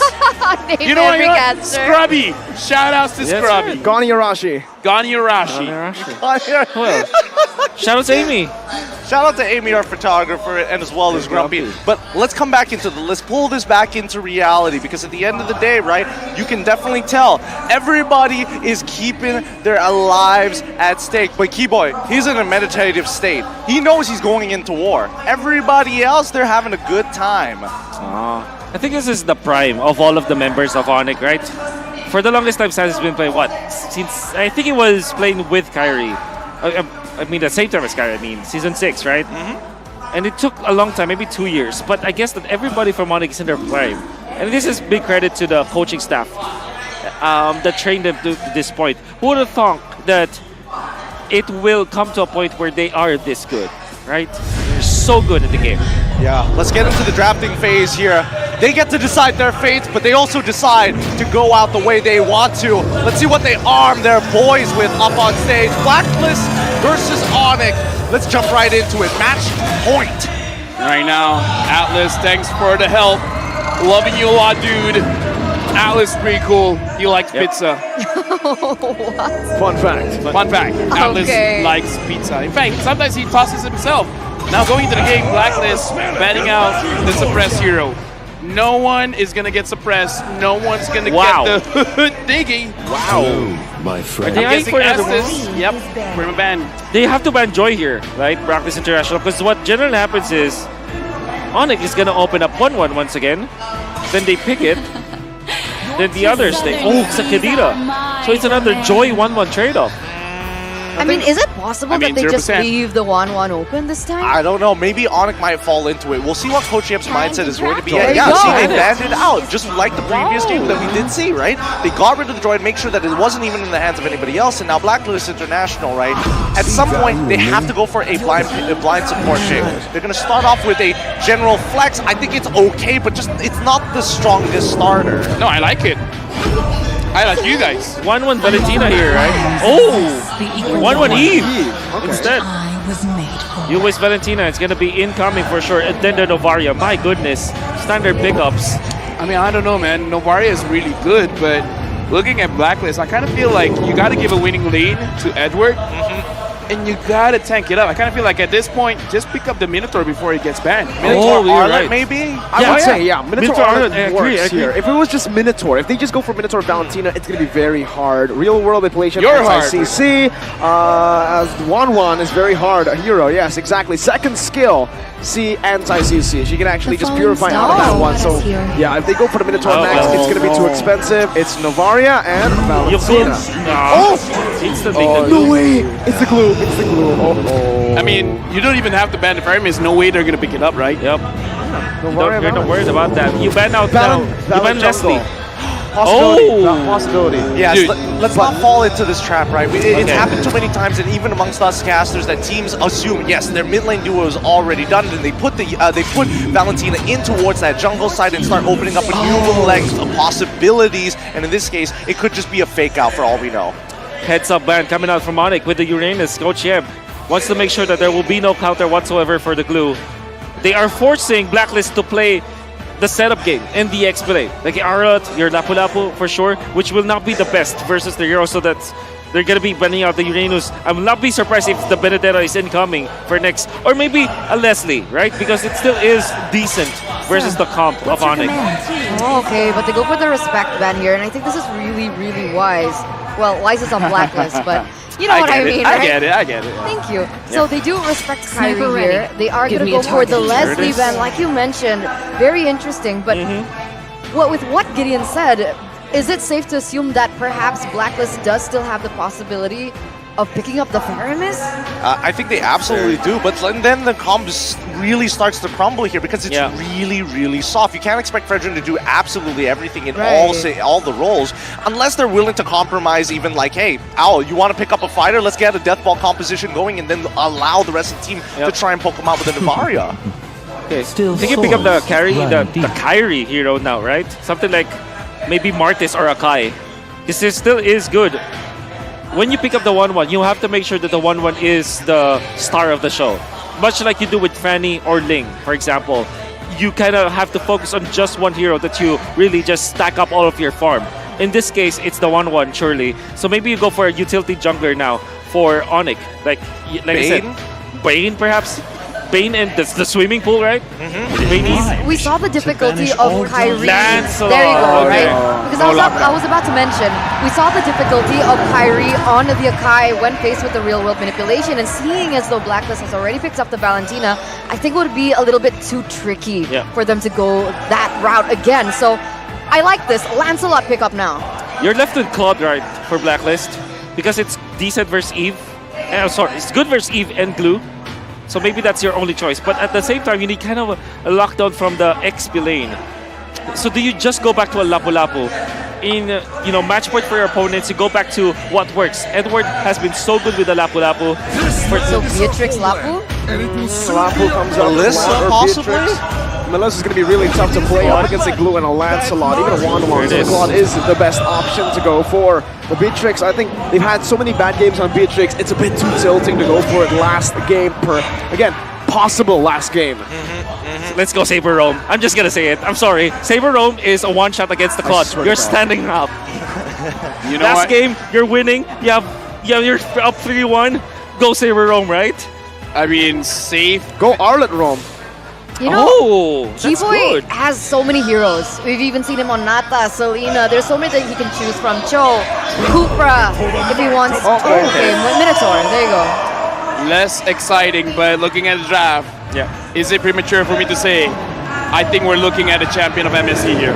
Oh, wow. I think I would go with the call. As the neutrals on the desk, I think I can agree with this. Coach Yeb, you've done a phenomenal job here. Yeah. Minotaur might be boring, but it's fundamentally good. Why? Because of the knockups. It will cancel the Claude ultimate. It will make it so that the Valentina as well as the Fredrin will not have a good time. And it will lock people down for the 1-1. That's right. Can we also shout out Adi, man? Yeah, for sure. He hasn't been shouted out. Feels bad. Adi Achil out. His name was Achil out because it was Aku Cuman Lokal. Now it's Adi, Aku Demi International. That means he is here for the internationals. That's funny. You're funny. But either ways, shout out to Adi as well. Right now, looks like the coaches are looking like, how do they exit the stage? They're looking left and right. They're confused. They're a bit confused. How do I escape? Well, like I said, it's a game pause. I felt it. The fact that they didn't leave, I'm like, okay, something's going on. No, this is good. You're good. No, this is good because now we have a little bit more time because that felt a little bit rushed, right? With this being the possible last game of the season, I want us to analyze our minds. Wait, okay, I'm not going to say actually, look at but Boots. analyze What's going on, Boots? Yeah, something's not right here. Boots lifted his hand saying, I didn't touch anything. Right? Uh-oh. So I think what's going on is they wanted something else. Perhaps a Saber Roam. Oh, do you think it was like a mispick? Maybe. Like I said at Cherna. But pro players do it. But Minotaur was good, according to Mr. Wolf. Yeah, he's just being nice. Minotaur is actually really good because it's the knockup deals with the Blazing Duet, cancels it out. You get so much rage because of the Blazing Duet anyways. So it's a fundamentally good hero here. But oh, wait. There's a mistake here. The Minotaur brought a rival. So there's another a spell bug. Because it's not just the Minotaur, it's the Glue too. Alright. The Glue and Minotaur got a rival. Yep. As they that's enter 4 the fingers. game. We will see a game remake, I believe. Yeah, redraft, I feel. Yep, that's going to be a Type 4 category issue that they go and fix it up. I mean, at the end of the day, I think both teams can understand the situation that they're in. Should be fixed up relatively shortly. We've got a timer, so this gives us a little bit more to kind of talk about this so they can kind of get the entire setup done and fix whatever is necessary. Thank you once again to our marshals quickly coming into response before anything happens. Imagine going 3 minutes into this game not realizing any of this has happened, or even the professional players forced to kind of play it out. Yeah. That wouldn't be comfortable. That would be very awkward. Yeah. Arrival, Glue, and Minnow? I think it was new meta. Arrival. I mean, haven't seen a very long time. But then a split, right? You gotta find some way to get to the side lanes. Yep. We got 4 minutes here. Anyone wants to open up a conversation? Saber room? What? Nah, I'm sad. Just kidding. Miracle put the shiv away. I don't know how you brought it up on stage, but you can't be using that against the man. Okay. I'm sorry. Okay. Anything? You want to open the aside. conversation? Okay, this is the conversation. Okay. Surely, we predicted that the Lapu-Lapu and the Claw will be there. Fundamentally okay for Blacklist International. It's also one of their most picked heroes for Owl, and of course, Edward is a beast with this hero. Then again, if you think about it, it seems like ONIC wanted them to pick up this hero. Absolutely. The way that they drafted it. So I'm still very scared for Blacklist International. It will really depend on how they execute this time. And it's going to be another skills issue kind of game. Here's the thing, right? Blacklist International, they like to play a little bit more reserved and especially very, very disciplined. But I think this is going to force the evolution of Blacklist International. And especially for someone like Edward, he is going to need to catch some really big ticket items. Like how we saw when Echo versus Blacklist International during M4, we saw that these outplays make the difference. It feels nearly impossible and sometimes even a 5% chance. But when you pull it off, it swings into your favor so fast. Right now, Mirko. It's a good thing I dropped down my mic in time. Okay. Good save. Dude, when you were talking to Oh Man Jeezy. Oh my Jeezy. Genus. Yeah, oh my Genus. He doesn't care. He doesn't mind, you know. You guys were talking about how 5 times Blacklist has entered international. They've only won once. It looks like, I don't know, again, just looking at the draft, right? Maybe it's just going to stay that way. Maybe it is. So right? ONIC's not choking? ONIC are not choking. It's over to Blacklist. Maybe. We don't know. I'm just creating conversation here. Sorry, I wasn't listening to LaFell.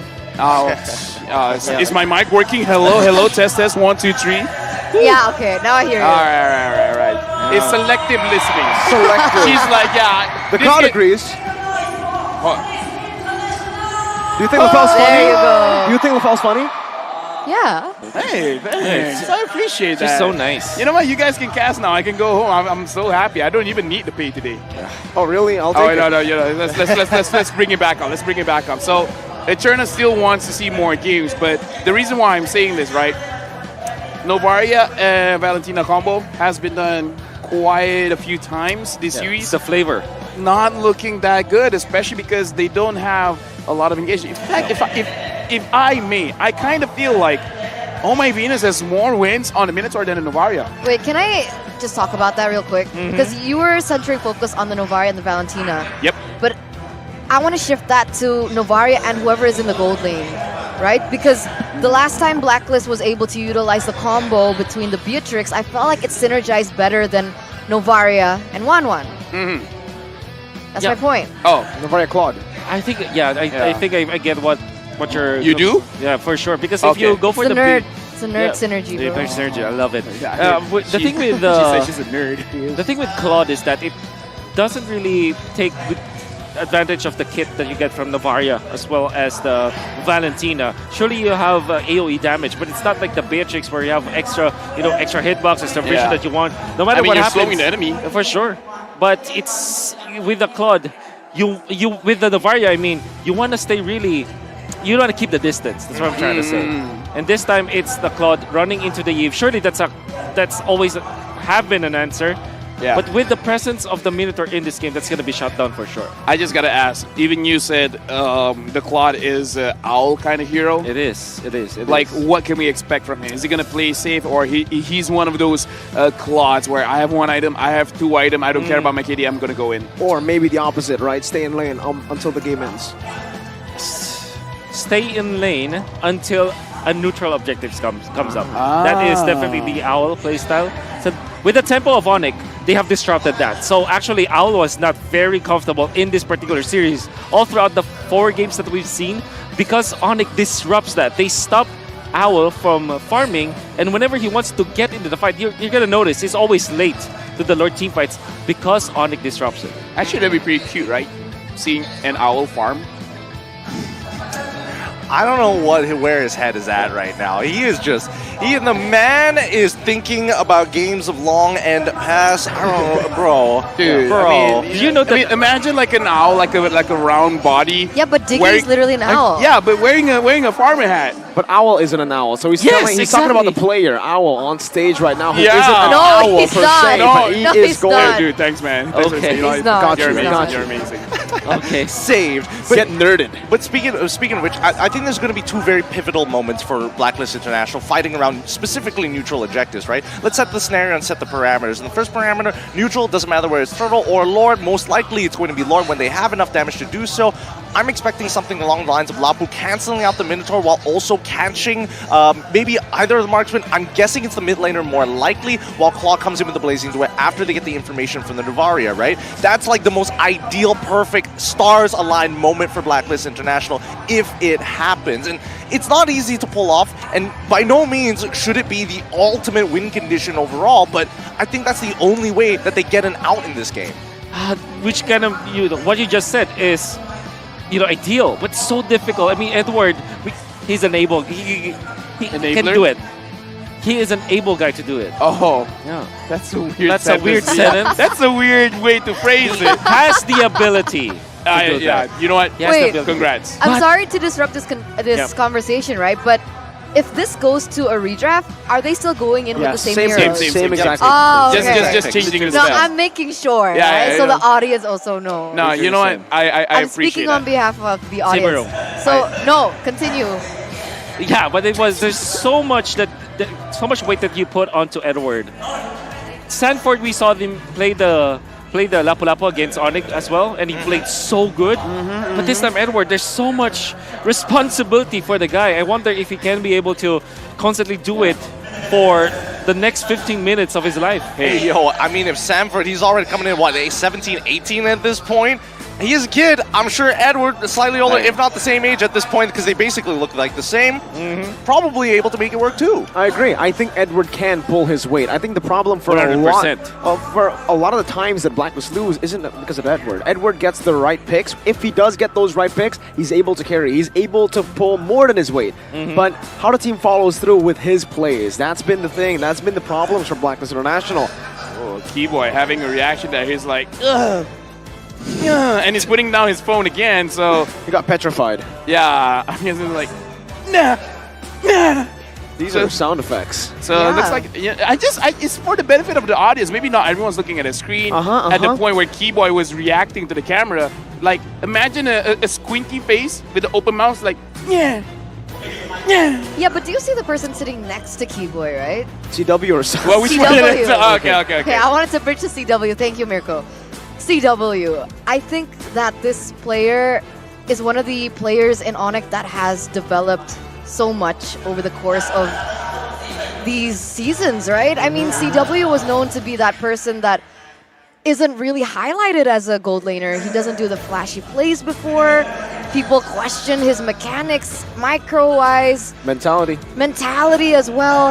And then he started to grow. His hero pool became larger, and now we're getting to the point where, looking at the games that he's played in this series alone, he's able to pull so much with his mechanics alone.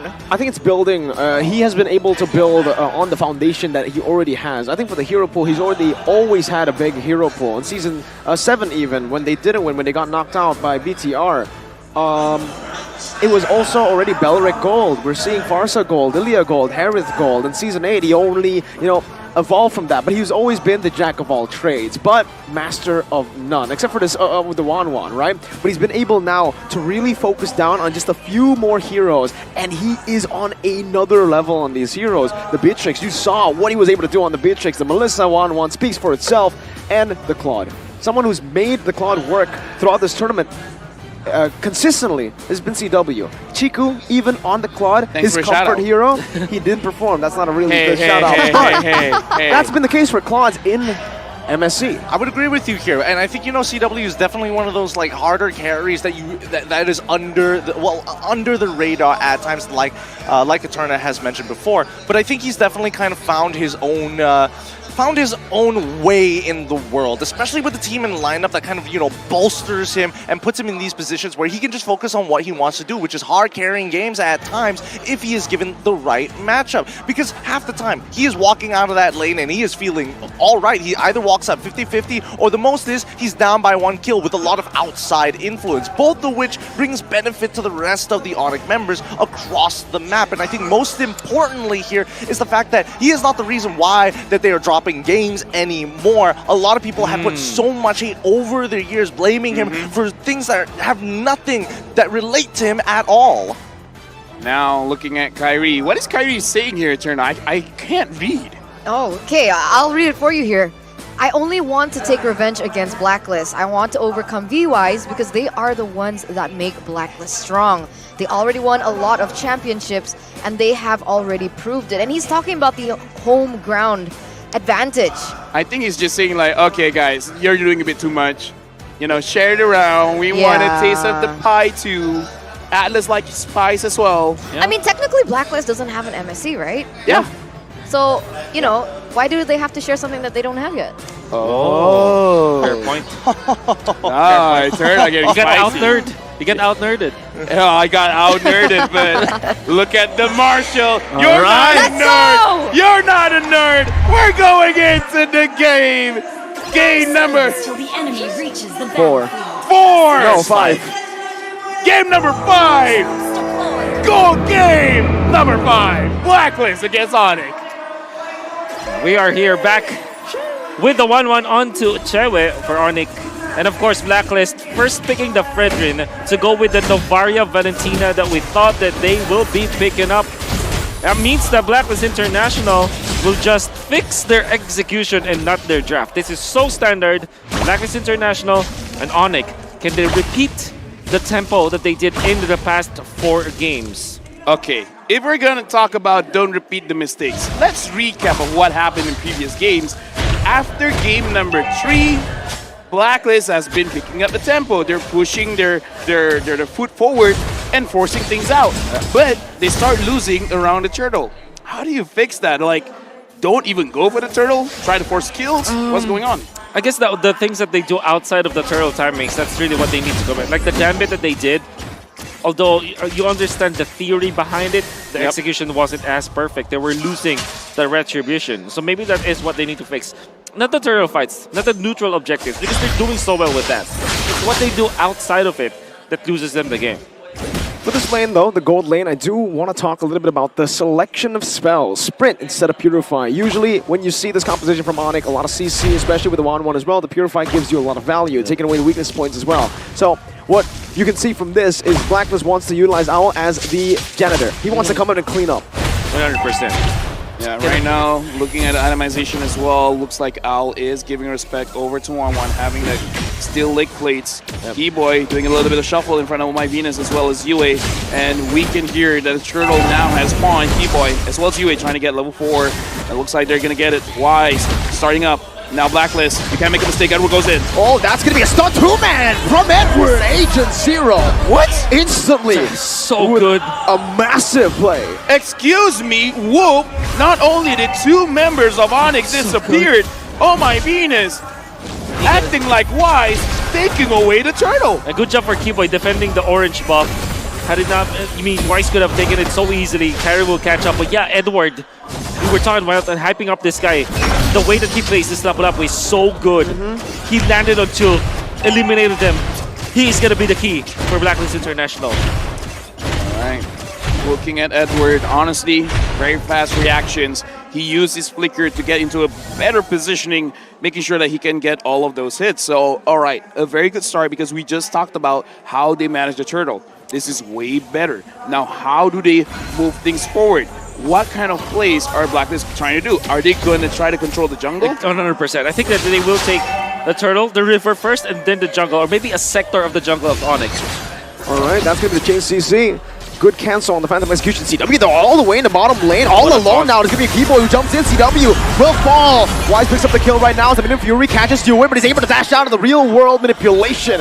And so far, they're only game Wise. So back in front. It's a taunt and a double kill for Blacklist in the start of game 5. And the energy eruption taunt coming out from Wise catching 2 has so much value because now you have the damage coming out from Oh My Venus. That's the second skill dealing so much damage, and the longer you stay in that spot, it's HP based as well. It means that even the tanks will suffer from the damage output of Oh My Venus. 4 assists already. You have to be looking at shutting down Wise because he's able to just set up for his team. Dude, Novaria doesn't show off because Novaria does a lot of damage, but it's very unsuspecting. You're just staying inside the pool and you're like, I'm not in any danger. And I'd be like, wait, I thought I had more HP. What's going on? And now ONIC, they are, for now, getting controlled by Blacklist. 1.8k gold lead. Wise starting out the turtle again. And this time, look at this. Edward goes in again. Keyboy gonna be engaged on, pops into Minute Fury, but it's a bit too late. It's a killing spree and a good reset from Blacklist. And Boots is able to flicker out of the Appraiser's Wrath, but it's not gonna be enough. He dies instead. Didn't even pop the split. Now Kyrie's next on the chopping block as they engage on him. Thorn Rose, but no red. Wait! Whoa! No way! He's able to escape. Sans with a real world manipulation. Wise dives in under the turret. I'm not too sure about this plays right now. How did Kai get no? Venus opens it up. Come on. Looking for a Phantom Execution. Kyrie! What the heck? No way! No way! What? No way! What? That can't happen! How? That's illegal! That's never happened! Replay! Dude, okay. It's the tick damage for sure, but why? Replay. I don't want to get in the field cheated. Impossible! I don't want to get in the field cheated. Look at the instant replay here. Impossible! Dude. He already won the fight! He gets Okay. Kyrie going for Yue, He and did then his red tree, right? Wait. No, he does have red tree. You have tick damage. You have tick damage no matter No, it's what. from the orange. No, Yeah, he didn't red tree. no, He didn't look at the red tree. No, wait. It Look, was so far. He didn't red tree. I told you he didn't red tree. It's the tick damage. Wise. The orange buff. No, you have the passive of the red tree. The passive. The passive of the red tree. Oh my god. Dude, No way. How did he? No way. No way. Wise missed that. Wise missed that. When God is on your side. What do you do? What do you do? Oh.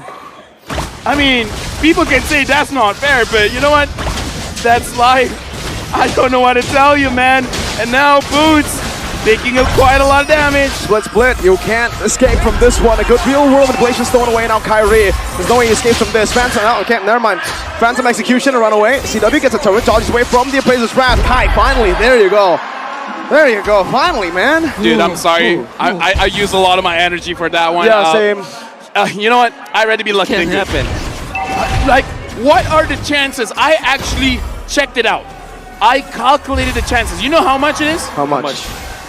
1 in 15 million. Well, this is not 1 in 15 million for this fight. It's all ONIC, 100-0. What happened? Wise and Venus got caught. Keyboy is online. I was looking for the split, but Boots and CW responded over as the turtle should be free for Kyrie, but he goes for the purple first. No, he's rotating already. 4 seconds on Venus. He should be free. You and Edward trying to deal some damage. I'm not too sure what they're trying to achieve here. Maybe possibly winning the fight right now. Boots is fourth. Here's a split. Able to escape for now, but asking the bravest fighter. Retribution by Kyrie to secure the turtle. Blacklist International able to push ONIC back though. Oh, really? Blacklist International, they might have got tilted by the turtle because that fight looked like as if they're not crossing their T's and dotting their I's. They went in there blindly, and that meant that Keyboy found the opening. They didn't look for Edward first, which should have been the hero to cancel the Minute Fury or maybe just disrupt the backlines. Oh My Venus as well as Wise, if they don't have their knockups anymore, there's no way for Keyboy to be stopped when using the Minute Fury. And there wasn't anyone from Blacklist to scout that out. That meant that ONIC clearly takes that turtle. And the fact that they've lost their mid lane, kind of weird for Blacklist. Right now, looking into the situation, still 1.6k gold lead for Blacklist. So far, Al has been free farming, having 2 assists onto himself. And I gotta say, both Edward and Yue are popping off. Edward especially, I would say, is the big difference maker here, making it so that Blacklist has an easier time fighting around the neutral objectives. It's gonna be curious, but interestingly, Blacklist are leading. So we haven't been talking about Owl. This is probably the quietest game for Owl. 0-0 in 2. Farmin, I think he has the Golden Staff as well as the Demon Hunter Sword. So Sans really wants to... racking out his stacks. Racking out his stacks. Yep. He got to make sure that if Leo Murphy comes back, he's not going to be able to catch up. Now, Boots as well as Sans in the mid lane. Wise. Is he going to be that Psycho Fredrin going over to Sans? But again, Sans is one of those... Oh, Keyboy's here. Owl just poking out CW. Good body block as well from Keyboy. But for both of these teams, again, I think for ONIC and Blacklist, let's see. Mid-game power spike, who should it favor, Wolf? I guess ONIC, just because of carry getting level 12. I guess in a 5v5 setting, you would still favor Blacklist International. In a re-engage setup, that's when ONIC runs. So the power spike is definitely Blacklist International. Had it been that Wise is catching up to Kyrie's levels, Kyrie got 2 turtles out of nowhere, and now he's a level ahead of Wise. Well, Owl with the Blazing Duet early, very early now. Bounce in a sprint as well. Boot's gonna be gunned down. Wow, beautiful damage as Kyrie jumps into the back line. CW is still here, but it's Boots 0-4-0. Not a good stat for the captain. Yeah, right now we can definitely see the type of player Owl is. If he sees an opportunity, he's going to go guns blazing. Not a type to look at the situation. He's just like, I'm going to make my own luck. Kyrie now going up against UA so far. Again, not doing quite a lot of damage. The Ward Dance here usually is Blacklist kind of game. Now, ONIC, how are you going to fight back? Well, Edward. He's waiting in that bush right now. No one spots him. Keyboy's already very low. And if no one spots him here, Edward might go for a lot of damage. Wow. But finally, Kyrie is able to open up that bush. Meanwhile, bottom, you can already say Sans earlier used up the real world manipulation. A big resource here to be used up as the Lord is still being poked back and forth. Say what you will about Blacklist, their Lord Dance is so crisp. Yeah, but here's the thing, man. CW is looking quite low. And speaking of which, Keyboy has that flicker. I'm pretty sure he's just waiting for a Blacklist to get into the habit of grouping up, doing the ube, and then punishing that. Watch out for Wise. Oh yeah, with Edward as well. On the back, on the long lane. Wise is always resetting the Lord because he knows that Kyrie is a level ahead of him. So what they need to do is to kill the members of ONIC first. They're just using the Lord as a bait at this point. And look at the bottom wave. It's going to come crashing down, and that's going to be a lot of XP that Boots is not there to soak in.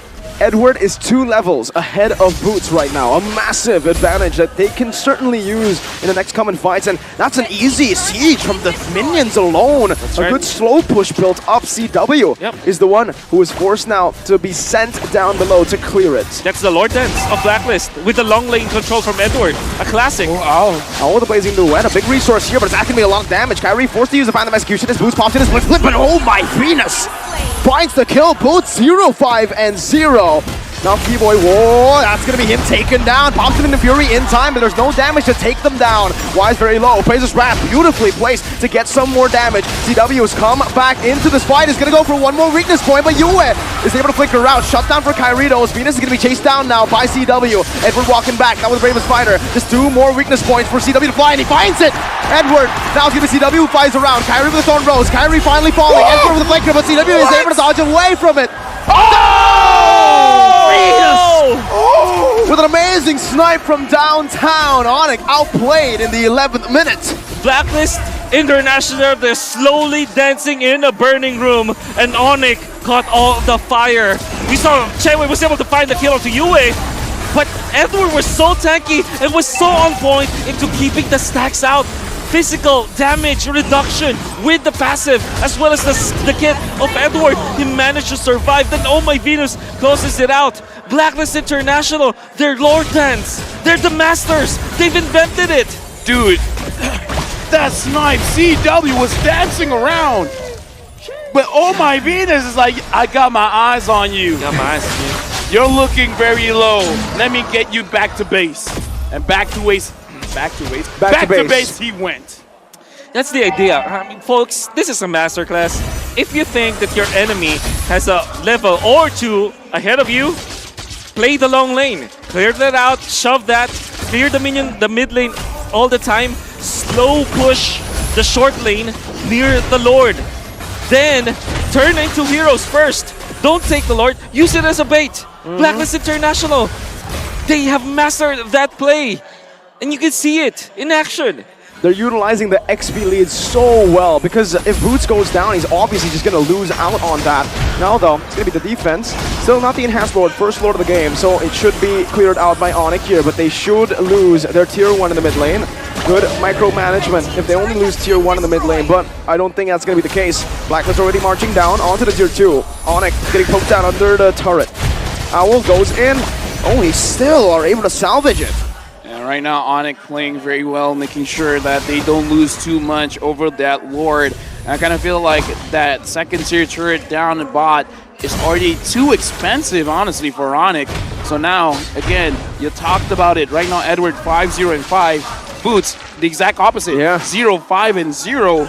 Not looking well for Boots here on this blue. There was a timing where Boots wanted to go for the play, for the grab. But of course, Owl already had the Demon Hunter Sword as well as the Corrosion Scythe. And it really spelled the doom for Boots. He cannot even activate his ultimate because of that. And Blacklist quietly took this in a systematic manner. Now, you're gonna wish, what if ONIC went for the Saber Rope? This would be different. No. I agree. Mid lane gonna be pushed down. Blacklist looking for the siege, but it's a good clear from ONIC. That's a lot of damage though. Plays on the keyboard. It's a real world inflation from UF. Stolen away with IMU will be there to push them back. Ow! Whoa! Venus! Whoa! Amidst the chaos, threading the needle with the Astral Sphere. The Queen. Another. Okay. I'm sorry for talking smack about the Novaria. Okay. Position 5, Navaria.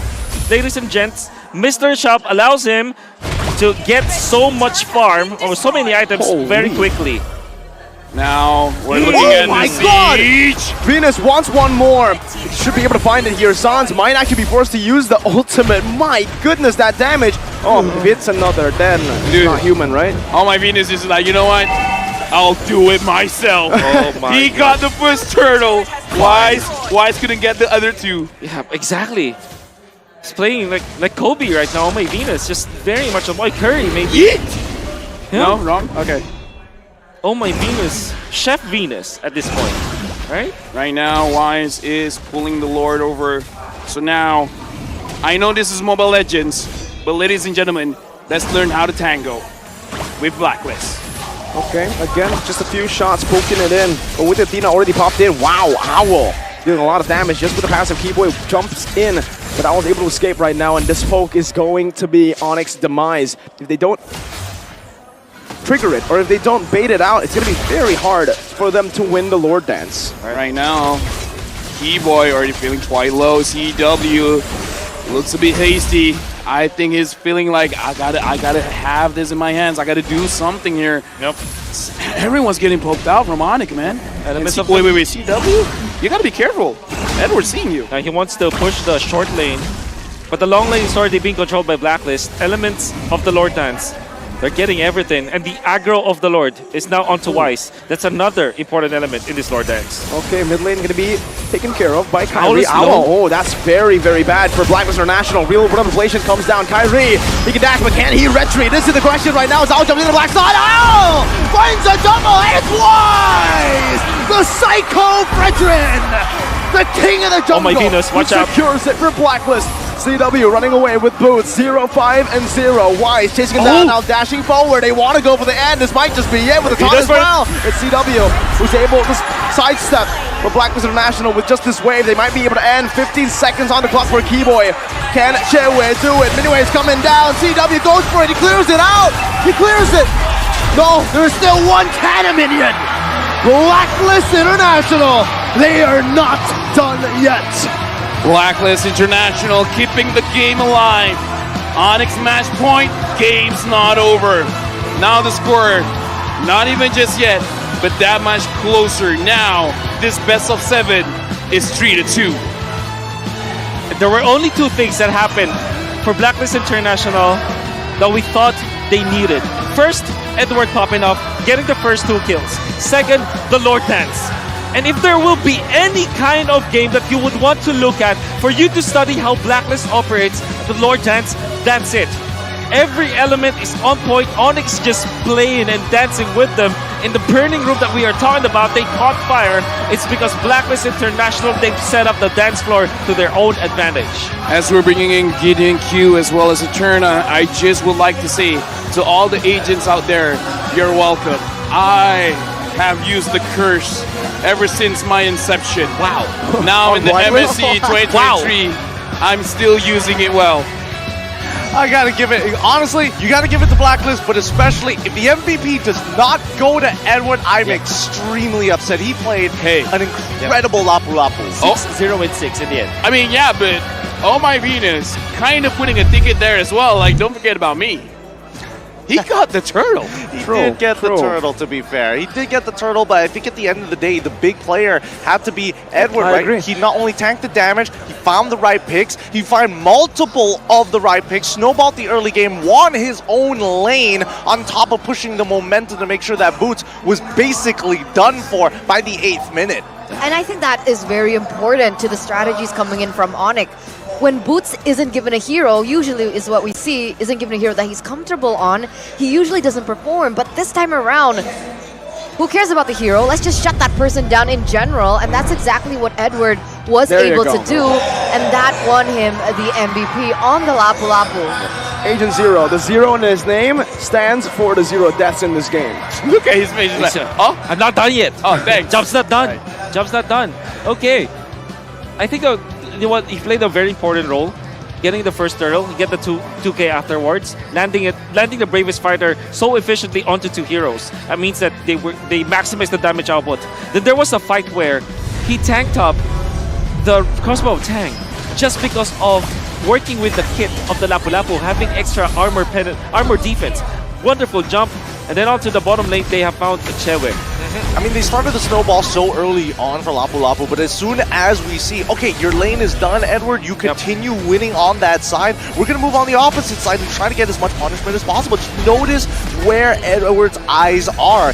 Every step of the game, they already had a target in mind. First, take away the key combo starters, Keyboy in this particular case, from the side of ONIC, and then slowly we'll make our way up to eventually go on for that big jump onto Wanwan.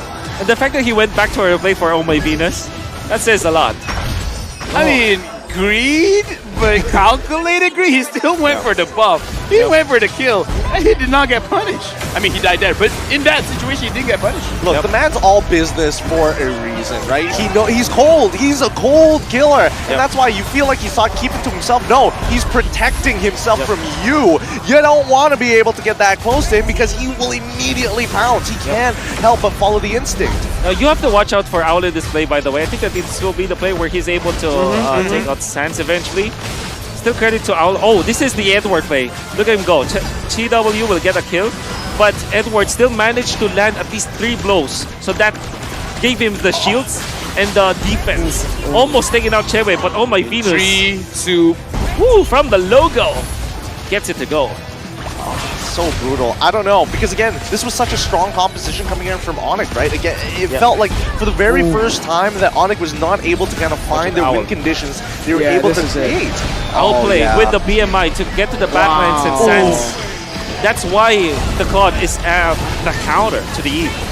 Yeah, you can bounce out with the battle mirror image. Beautiful plays here from Owl, and you can really see what the Claude can do, right? Once you get that item power spike, just go for these fights because that's the time. Wait. Look at the GPM. 7-7-7. Game 7? Is that what it's hinting at? Ooh. Well, scripted. 4-0-7 for Owl. I mean, we have been talking about this. 17 minutes. Spooky, 7 turrets. Okay. But yeah, we mentioned that the last 2 picks, Claude as well as the Lapu Lapu, they should step up. And we saw how Owl played this game. Activated once he got the Demon Hunter Sword and Golden Staff, he went in for the kill onto Boots as well as the Eve. So he knew his job, and everybody from Blacklist really rode that momentum. I mean, they were trying to ride it as far as possible. I just feel bad for good guy Boots, right? He was doing so well for so many rounds until this game where he finally makes the first mistake, and then it just goes downhill. Everyone has that one game, you know? That's also true. Let's just hope he keeps it that way. Yep. We'll see whether that's going to be the case, because that's not the only flaw that we saw. Number one, Keyboy going in and out. It did feel like once they started falling behind, that they kind of ran out of steam. I did talk to Chicken and Zane actually about the Minotaur pick, and Chicken is very, very vocal about how much he hates this hero. He feels like it's so overrated. It doesn't really give much to the team when you're behind a bit, because it's so squishy. You have a good engage source, sure. You have a crazy team fight ability, but you are very squishy. And when you go behind, even more so. You saw Keyboy just melted down. Boots as well. The roamer doing the most damage. Welcome. What a world to live in. Wow. It's not the Diggy. It's not. It's the Novaria. Novaria. Oh, wow. And then ONIC, of course. The reason why Boots as well as Keyboy weren't able to do what they're tasked to do. For example, Boots needs to go on to perhaps Wise so that they can secure the Retribution, and Keyboy needs to cancel the Blazing Duet. The reason why they weren't able to do those two things is because of the fact that they were struggling in the early stages. They needed at least to even up when it comes to the gold, but they weren't able to do so. They were so squishy in this game, and the Claude just kind of overtook, or they overtaken. Yeah. Whatever. Actually, now at 7 minutes, I gotta ask: would it be more interesting if we go all 7 games? Yeah, Of course. Right? Are we all waiting for that? Don't jinx it. All right. We're all waiting for a full 7 game. Whoa, I think On is gonna win this one. They're doing it. They're doing it. The curse I think is you have here. to. I think it's the It's lady your over last there game. who needs to do it. No, I'm changing up. I want to see who I have a synergy with. No, because something else holds the worst curse. Okay. Someone from this table. No. No? It's not, Something it's else? not on the table. What? Under the table? No. Who are you? Not under the table Oh, okay, either. Where? It's the one. Oh. Still 0% She's win right. rate She so out-nerded us far. once again. She out-nerded us once again. that doesn't win. Wow. That's not 2 out of 10. That's a, Dude, it's sorry. past tense. Yeah. I won. Nice try. You're really, you're lowering it down. It's not 1 out of 10. Moonton has nerfed you so much. Relax. I mean, to be fair, they also technically nerfed down the Lapu Lapu in its damage mitigation, but it just feels like, just raw mechanics, abuse of the passive, and at the end of the day, it's a beautiful game that we get to witness here. But it is also the fatigue that we need to address. It feels like, ONIC, the communication isn't looking as clean overall, as sharp. And again, Kyrie actually had a significant level lead over Wise. It doesn't justify the fact that he's missing out these retributions. Yes, they're targeting him, but they should be looking to try and 50-50 this Lord. And worst comes to worst, fight it like Echo. Take as many Lords as possible and slow down this game until everybody starts to scale. Yeah, I think that ONIC had the entirety of ONIC had a brain fart in that game because they forgot everything that they needed to do. They forgot the fact that there should be the Lord Dance, because in the first 2 games they knew how to deal with that, but in this particular game they forgot the control of the long lane. They were getting pulled. Kyrie was receiving so much damage. Boots wasn't able to pop these ultimates. So yeah, it's a massive ONIC brain fart. I would say it's more so for the, neutral objectives are more of a priority for ONIC than it was for Blacklist. The fact that Blacklist were able to control the game through the neutral objectives because of these little mistakes that they were making. Minotaur not hitting level 4 as fast as Venus. Yue clearing out the wave and dishing damage on towards him as well. Nice try, nerd. He did it. Why aren't you calling him out? No, because you failed. He did it. All right, I want to touch on what Wolf mentioned earlier, right? Because you were saying that it felt like ONIC weren't really... Wow, that's distracting. See? Yeah, you're right. Amazing. Okay. Because I want to say, is it the players or is it the heroes that were, given to them, right? Because we see Minotaur, we see the glue. Is it really, in style? The glue's fine. I think the glue's fine. And wait, I'm not done. Oh, sorry. And on top of that, it also signifies that Blacklist with first pick has a little bit more to say when it comes down to that drafting phase. I'm punching in my ticket. I'm punching my ticket saying it wasn't the draft. It wasn't in the draft? I agree. I don't know. What about punch my ticket? Yeah. You're punching your tickets as well? Well, It's not a draft. No, I mean, Aetherna has been out-nerding us for quite a long time now, so I think I'm gonna agree with her to the point where it's not about the heroes, it's more about the hero-to-player kind of dynamic. That's what I'm talking about. Keyboy needs more ways to initiate. Minotaur is just a one-engage kind of guy.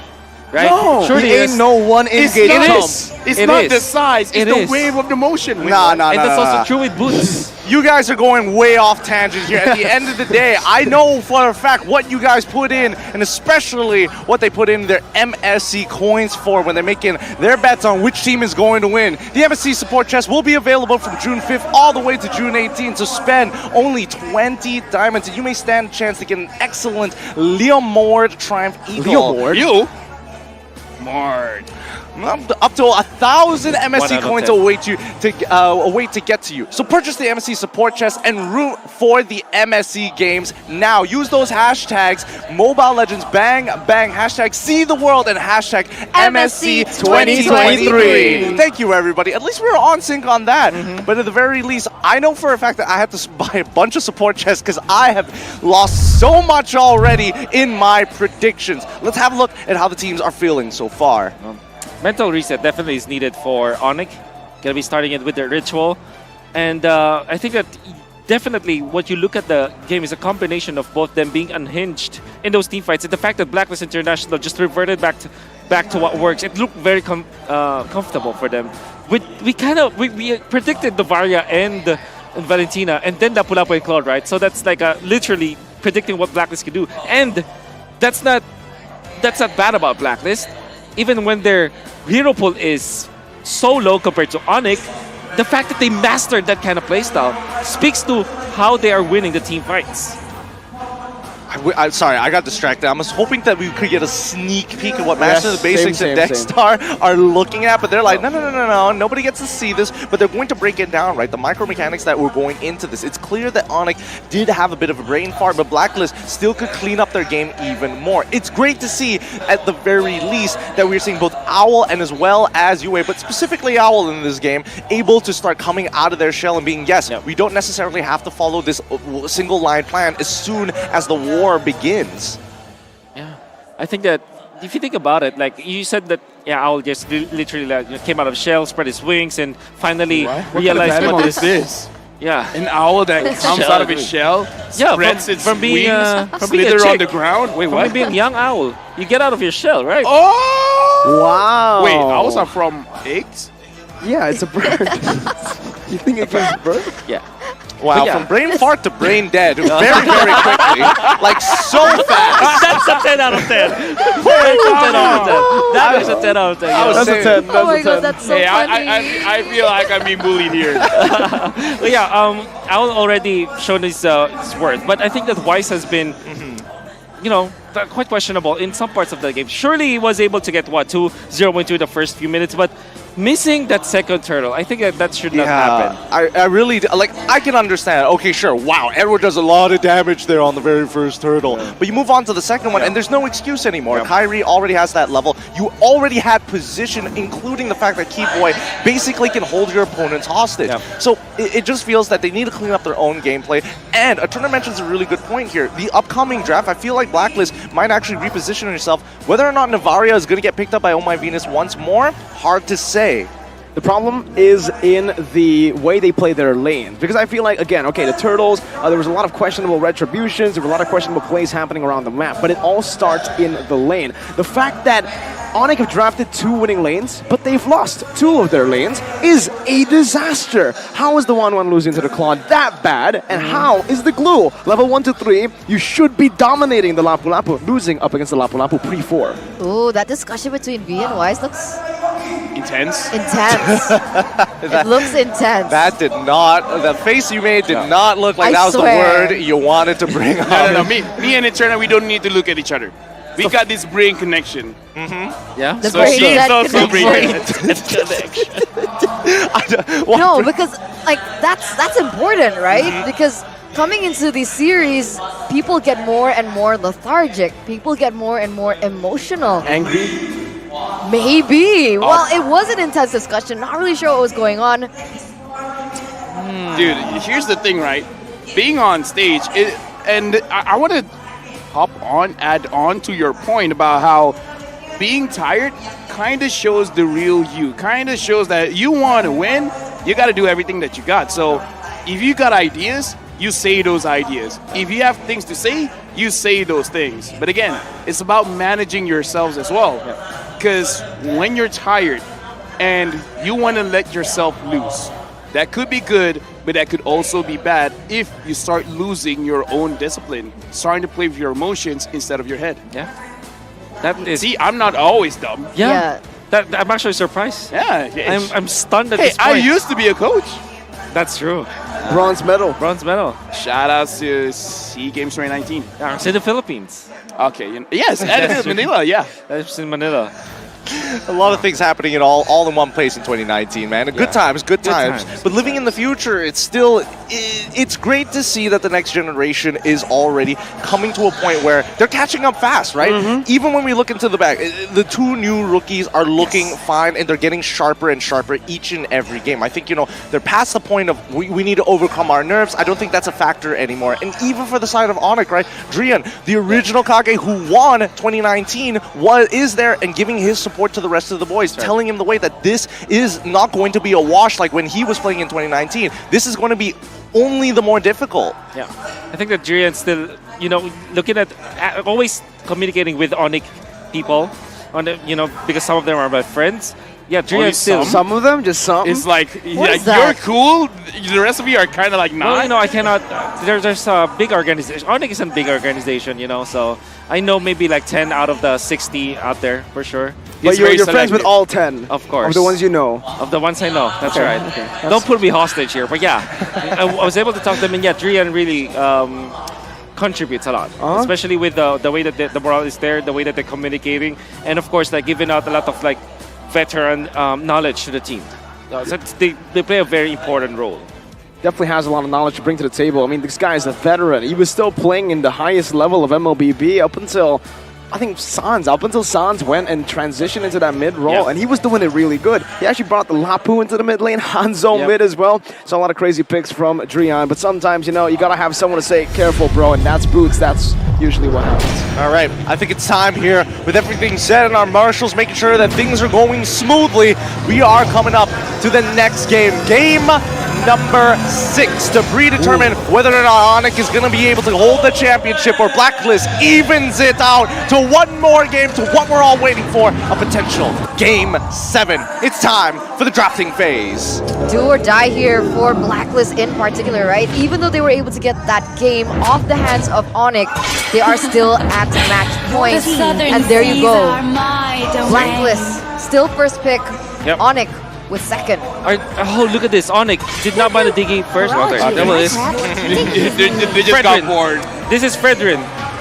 10 out of 10 times. Fredrin gonna be the choice. I agree. for Blacklist. Fredrin, lock it in. Or maybe just the Novaria at this point. I think they're all Fredrin.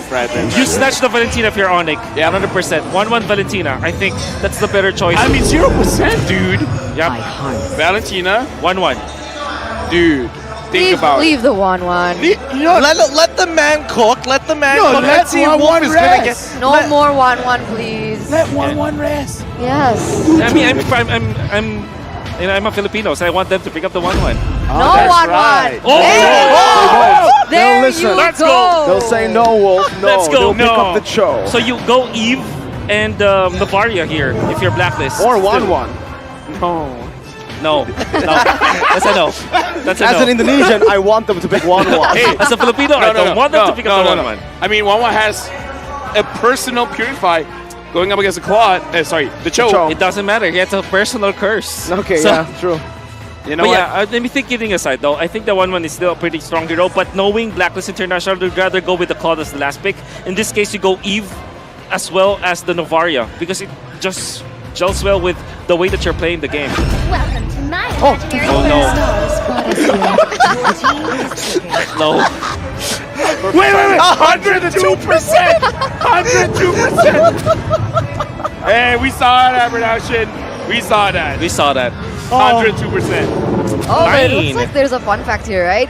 ONIC has used a total of 32 unique heroes in MSC 2023, whereas Kyrie has already used 9 different ones in the jungle role. We talked about this, right? Yeah. You know the what? flexibility that ONIC has, the versatility that they have. So it's very difficult to target ban them. I think you go Fanny here, right? If you're ONIC. Oh, yeah. Fanny would be amazing for them. And there you go. Wow, Wolf. Okay, the one thing 1-1 doesn't do well against is the Fanny. The Fanny absolutely is Oh man, the things I've seen in my rank games. I can see the PTSD flashing behind your eyes, my bro. But we're expecting to get rid of the counter picks of the family, right? I'm expecting the Kufra to go. I'm expecting, single target lockdowns to all be gone. The suppressions are already out of the question, so that's already a good start. Yeah. I think you can ban Farsa and the Eve now if you're ONIC, unless of course you're interested in taking that. Minotaur? But they already have the Valentina, so Honestly, the Farsa, again, going up against Fanny, maybe Fanny is okay with for that, sure. right? But Eve, I think. No. How about betting out the EXP laners or the junglers? Because again, the defender could go anywhere, right? I feel like that's more on the onus of Blacklist International rather than it is on ONIC, right? See, called it Akai ban. Fair enough. I see know the way. how shit things. And look, the waves in your head are working out. I can definitely see it. I'm not brain dead. Not yet. Not yet. Not yet. or not anymore.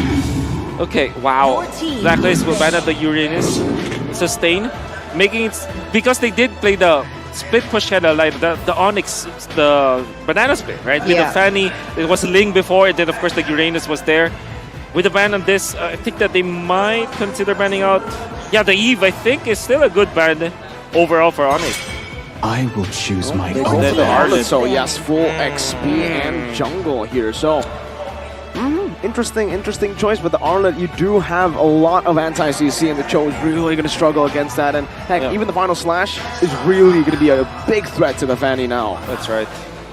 Honestly, in this game, ONIC, are they interested to get something like a quad? Yes, I think the Cloud would work great to help dive, to help split push, but again, if they just want a flexible pick, it should be the Beatrix. We saw what CW was able to do with the Beatrix. I'm expecting Blacklist to ban it if they think it is the problem in the last few games. I'm thinking Melissa or Masha here for Blacklist as the bans, just because of the fact that Melissa can be the last pick for ONIC, and of course the Masha being one of the menace, but they will ban out the Beatrix instead. Do you pick up the XP lane now if you're ONIC? I think you can hold it, right? You can hold it, yeah, I think so. Yep. I think actually they want to put the winning condition on CW. So XP first, I would say. Glue is still available, right? Yeah. I almost prefer the Masha. Yeah, me too. Especially for boots. I like the Masha. I like the Masha. I like you. But the thing, thank you. I like you too. Anyways, I don't like the Masha as much as the Glue is because you can actually purify out of that second skill, the anti-auto attack. So it's something that they can play with, but I think it's a bit too risky to use that. Leslie or Melissa will be the choice, yes, right? but if they go Leslie, they have to go. I called it. Now you go Take Grok. my brain and study it. You go Grok if you're Blacklist. Or Teresa, actually. Oh! Teresa might be the safest choice. It's not, but I mean, it's a safe blind at the very least, right? Yeah. Safe blind. You have no choice anyways, and then you will look for a mid laner. Eve is still Eve is no longer that good just because of the Claude, which means you are forced to go back to the Kagura here if you're Blacklist, and the Kagura doesn't give a good spell to the Valentina because you only give like a portion of the Yin Yang overturn, so it's generally the good idea. Lapu. Is it Novaria Mage, and do they pick up something like a Minotaur here? Yeah, the Kagura just makes total sense, right? It does, it certainly does, but it doesn't seem like they want to. Minotaur makes sense as well. The Minotaur can be stolen away though. That Valentina ult is gonna very lose it. dangerous. There you go. Minotaur, okay. I think at that point it was pick your poison, right? They could have gone with the Eve and put Novaria back onto the support position. They could have gone for the Minotaur, which they ended up doing and giving it over to the Valentina. But you were saying, Wolf? Yeah, ONIC might go for the split because there's no wave flare again, just like in the previous now game Masha number 1. Works. Masha works. Benedetta or Esmeralda even at a certain point, right? Ooh, Esme against 1-1 is the only thing that you should be worried of. Yeah. But everything else, yep. But the Masha just makes it, it's just so good in this game. We predicted it would be picked. There it is. There you go. Now it really makes sense for the Masha. Well, with that being said, Wolf plus Lavelle getting 100% of the predictions correct from this draft. Analysts tonight. 7 point. 7 point for sure. I think we all can't wait for this game to begin, but I'm going to go around the table. Which composition do you like? We'll start on the end. Wolf? Of course, Blacklist. Blacklist. Lafelle? Oh, you're biased. Mirko, what about you? I'm ONIC. Oh, you're biased as well. How about you? Oh, I'm the difference maker here. And I'm going to toss a coin. Blacklist. Wow. Okay, now we're doomed. Now I'll go on it. All right, Now Gideon. it's- Gideon. now it's Give it up. 2v2. Now it's 2v2. Tiebreaker. Tiebreaker.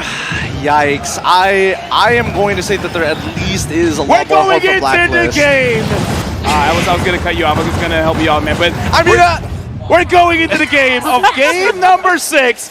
Will the banana split works, or this time the Ube prevails again? Welcome to Mobile Legends. In the game, honestly, for the emblems, nothing much here, but Boots, wow, already very early on with Keyboy, trying to go for the wave. Keyboy's gonna help him now with the Jeet Kune Do, clears it up real quick. Yeah, right now, it looks like they really just want to invade. They want to slow down Wise, and we see quite a couple of teams trying to do exactly the same thing. And now with Lamasha, it looks like they just really want to make sure, wow. Wise, you're the king of the jungle, right? How about you stay there? Yep, Sans as well now, already putting so much pressure onto the Minotaur, and this is the thing about the Minotaur. Early on, you can be bullied so much, and Keyboy wants to keep bullying. Wise has the Retribution, might be forced to use it, and there it is. Retribution used up. Kyrie finds the Lethal Wanderer. Meanwhile, good snipe from you from downtown. So the difference now that the mid lane Navaria makes is that it has early ramp up when it comes to the damage compared to a roamer. Still, the roamer will have a higher cap when it comes to like the damage output, but overall, you have to be wary of Yue in the laning stage. Right now, looking at the lanes, looking at Keyboy. Keyboy, again, when he's using the Chow, he's usually just mirroring Wise quite a lot. Now looking at the itemization here, the 1-1 is going to give a lot of promise here, and Wise taking quite a bit of damage, but as the Fredrin should be fine. Yep, should be fine, no problem at all. Thing is, the Retribution was used earlier, so it is gonna be actually right on time for the Turtle. Even though he's getting bullied a lot in the jungle, he's still able to time it really well. Meanwhile, Keyboy, he's the one who's getting chunked for opening up that bush. Yeah, but again, it kind of feels like Keyboy is pretty familiar with this kind of situation, so he's A-okay. He just wants his level 4 because, again, Keyboy doesn't care about dying as long as he can get a very good setup for his team. The decision from ONIC is to go to the gold lane first because they know that the Masha will win it anyways. Whoa, wow. Owl actually just soaks in that damage like it's nothing. Steel leg plates, I presume. Yep. Turtle, number 1, Blacklist International strikes first. Yep. Still leg plates, did not go for the crossbow, which typically is the first item for the 1-1. Great job. And this is Blacklist International adjusting from what happened in game number 1. Because in game number 1, when the Fanny or the Ling was picked up, ONIC went into the top lane against the 1-1, then tried to go for the purple buff trade. Oh, that was close. That was very close. The purple buff trade for the Turtle. This time, the Turtle for a purple did not happen, and Blacklist definitely have won this early game. Yeah, but even though they won, in terms of the goal difference, it's not by a lot. Now, Oh My Venus is looking at Keyboy because, again, Keyboy is mirroring Wise, and I kind of feel like they're just trying to see which part of map that Blacklist is very strong at, and Kyrie will just attack the opposite. They're just hoping that Blacklist is just far away from the goal lane. Trying to give CW space, I agree. Right now he's doing really well against the 1-1, clearing it out with the Blazing. No, he actually didn't use it, so she's been shoving these waves onto the 1-1 without the ultimate, so that does give us a little bit of a say as what's happening in that gold lane. But in the XP lane, it's more or less just a stalemate, as we predicted. Masha versus anyone. Yep. Now, Edward as well as Wise is there seeing Boots.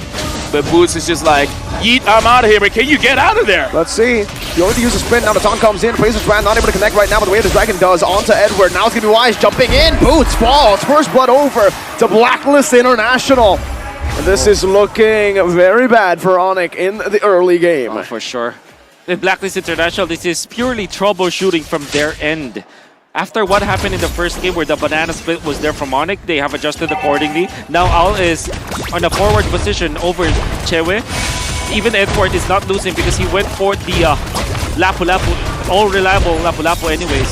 Okay, Venus now pops in a bit of Fury under the base. Nice big battle mirror image, but now the crossbow tank is opened up. Okay. Let's see what they do. Keyboy is already running away. Now has the flicker as well. Owl comes down, but Kyrie's not able to find it right now. Keyboy with the Dragon, but it's on the wrong side. Kyrie walks in. The minute Fury comes back alive. Sans picks up the kill onto Owl. Meanwhile, Wise in the bottom side picks up the Turtle. Now it's Venus still stopped by Sans. CW. Oh, those are the minion. Oh, those shots are. Oh, Sans. Oh. Oh, these are really, really limits that both these teams are playing with. Everyone is gambling with their lives, I gotta say. Everyone's taking turret shots. Everyone's jumping around. I gotta say, at this point, I'd rather be lucky than good. Surely.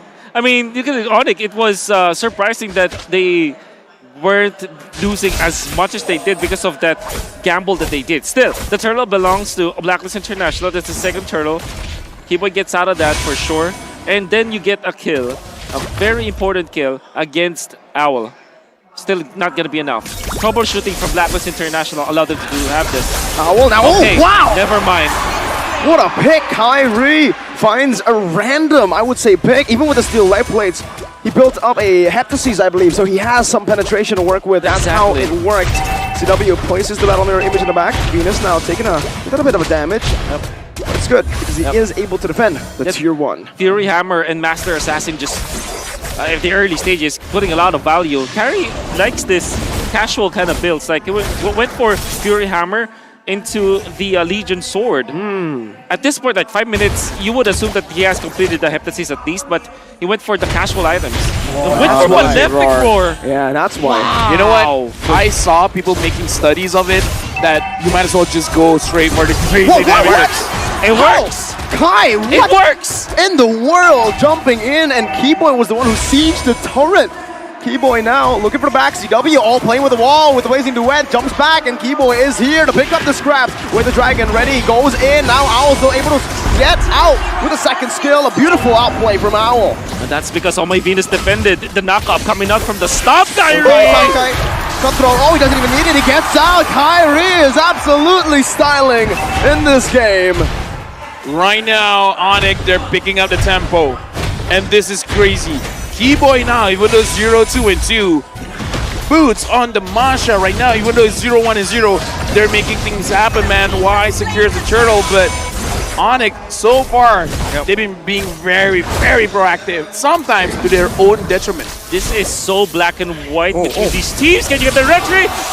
Wise gets it. The retry was not there. Kyrie, gets out with the cables there. The Appraiser's Wrath was not enough from Blacklist International. But the crowd here, they're loving the displays. I gotta ask you, Will, ONIC playing with fire, man. For sure.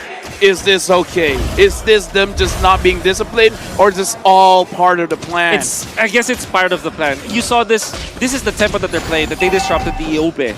Unfortunately, Blacklist, it's really black and white. ONIC plays so dangerously. Blacklist going for the 100% or 80-20 play instead of the 50-50 play. ONIC is playing with fire. It could go badly. Oh, speaking of badly. Now, and also Sans just coming in. The burst is enough. Owl not having a good game at all. 1-4-1.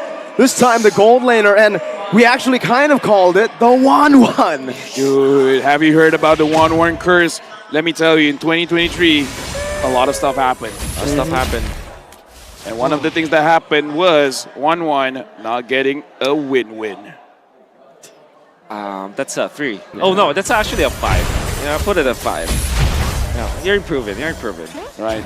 Speaking of improving, Owl's got to look at some kind of improvements in terms of farms, because right now he's level 9, CW's level 10, CW 0, 0, and 0. People will be like, that's not a good stat line. Well, if you're going to compare 1-4-1, 1-4-1, the KDA. Yeah, for sure.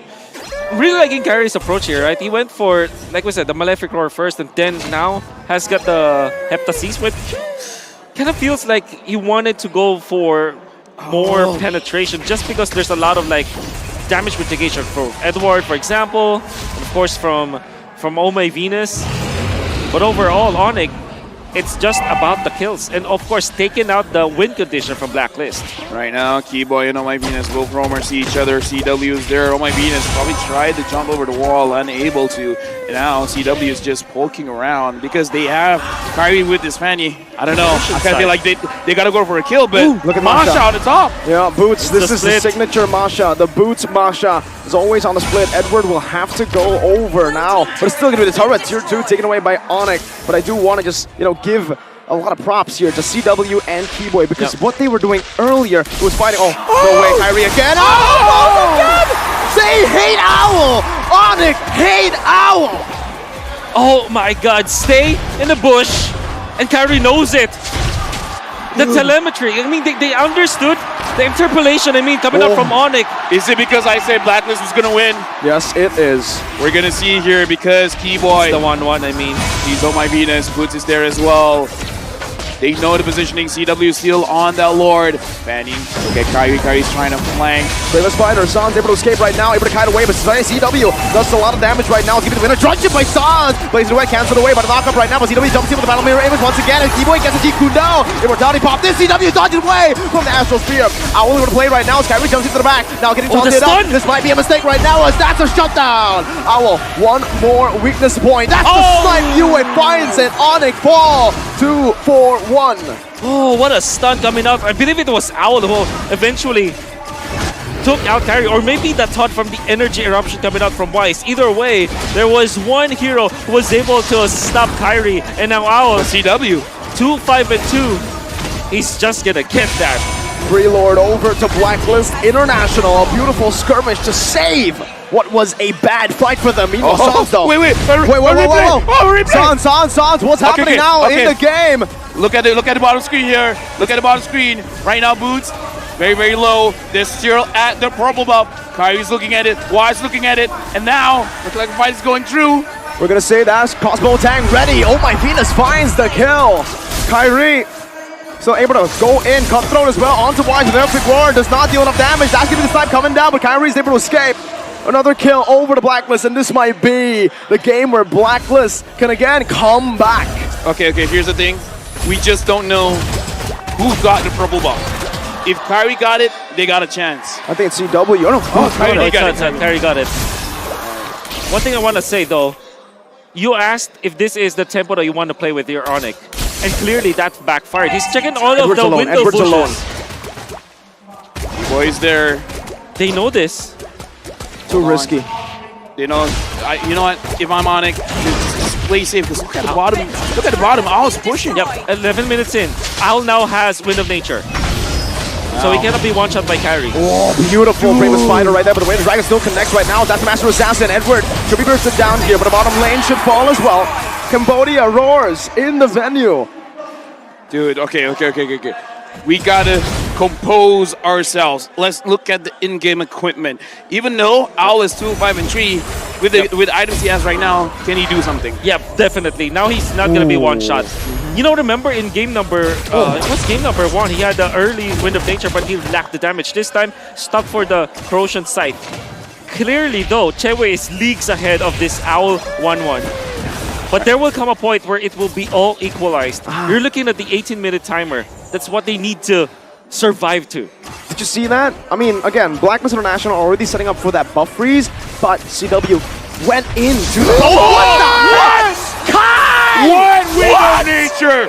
What Wind of Nature? I mean, the Wind of Nature does that. I mean, you can negate damage, but how fast is it, right? How fast is your reaction time? Because when Kyrie comes through like that, yeah, man, what the heck? That's illegal. That is illegal. You're illegal. Impossible. Well, he did have the red retribution once again. Okay, now looking at the situation, Kyrie wanted to kill Edward. That's not the marksman. That's not the mage. Kyrie does not care. Right now, ONIC looks like they're gonna back off a bit.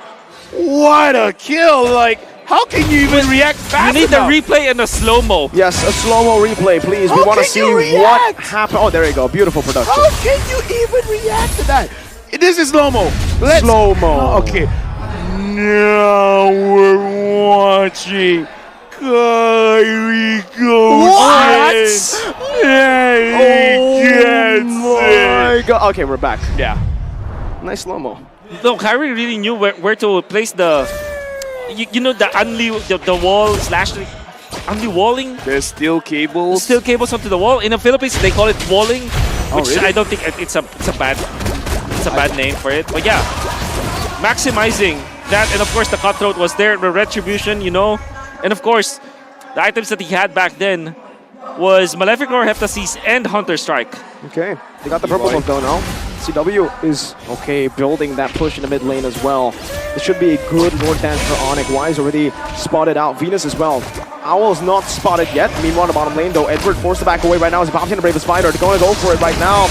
A lot of damage plays. Let's see what Agent Zero can do. Goes in for the stun, but Boots is able to go in all the way. They want to commit onto it right now, but Owl gets knocked up by the Lord. Now the Raider Dragon comes through, but Sans is there as well. Raider Dragon locking him down right now. CW comes in with blazing duet. Sans again, Mid Fury, Flicker in. Who gets it? It's Wise! But look at the team fight. Look at this. You are running away. Now it's going to be Venus who's taken down. That is a disaster for Blacklist. 3-4-0. Does the Lord save them? It will be up in what, 6 seconds or It's gonna go bot. It's gonna go bot. It's not gonna work. Not in the mid. ONIC, that is a disaster for sure for Black. They don't have the wave clear. This is just Novaria. Oh, they gotta let that Lord go. They gotta let the Lord go down. Why are they going for it right now? It seems like they want to play with the minions because the mini wave in the mid lane is not enough. They can't clear it down below. 3 seconds for Owl. It's not gonna be end just right now. The top lane, the waves are pushing in as well. BOD being bought by Kyrie. BOD being bought by Kyrie. I need to repeat that sentence. Holy moly. He's in it for the kill. The fact of the matter remains though, Edward held that. We can see through the replay. Crucial play coming out from Edward to prolong that. Harry had to traverse and spend a lot, but oh my, Keyboy once again with a kick. Additional damage coming out from the Lord, of course, helping him out there. And of course, Sans dealt the damage too. Now they found Oh My Venus, but the Lord belongs to Wise. And that's the only saving grace for the side of Blacklist International. He even popped the Wind of Nature. But there's no saving you at that point because the Lord swings are too damage. And Sans had stolen Minoan Fury. Still, you convert the damage, right? Sans is packing up a punch. Again, Valentina can take out gold laners at the latter portions. Now the crystal is there. By the way, you can see ONIC Kyrie had so much skills during the Okay, crossbow tank ready for Owl, but I don't think he wants to take it now. That's already a lot of vision, and they get forced out of their own jungle. Okay, no damage yet from Edward. I want to see what items Edward has here, because Anticuras for sure, but let's see. Okay. Dominance, that's it. Yep, very important. Right now, looking at the situation, CW, look at the damage onto Wise. Wise has to go back. The entirety of Blacklist International, they're grouping up. They want to make sure that it's not easy for B-Boy to pick anyone off. This is very, very crucial because even though it's a 3-2 for Blacklist, this is a best of 1. Losing this game means losing it all, means being number 2. ONIC now, 5,600 goal lead. Boots is conquering one side of the map. And I kind of feel like Keyboy is just waiting for his time. Wolf, did you get to see it? How many Sky Guardian helmets does Boots have? Because that is going to be crucial if he wants to deal damage. One, okay. One for now. Does have the Twilight armor. So he needs that. Actually, doesn't need that much. No, he changed the passive. No. I think it's for Yue and I don't know. For all-ins, I believe, Yeah, just to make sure that he doesn't get bursted down because, again, sometimes, I mean, honestly, even going up against the Fredrin, that's quite a lot of damage. So just making sure that you can handle it. The Lord now has spawned. This should be a free Lord, though. CW is leashing it away. Now Blacklist. I kind of feel like they want to contest. But how? Sans is owning them away. The mid lane's getting pushed in as well. Boots is cutting the waves already. And they can play the long game, remember. But no, Wise is walking up. Sans wants to go for the Mini Fury right now, but it should be a free one for Kyrie. He finds it. Turtle with the Dragon was also used up by Keyboy onto Wise just to secure it even more. Owl buys the Windtalker with 7,000 gold lead, 18 minutes. It's an evolved Lord. Can Blacklist defend? The problem with having a one-on who's struggling is that you don't get your items fast, and not having the trifecta of the attack speed items. You have the Golden Staff, the Corrosion, and maybe the Windtalker that sums up to 80% more attack speed. It means that you're not as fast when it comes to your Tiger pace. The fact that Owl only got his Windtalker in this point in the game, he's way leagues behind the farm of ONIC. That meant that he didn't have the time. But look at this, ONIC. They want all of the lanes to crash together. Right now, ONIC. They're doing a concealed play by Keyboy. Keyboy goes in. Can he catch? Betting on a few skills right now. Venus on the base. That's going to be Boots also jumping in. Minion Fury not saved up right now. Side! To the flicker forward, but no damage on the base. It's still going to be Boots targeting down. Riley! On the back! Built on the ruins of Blacklist demise! The new Kage era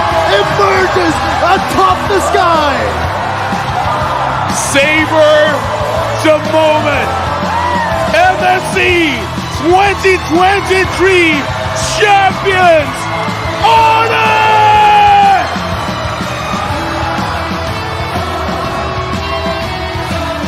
The champions now is not a Philippine Grand Finals.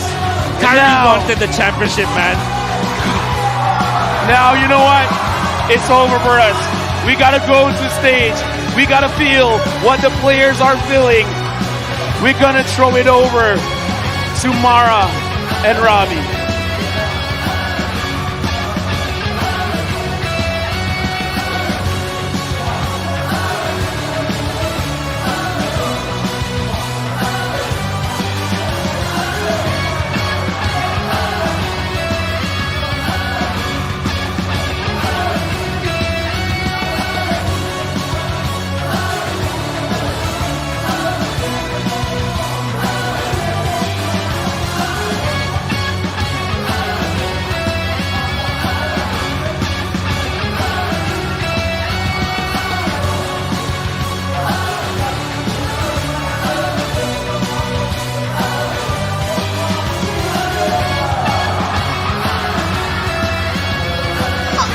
ONIC is your MSC 2023 champion!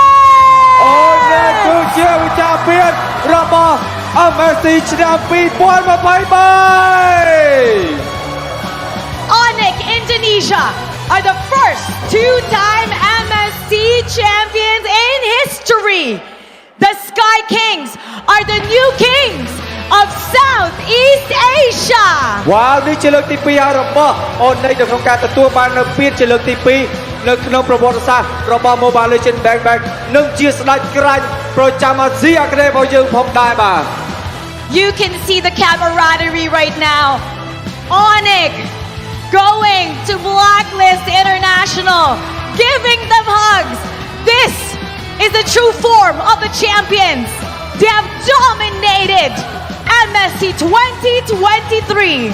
បាទយើងឃើញថា ONIC ទទួលបាននៅជ័យជំនះប៉ុន្តែគាត់ក៏ទទួលបាននៅការគ្រប់គ្រងយ៉ាងច្រើនហើយបានទៅធ្វើការចាប់ដៃក៏ដូចជាអោបទៅកាន់ Blacklist ផងដែរហើយនេះហើយគឺជាស្ដេចក្រាញ់ពិតប្រាកដបាទ And now, let us also honor the first runner-up of MSC 2023.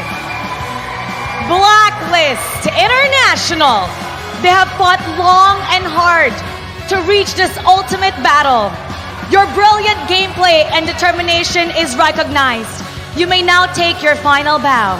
បាទអ្នកទាំងអស់គ្នាយើងក៏បានកោតសរសើរយ៉ាងខ្លាំងចំពោះ Blacklist International ផងដែរដែលគាត់បានធ្វើការតស៊ូយ៉ាងយូរនៅក្នុងការប្រកួតនៅវគ្គផ្ដាច់ព្រាត់មួយនេះហើយនេះគឺជាអ្វីដែលគាត់ទទួលបានបាទពិតជាគួរឲ្យកោតសរសើរមែនតើបាទ And now, make some noise for the new kings of Southeast Asia, ONIC Indonesia! សូមអោយ ONIC មួយមក Now to commemorate and officiate this moment, we would like to welcome Mr. Lucas Mao, Managing Director of Moonton Esports, and His Excellency Chea Chanboribo, Secretary of State, Ministry of Information and President of EFC. Please make your way to the stage and present the champions medals to the players. បាទនៅក្នុងនេះផងដែរយើងក៏សូមធ្វើការស្វាគមន៍យ៉ាងកក់ក្ដៅចំពោះវត្តមានរបស់លោក Lucas Mao, Managing Director of Moonton Esports និងអាដាមជាច័ន្ទបរិបូរណ៍រដ្ឋលេខាធិការក្រសួងព័ត៌មាននិងជាប្រធានគណៈកម្មាធិការផ្សព្វផ្សាយនិងព័ត៌មាននៃគណៈកម្មាធិការជាតិរៀបចំការប្រកួតកីឡា SEA Games លើកទីអាស៊ីអាគ្នេយ៍លើកទី32ផងដែរបាទ Mr. Lucas Mao and Your Excellency Chea Chanboribo, you may now give the medals to our champions. បាទសូមគោរពអញ្ជើញ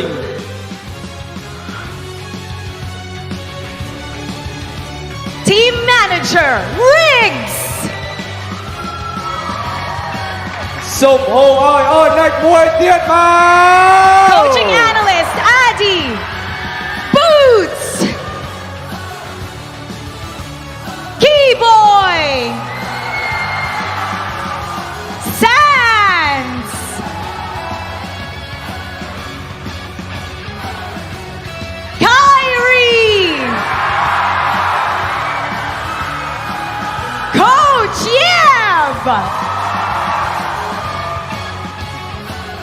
Listy.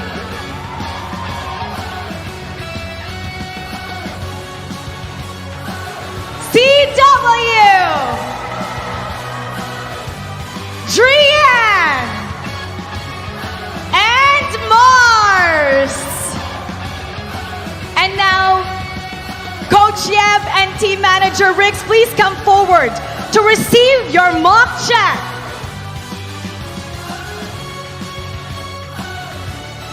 Và sai cho tụi đầu tiên, sông hô oi on next, mũiទៀតមក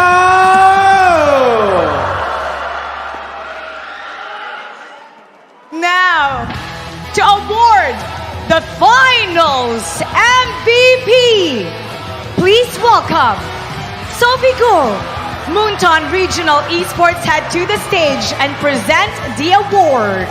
បាទយើងក៏បានប្រដៅនៅក្នុងការប្រកាសនៅ MVP ដោយគាត់នឹងសូមស្វាគមន៍នៅសូមពីគួរ Multi Regional Esports មកកាន់ stage របស់យើងផងដែរបាទ And now, announcing the finals MVP. Who do you think it is?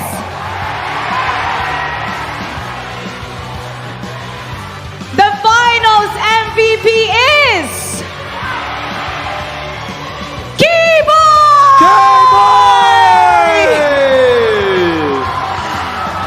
Congratulations, Keyboy! Keyboy is the player who has made the biggest impact and contribution in the entire series that ultimately led to the team's success.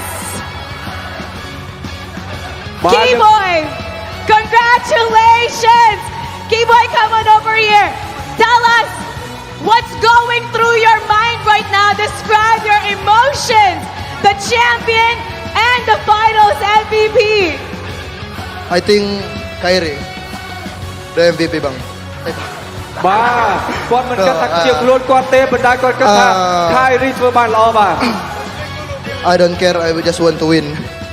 And now you have won. Congratulations, and this is your moment. Go up to the trophy. It is time to claim your trophy. The trophy is yours. Keyboy, receive your mock check first. And we will take the photo op with Your Excellency, Lucas Mao and Sophie Guo. The Sky Kings have proven that they are the strongest in Southeast Asia. And now this is their moment. They're holding their trophy. It is time. Thank you to our VIP, Lucas Mao, His Excellency Chea Chanboribo, and Sophie Guo. Everybody, make some noise for ONIC Indonesia. Raise your trophy in 3, 2, 1. Wow, obstacle ដល់ ONIC ដែលគឺជាស្ដេចក្រាញ់ថ្មីមួយទៀតនៅក្នុងប្រវត្តិសាស្ត្ររបស់ MSC ឆ្នាំ 2023 ពួកគេគឺជាស្ដេចក្រាញ់ដ៏ពិតប្រាកដមួយដែលមិនអាចប្រកែកបានផងដែរដោយសារតែសមត្ថភាពរបស់ពួកគេបាទ The Sky Kings have conquered all and eliminated everybody who got in their way. Everybody, go! Go! Go! Go! All together now. ONIC! ONIC! ONIC! ONIC! ONIC! ONIC! ONIC! ONIC! ONIC! ONIC! ONIC! ONIC! Now the Mobile Legends Southeast Asia Cup 2023 has come to an end. We thank every everybody for your support. And of course, MSC 2023 is powered by Mouton, supported by Aces ROG. បាទ Mobile Legends របស់យើងក៏បានដល់ទីបញ្ចប់ដែរមុននឹងបញ្ចប់យើងសូមអរគុណទាំងដល់អស់លោកលោកស្រីអ្នកកញ្ញាក៏ដូចជាក្រុមការងារទាំងអស់ដែលបានធ្វើការគ្រប់គ្រងយ៉ាងកក់ក្ដៅនៅក្នុងការរៀបចំនៃការប្រកួតមួយនេះផងដែរបាទ On behalf of all the organizers, the production team, all the talents and everybody who participated in this momentous occasion, we thank you all for supporting Mobile Legends Bang Bang MSC 2023. បាទសូមអរគុណទៅដល់អ្នកទាំងអស់គ្នាដែលបានធ្វើការគ្រប់គ្រងបានចូលរួមនៅក្នុងការទស្សនាក៏ដូចជាគ្រប់គ្រងទៅដល់កីឡាកររបស់យើងផងដែរហើយក៏សូមអរគុណទៅដល់អ្នករៀបចំកម្មវិធីរបស់យើងក៏ដូចជាក្រុមការងាររបស់យើងដែលអាចធ្វើឲ្យកម្មវិធីមួយនេះឈានបានដល់រលូនផងដែរនៅក្នុងឆ្នាំ2023របស់ MSC. Once again, my name is Mara Aquino. My name is Robbie. Signing off. See you guys at 5. Good night.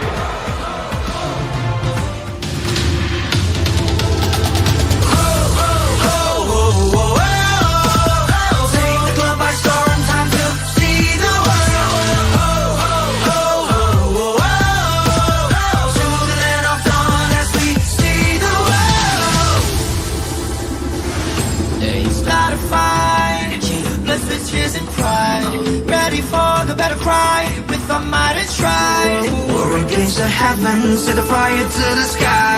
Keep burning bright, kill the allies, and enemies mesmerize. Strive for domination. Feel the pressure rising. The fight with your life and for your nation, with your devotion, emotion. Lay it on the line, the choice is yours. Offense or defense, let the courage pour. Reaching for your heart, it's time to soar. Now or never, time to rise. We will strive for more. Take the globe by storm, time to see the world. To the land of dawn as we see the world.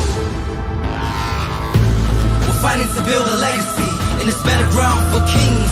We're here to show the world that we're the chosen one that brings the heat, the passion, the heart, the soul, and the fury. Show it all, let the world see we are legends. Stepping on the ground, no time to waste.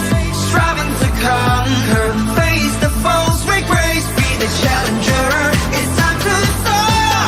Now or never, climb and rise. We will strive for more.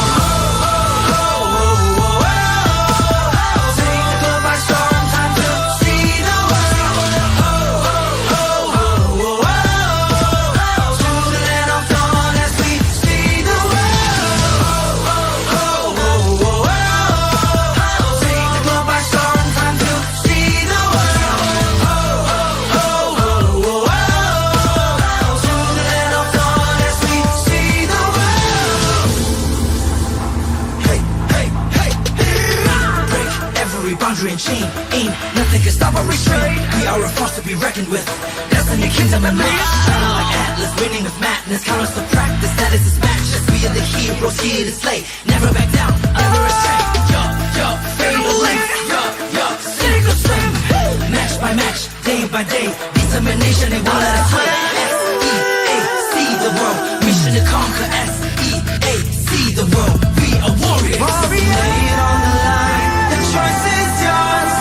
Offense or defense, let the courage roar. Reaching for new heights, it's time to soar. Now or never, climb and rise. We will strive for more. Take the globe by storm, time to see the world.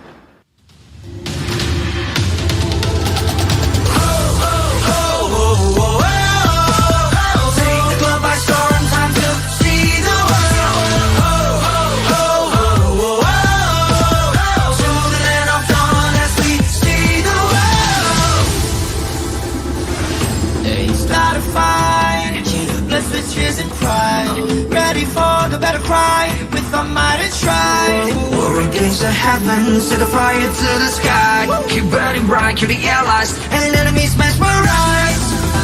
Strive for domination. Feel the pressure rising.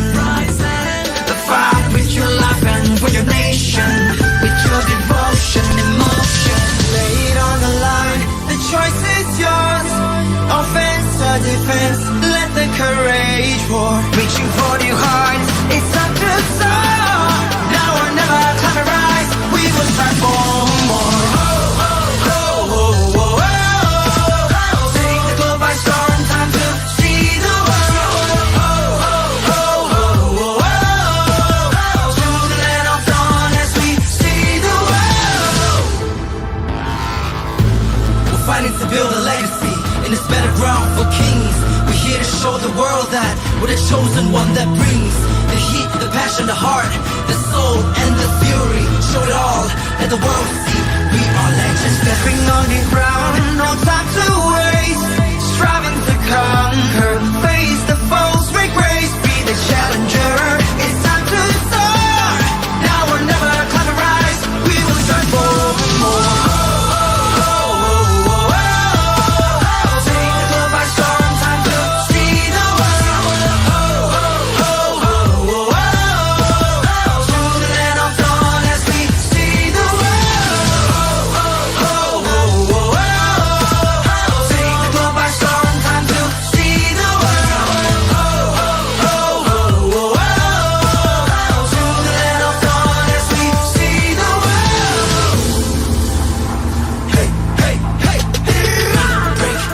Boundary and chain, ain't nothing can stop or restrain. We are a force to be reckoned with. Destiny, kingdom, and man. Shining like Atlas, winning with madness. Count us to practice, status is matchless. We are the heroes here to slay. Never back down, never astray. Fatal length. Sink or swim. Match by match, day by day. Determination, they won't let us win. SEAC, the world, mission to conquer.